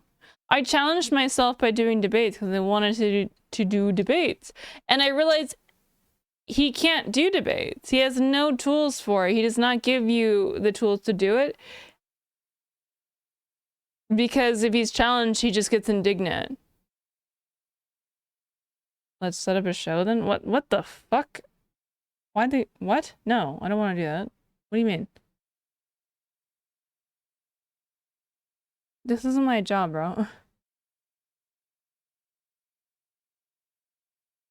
What do you mean we? You set up a show. I'll go on it. Maybe. Screams and throws time. Well, it's more manipulative than that. I think that we need to stop like having because there are a lot of retard like Hassan detractors that just have no idea why they even hate him. Like conservative fuckheads. But there is a lot of legitimate reasons to hate him. One of the biggest things is that he does have basically a cult. That is 100% true. I used to be kind of part of it. Like where like you were too afraid to chat in his chat room. Like these are these kind of like reductive things that you can notice to show that it's a cult. Where like most people are afraid to chat in his chat room. Even if you say something, you know, that could be misconstrued, you'll have the chat up and you'll be shamed. And you know who also did that? The Jonestown guy. He would also bring people up, shame them, have everyone in the audience do it. Be like, right, chat? Look at how stupid this person is, chat, right? Right, chat? It's literally like cult behavior shit.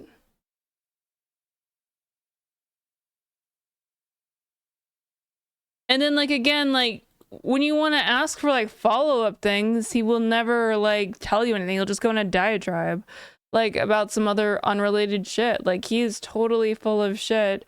Like he's not giving you useful. That's why like I'm more of like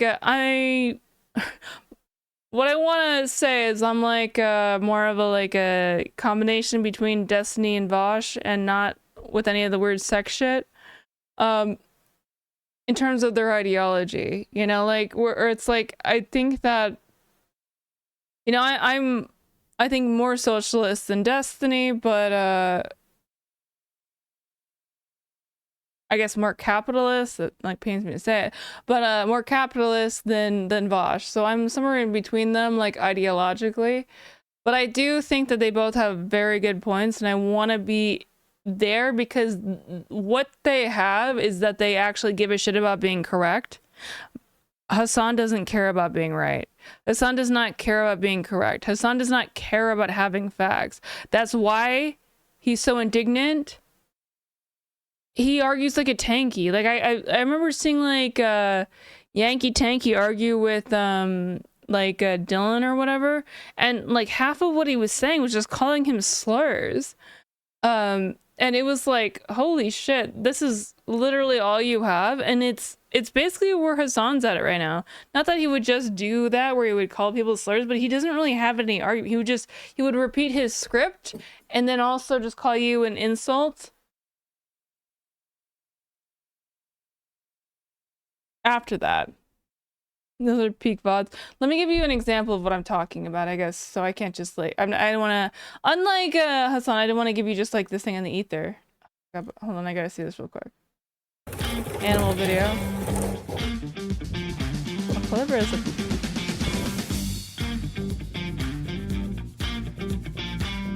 Oh, they're so cute. Dumbass berry.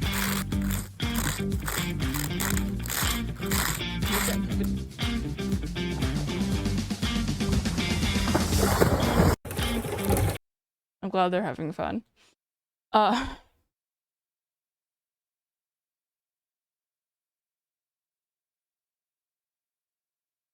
I guess one of the best examples is the end of this. You're talking about all of these systems. Hold on. Okay, this is like this is like peak debate shit. Hold on. This guy will just say he's literally Hassan. Because you're a national chauvinist that supports the United States no matter what. Are you a pro rape of Nanking? Out of curiosity. I don't know what that is. Yeah, Tanky has no idea what the rape of Nanking is. The rape of Nanking is the Japanese base. It pains me to admit any of that because obviously I was there, you know, hundreds of or like 80 years ago, maybe 100 years ago. But like the fact that this guy has no idea. Holy shit. Wow.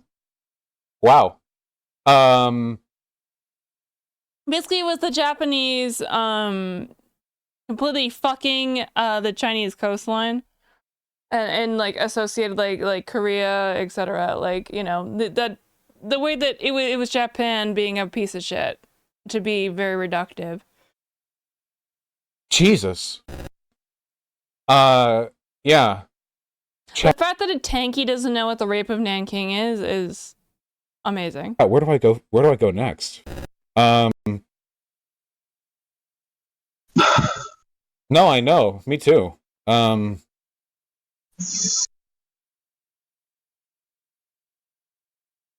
your day going? So why do you support Ukraine? Why do you actually support Ukraine? I could answer. I know my explanation was but you're not gonna like it. You're gonna have some weird. I want you to answer so it can knock it down. So go ahead and answer. Oh, okay. Because the people of Ukraine don't want to be invaded by Russia. What?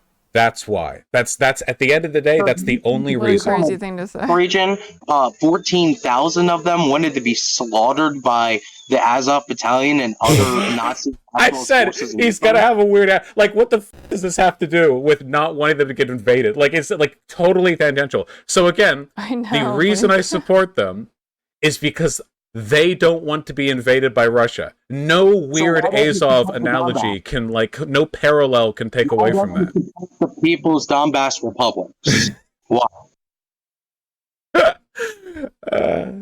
Because there's not like an actual. See, this is what I'm saying. This is a fun debate, like, because like this guy's like so insane that it's at least kind of funny. But like we're kind of past this. Like, this is like within the first 3 seconds of like my debate the other day with those assholes who had no idea what they were talking about. Like, I guess this is no, I take that back. This is indicative exactly why, like, you can only make this as funny as, like, you can make it funny, but this is really boring. If you're having this debate over and over and over again, this is what the debate sphere is about now. Like, it's people who have no fucking clue what they're talking about. I did a fucking debate about Ross Ulbricht. All you had to do is do some, it wasn't like some like niche thing. I did a bunch of fucking work to like look and make notes about, and I was like concerned, like, oh, fuck, I probably didn't do as much research as I needed to. I was like kind of like nervous about it, not because I was like I had any idea what my opponent was. I wasn't nervous of my opponent. It was just like I was nervous because I didn't really feel like I did as much as I could have, but I did a lot of work, like you know, like a solid like 8 hours, you know, at least. And it turns out they did like 0. Like, I was flabbergasted. I thought that, like, okay, it's just like an online thing, right? Like, I figured people aren't going to be like experts. I'm not like going to up the bat with some experts or anything, but I think they would actually know what the fuck they were talking about. And I was like fucking floored at the fact that I had that debate and they had no idea what they had no idea, which is amazing because in my opening argument, I laid out the charges and they still had no idea what they were talking about. Like, because that's what I'm saying. This is why I'm not going to do debates anymore unless it's like a Discord or ban type of thing. I love debate, don't get me wrong. I'm just saying I'm not going to do like moderated debate because you know what also pissed me off about that? That fucking great person, of course, Tomato, like, Being like, you guys are acting like the same. It's like, no, we're not acting the same. I'm mad because they were not prepped, and he's mad because he's stupid. He's mad because he's stupid and being indignant. The reasons why I'm mad is because he did not give a shit to care about this debate, which should be in line with the moderator, right? But she's been like, oh, no, you guys are exactly the same. And you know what really fucking pissed me off more than anything is, let me read this back to you. Maybe watch it back tomorrow and let me know what you think. I'm open to your thoughts after you have a good night's sleep. I think you're too drunk and you're too stupid to be able to say anything. That means that your criticism that I'm giving you is invalid, which is, I didn't forget it. If you don't get what's annoying about what you're doing, which, by the way, perfectly spelled. You gotta toss us a lifeline when we're getting ganged up on, my guy. Zerka and Austin, oh, I did misspell one thing. I said do that. And instead I meant to say did that, but I guess that also was still fair. I'm done with your content. Best of luck, Queen. And then she says, maybe watch it back and let me know. No, that's fucking rude as fuck to say that to one of your guests. I'm a guest on your show, and you're gonna treat me like that?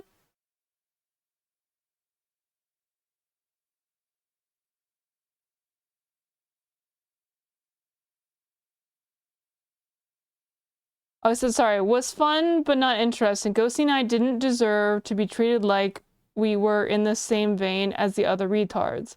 I get the donation farming and nothing wrong with that, but you could at least respect your guests.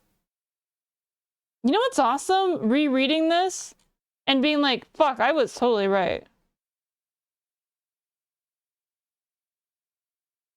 Fuck. Fuck her, dude. What an asshole. I'm so, like, you know, people who do these, like, the reason why we don't do shows anymore, or like shows don't happen anymore, is because, like, people, like, don't want to do it, like, on the left, because you gotta give them a bone every once in a while, exactly like I said. I'm not gonna go on your show if I'm just gonna get fucking teamed up on constantly. And, like, because all of these people's audiences are right-wing. All of them are. So, like, why the fuck am I just gonna sit here and get bullied? I don't get anything out of it. They don't come to my fucking channel. They don't do any of that. Like, I'm doing it as a favor, as, like, or not a favor necessarily, but, like, I'm doing it should be a mutual thing. You're not doing it as a mutual thing. Let's just talk business. It's not a mutual thing. If you're not gonna, like, give me, like, I'm not getting anything out of this if all I'm gonna do is getting shit on. Why the fuck would anyone go on your show? Not only for a personal level, but, like, as a business level. If my channel is about, like, talking about, like, you know, progressive values, why the fuck would I stick around or do this when I'm not gaining anyone, like, your right-wing ass audience, dude? That's why I don't do this anymore, because the only people who do this are right-wing. Zerka at least used to be good at, like, balancing it out because he's fucking smart about it. She won't do it, and that's what I was saying, and then she's been like, no, you're wrong. Well, good luck, bitch.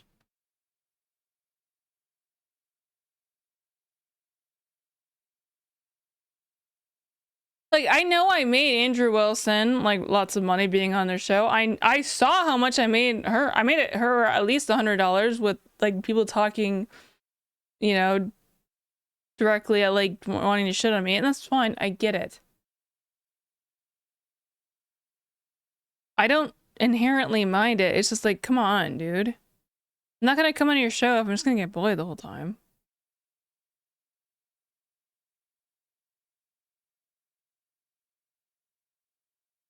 Call me fucking crazy for having self-respect. Anyways, sorry, back to this. Answer here, right? The funny thing is that the Marxist principle of self-determination is critical to, like, mainstream socialist thought, but that's, like, totally inapplicable to these chauvinists. Saying some dumb I'm the shit. Shut up. chauvinist. Yeah, I'm the chauvinist, not you that supports U.S. empire and imperialism. Sure, Yeah, okay. 30 minutes. Yes. Huh. Yeah, that totally makes sense. Sure. It does. Sure. It genuinely does outside of your bubble. You know, you're like a Nazi grasping for air. I'm like, did you know that the transnational banking class is universal? And you're like, but the Jews, like you're like completely. I'm trying to explain to a fish what water is. Like you're so. God, I do miss the Vosh debate days. You know.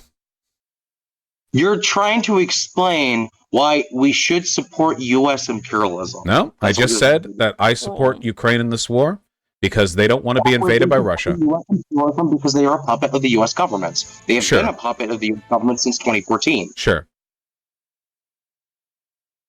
Yes. Sure. Exactly. Yeah. That's what it is. Maybe we should. Okay, let's try a new tactic. Okay, I support Ukraine because I'm an American chauvinist and I want America to conquer the world. I believe America is true socialism. The founding fathers, with their constitution, enshrined socialism into the law of the land. And I think that you're a fascist, and I think that you're. I feel like this section should be like a litmus test for like being able to be in like any stream. Like if you don't get like this, what he's going at here. Revisionist, and yeah, we're gonna do global American socialism. Oh, I'm the revisionist. Unironically, yes, you're actually the most revisionist human in existence. There's nobody more revisionist than you. Revisionism doesn't exist. That's first off, okay? Wait, what did you just say? Yeah, revisionism is not a thing. Material conditions change, therefore your ideology should change based on this man, his whole family and his entire town would have been shot in fucking Stalinist Russia, dude. Holy shit. It would not have been enough for them to have gotten you, man. They would have fucking nuked your home village. Jesus Christ. Oh god. You actually are supporting U.S. imperialism. Yeah, I know. NPC dialogue line reset. It's like ending a convo with a Skyrim NPC and then restarting it, and you get the same opening line from them. Yeah, so anyway, I support Ukraine because I want them to kill all Russians because that's good for America or something. I don't know. What do you think? Maybe if you stop supporting U.S. imperialism and actually viewed outside of your national chauvinist lens, we would actually be able to get through your thick skull of what things are actually like in the world. What if America is socialism? Then wouldn't you actually be the imperialist? India and China are now working together against the United States. As fascists, yeah.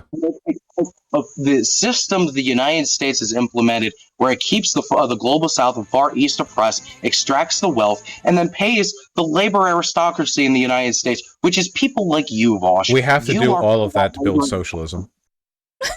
All of that is necessary. Wait, Sorry for socialism. Socialism if you sit on your fucking stream. So yeah, you're so building socialism right now, Vosh. Yeah. And the best part is you actually believe it. Yeah. You actually believe it. I'm doing one socialism per minute over here. We're achieving very high rates of socialism, yes.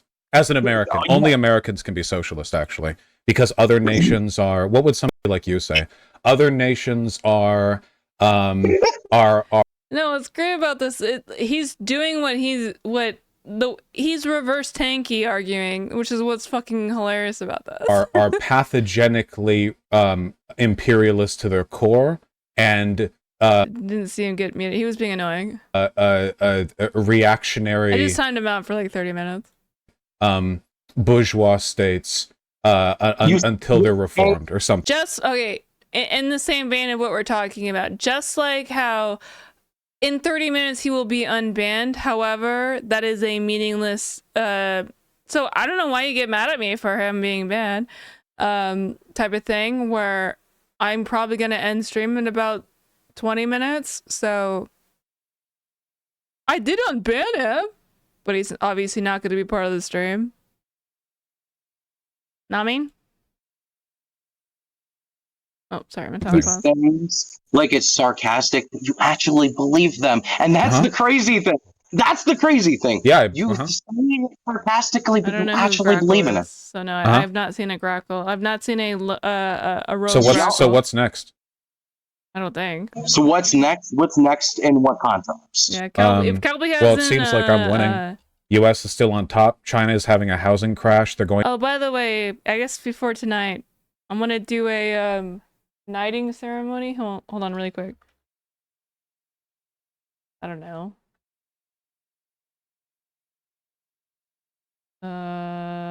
Should probably be more specific besides just typing in music. Oh, here we go.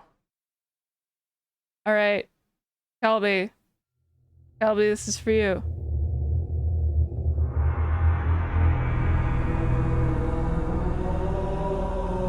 I am bestowing to you, Calby, the knighthood. That is the ban button. That would be the wrong one.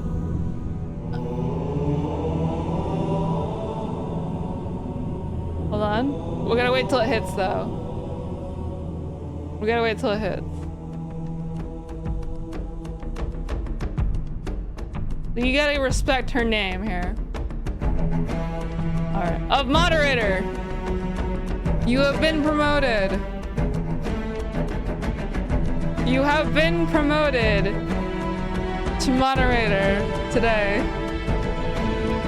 You have a sword now. Do not use it in vain.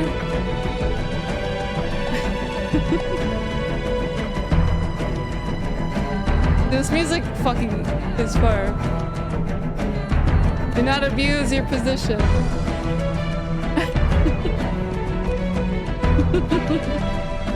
We respect and believe in you to be able to be a good moderator. You gotta stop saying the no, I'm just kidding.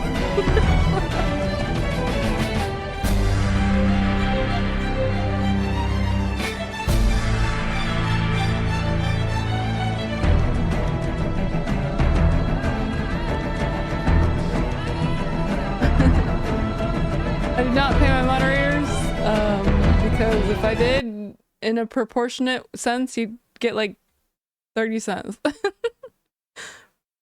But thank you. And we love Calby, so she can now fuck you guys if you're disrespectful. Going to have a population dip once the U.S. is still on top. But thank you, thank you.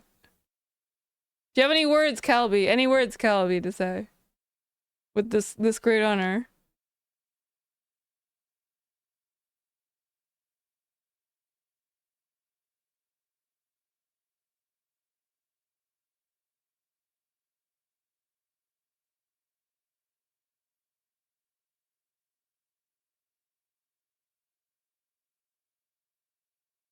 Yeah, speech.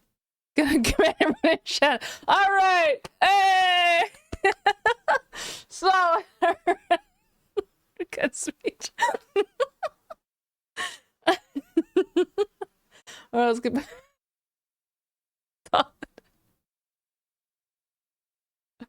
That's all I wanted in a moderator.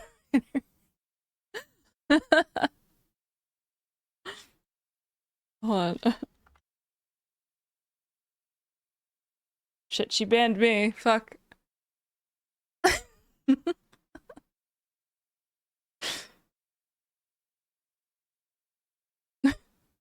She's gonna do a fascist takeover now. She's gonna be my Elon Musk. Alright, I want to finish this bit of the video. Even though I'm enjoying this. Oh, are you a Dylan mod? Oh, shit. Top. China is having a housing crash. They're going to have a population dip once they're... I watch Dylan's videos, and I don't tend to catch his live streams because we tend to stream around the same time. Or he streams at, like, crazy time, but, I would love to be a mod in Dylan's stream for, like, no reason. That's my dream. My Dylan dream. Yeah, the U.S. National Chauvinist takeover. Population boom, like, let's lower numbers.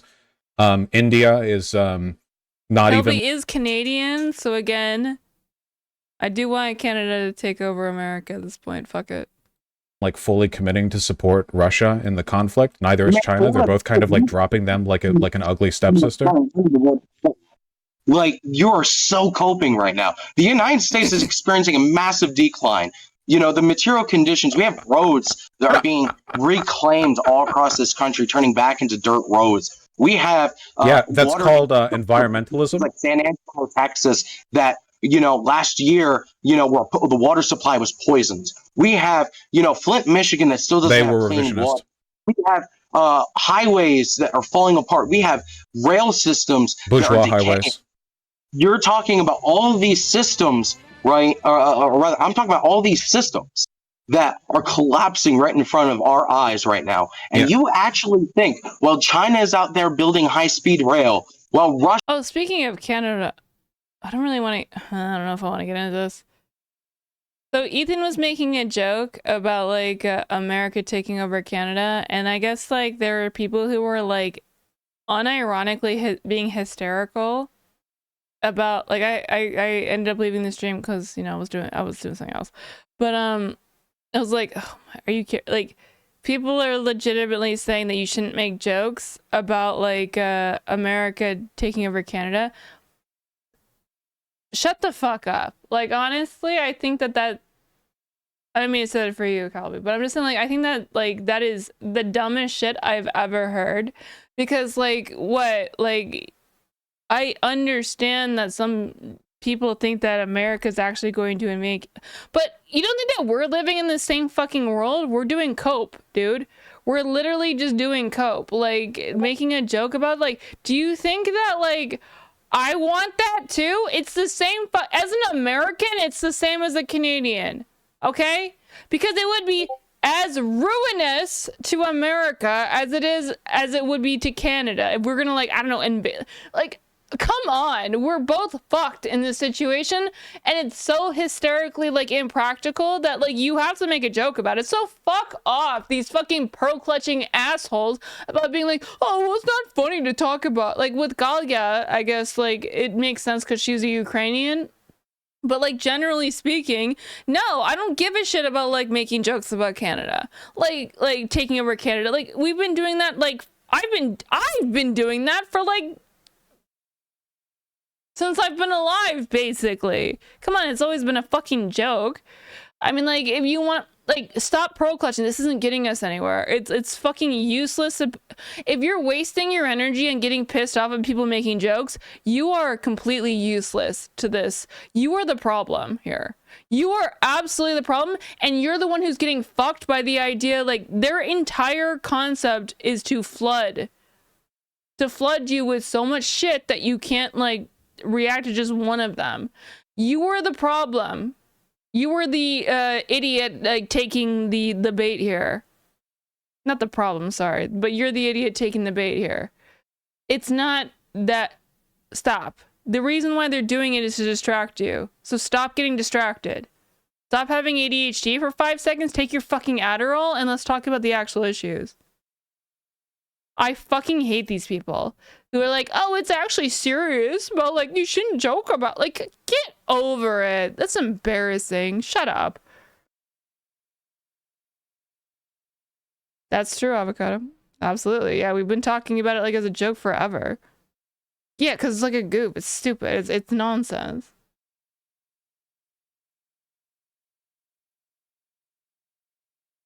I'm Buffalo. Yeah, you're basically right there. You're basically already Canadian.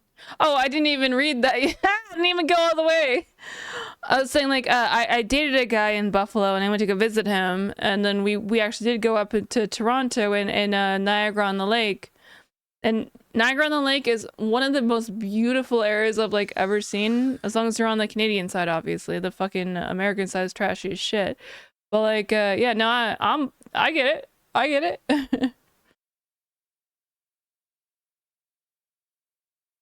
Niagara-on-the-Lake.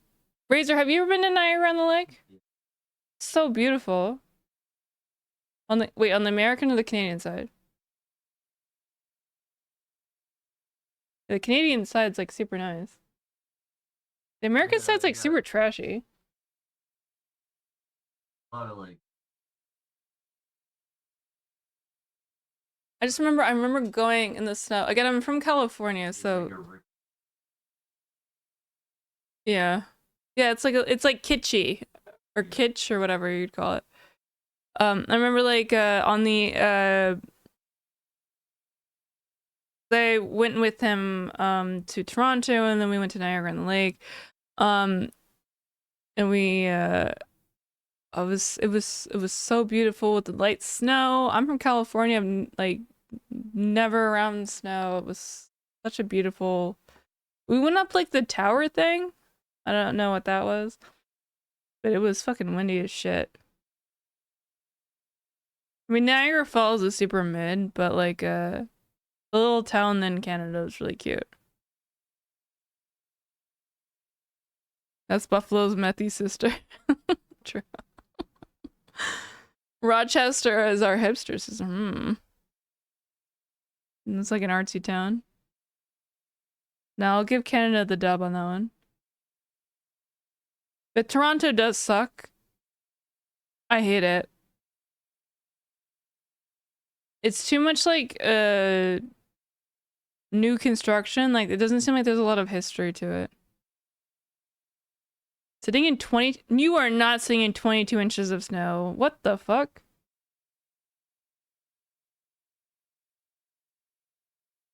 You psychos? Give me some of it. Fax it to me. Toronto absolutely sucks. Thank you for saying that, Calder. I didn't want to be anti-Canadian by saying that, by just being honest. Toronto's dog shit. The museum's nice, but you know, museums are always nice. Is Vosh American for posh? What the fuck does that mean? Or is it just something else? I don't know what American for... He is American. I don't know what the other part of that means. Oh my god, we're getting late. Alright, I want to finish this one part. Okay. Russia is advancing their oil production. While, you know, you have countries like Russian oil's doing great right now. I mean, as much as Toronto sucks, it's better than any of what this guy wants.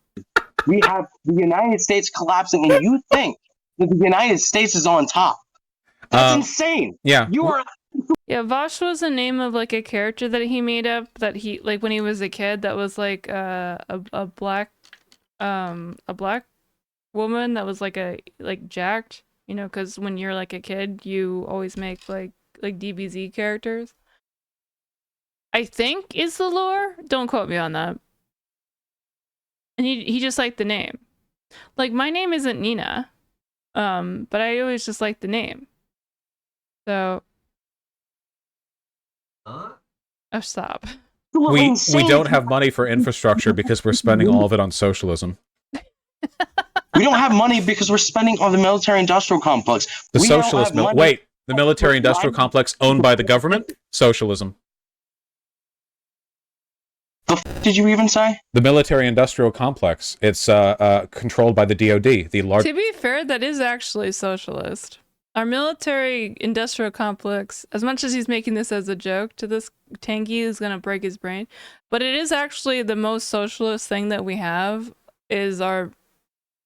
Not the military-industrial complex, but our military itself. It's literally paid by the taxpayers. That pays the salary of the people who are in it. It is socialized. Largest employer in the United States, aka state-owned enterprise, aka socialism. Socialism is not just state enterprise. That's yes, it state is. Capitalism. No, it's not.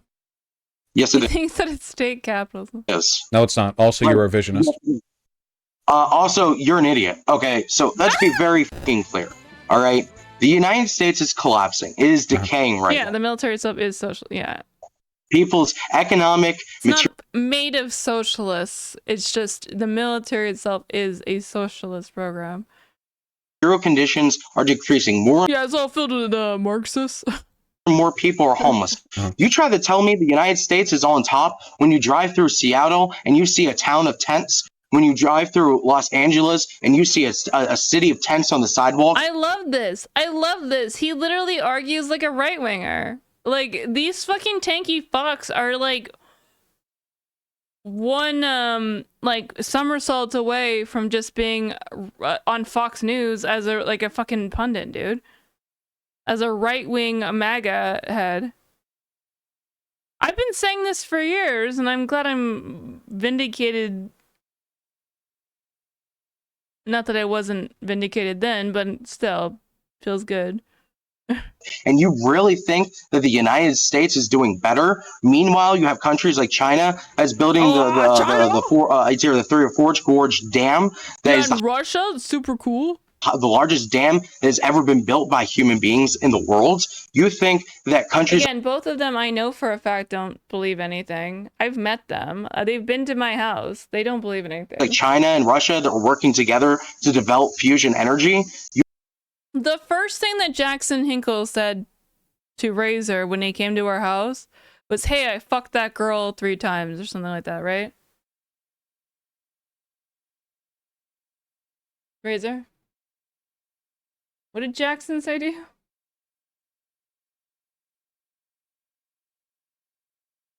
Like Oh, stop. He said, like, I fucked that girl like 3 times or something like that. And it was like, and he was like, the fuck? Like, this person had never been to our house before. And I was like, what the and it was like, again, a big party, like 80 people here. And it was like, for some reason, the first thing he decided to say, I feel like that really describes the person that he is.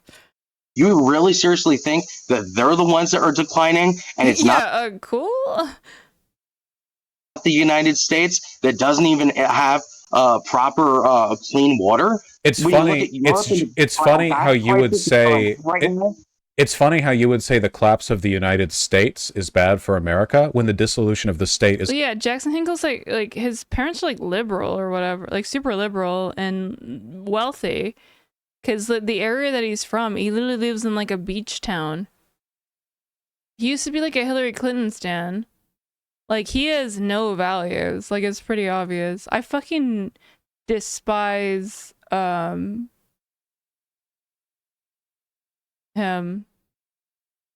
My favorite Jackson oh, no, don't get distracted. Let's finish this. It's a prerequisite for communism. Look who's the communist now. zero positions of the United States and working people is getting worse I haven't kept up with what his dad's all about, but I would assume if he was politically engaged that he was probably a Democrat. for this country. I don't want working people in this country to suffer. I want a government that actually represents working people and not multinational corporations. The very exact thing that you say that you support because you're supposedly some sort of socialist. No, right? we need the multinational corporations to take the wealth back that's been extracted from the West. Say it again? We need the multinational corporations to take back the wealth that's been taken from the West by countries like Nicaragua and Guam. Oh yeah, it's the so Nigeria. You're saying we should have imperialism, right? To supposedly build back the labor aristocracy in the country. Do you know how many dollars Well, worth to be fair, Bernie will take a picture with anyone. That's what we love about him. of bombs we gave to Laos for free? Well, I absolutely agree. The United States shouldn't be giving bombs to anyone. That's one of the reasons why I'm against Joe Biden selling weapons to Saudi Arabia to bomb the Yemenis people, right? And that's part of the reason I'm glad that Saudi Arabia is now moving in the direction to be part of BRICS, so they are no longer part of this U.S. imperialist system. I'm glad that Israel and Saudi Arabia are selling off the reserves of the U.S. dollar, and I'm glad that they're buying the Chinese yuan, because that means eventually these countries are going to move. Dude, imagine if tankies, unironically, I think are just legitimately like just low IQ people. And I think that's intentional. It's like they target people who have very low reading comprehension because that's what works.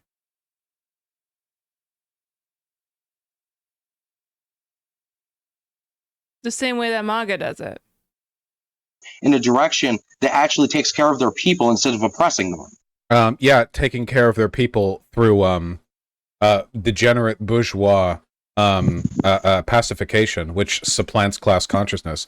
American economic austerity is designed to maximize class consciousness, which is why America is the most pro-labor. That's what we need. We need a grumpy old man from like Brooklyn. That's why I want my husband to get into politics, is he can be a grumpy old man from Long Island that just wants, like, you know, he doesn't want socialism. He just wants, you know, Medicare for all. Yeah, you. Who else am I talking about? But He wants strong unions. Medicare for all. A strong social safety net. You even have an accent, exactly. I'm telling you, it's like a buff when you have the accent. That's what's weird. I don't understand why being retarded. And not being retarded. I agree with that as well. Does Maryland not have like I think that Yeah, you understand that in the real version of capitalism, you're a social democrat, I get it. you eliminate monopoly. Is Bernie really like a socialist? I think he's just a sock dem, right? Of capitalism. I mean, I'm a sock dem. I'm in between a democratic socialist and a social democrat. I'm a little bit, I think, more radical than. Right now we live in reverse social. We need sock dems. Like sock dem are like the ones that do the good things. Yeah. We're upside down. I don't think Bernie Sanders has ever. Is Bernie Sanders said he's a socialist? Yeah, he's a sock dem, right? Yeah, that's what I'm at. I'm a sock dem, or you know, again. I think because also.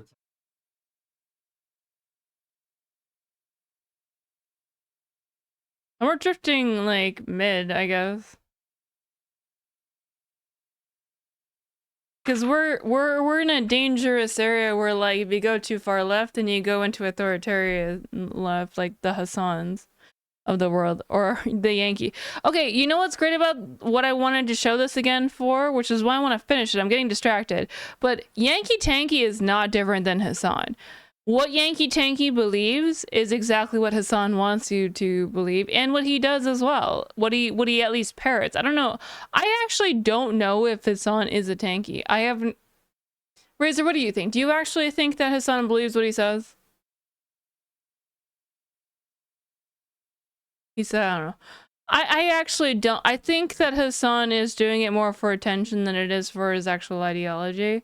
I think that he's so audience captured that maybe he did initially have ideology that like would align with it, but I think it's completely gone at this point. So I think this is why it's important to have people like this. Is like the it's like to see somebody who is at the end of the cult. Labor union and pro-social. That's why I used to like watching a lot of Keffel's stuff, because she used to be like a tanky, so she would talk a lot about why she was a tanky and why she's not a tanky anymore and stuff like that. That's why I liked when she talked about that type of stuff, or not that she does, or that she didn't, like it's like not there anymore. She does have good videos on that. Whether or not you have an issue with her herself, she did have or does have good videos on that particular topic, and I think that it's a useful thing to look into. Country on earth. Strong Communist Party and Socialist Party of America during the times of the last few decades. I don't know. I find that hard to believe. Avocado. Break up with Ethan Klein. Audience capture. Avocado. Audience capture. I guess that's it's like, you know how for some reason now Asmongold is a complete fucking retard now. Who is a hateful bigot who literally should be banned from like literally every platform. I think that they're both the same. They're two sides of the same coin. That's what I think. If I'm being like, I guess charitable. I mean, to answer your question again about like, I don't necessarily think that Hassan's a true believer. I think his ideology is too inconsistent. I don't know. I could be wrong on that. That's my opinion. Decades, right? When U.S. empire was expanding and bombing all these different countries, right? That's why Don't like Asmongold. Asmongold is fucking retard, dude. He's a horrible, horrible person now. I used to like Asmin, like, a lot, but he is completely off the rails the same way that Hassan is. He's an incredibly hateful person now. And a complete bigot. He doesn't seem hateful. Okay, I'm sorry. What? You know he got banned, right? Because of this?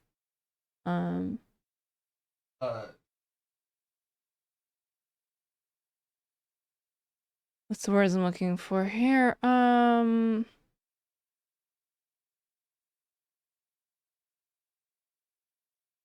Worse culture as one. You know his mods also got added as being a Nazi.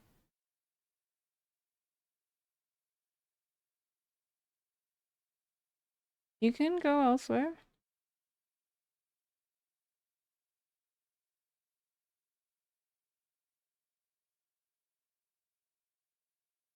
Oh, bitch. A Muslim.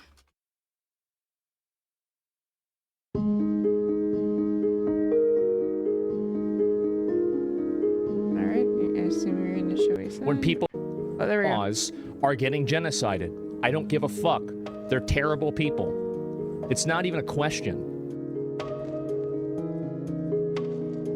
Okay. This is annoying. Just show what he said. These people are not your allies. They are not the same as us. They come from an inferior culture that is Yeah, they come from an inferior culture. Is horrible. It kills people for their identity, and it is directly antithetical to everything Western values stand for, and it is an inferior culture in all ways. It is that simple. No, I don't feel bad for them. I don't feel sorry for them. I don't care. I don't support them. Fucking ass fuck, dude. What a piece of shit he is. Yeah, literally dehumanizing people. This isn't like some dumbass lefty talking point, right? This is just an objective, like, or like he got literally banned for like multiple days for this. Oh my god. Okay, I just saw the thing you linked, but I'm not gonna read that. Like, you want to finish this or not? Sorry, it's just so funny to me. I'm just read it. Do you want me to read that? All right, r/stupid question. I'm in my mid-40s. What happened to a good old-fashioned retard people? I'm in my mid-40s What happened to good old-fashioned retarded people? I'm in my mid-40s. When I was younger, I had a mentally retarded cousin.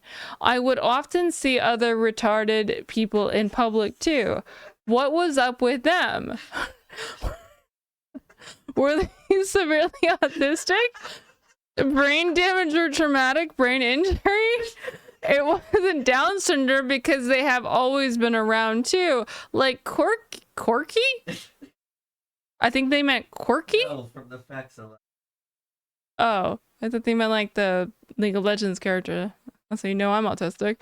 But I never see the classic retarded people anymore. They were a lot of them.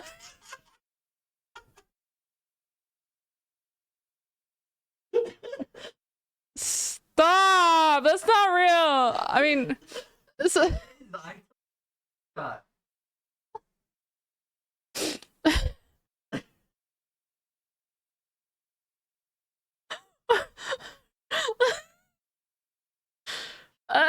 Top response was like, "Oh, that was fetal alcohol syndrome." Oh my god, it's probably lead poisoning. Okay, Jesus fuck. Maybe this guy was a symptom of that. Yeah, again, if they're in their mid-40s, they're not that old. The classically retarded. The classical retard. That's what I like to call myself. As a autist who is in my 30s, you know, we're the classical retards. I thought for a moment this was about Elon Musk. Wow. Kind of. Remember that guy, the time that the guy that's in charge of our entire country, Zeke Heil? Anyway. The Communist and Socialist Party of America was at its height, right? No, it was at its height during the 1930s and 1940s, coming out of the Great Depression. The largest That party is in the when- United States today is a communist party. When the labor aristocracy is weak, that is when the United States has strong like class tendencies within the country. If you think class consciousness is at an all-time low in the U.S., then how did Biden win with record high votes in 2020? Are you seriously suggesting that Joe Biden was a vote of class consciousness? Are you suggesting he wasn't? Yes, I absolutely I am. That's not a class conscious vote. People voted for Joe Biden because they were sick of Donald Trump. That was it. He doesn't get the joke. The vote for Joe He's kinda Biden was a bullying him a victory for little the bit. working class over the liberal reactionaries who supported Donald Trump. Were only China and India capable of following in our footsteps? If Russia could, they wouldn't be in the quagmire they're in right now, as the glorious socialist vanguard of Ukraine pushes back their weak and inept invasion attempts. As our socialist HIMARS rain down thermokinetic bombs on your ammo depots. Yeah, let's be very clear. Ukraine banned socialist and communist parties. How could they possibly be a glorious vanguard of a country that are literally banning and killing communists? They're not killing any communists. Yeah, they are. No, they're not. They've killed communists. They've killed Roma people. They've killed Russians. They've dared to kill Ukrainian citizens that just happen to be more on the side of Russia than Ukraine. No, they haven't. They've slaughtered so many freaking people. Yes, they have. No, And Ukraine has not killed a single person. Okay, clearly all Russian casualties have been due to friendly fire, such as the ineptitude of the fake socialist, bourgeois capitalist state of Russia. The oligarchs have not trained their men well. The character of you right now, which is pretty fucking funny, because you're not having an intellectually honest conversation with me right now. What you're doing is creating the most sarcastic points that you don't actually even believe in the first place to try to argue against my position at this point. That's all you're doing. I'm just trying to match the tone. It's something autistic people do when they're in mixed company. That is true. I'm just trying to match the level of retardation present in this conversation so that we can communicate on the same level.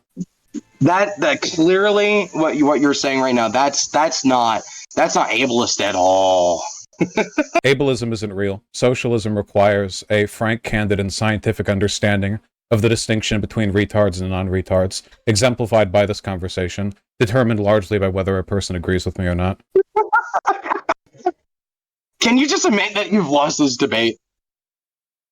How could I Clearly, lose? I'm American. Yankee won this debate. The Red Phoenix is rising. We have defeated Vosh. This character can't bring an argument against us. It is clear to me that the Yankee Tanky has won. We are victorious! Solidarity, comrades!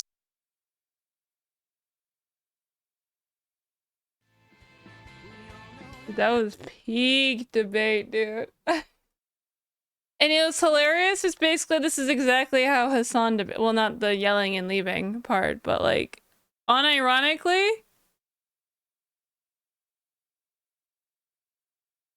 he does debate like this.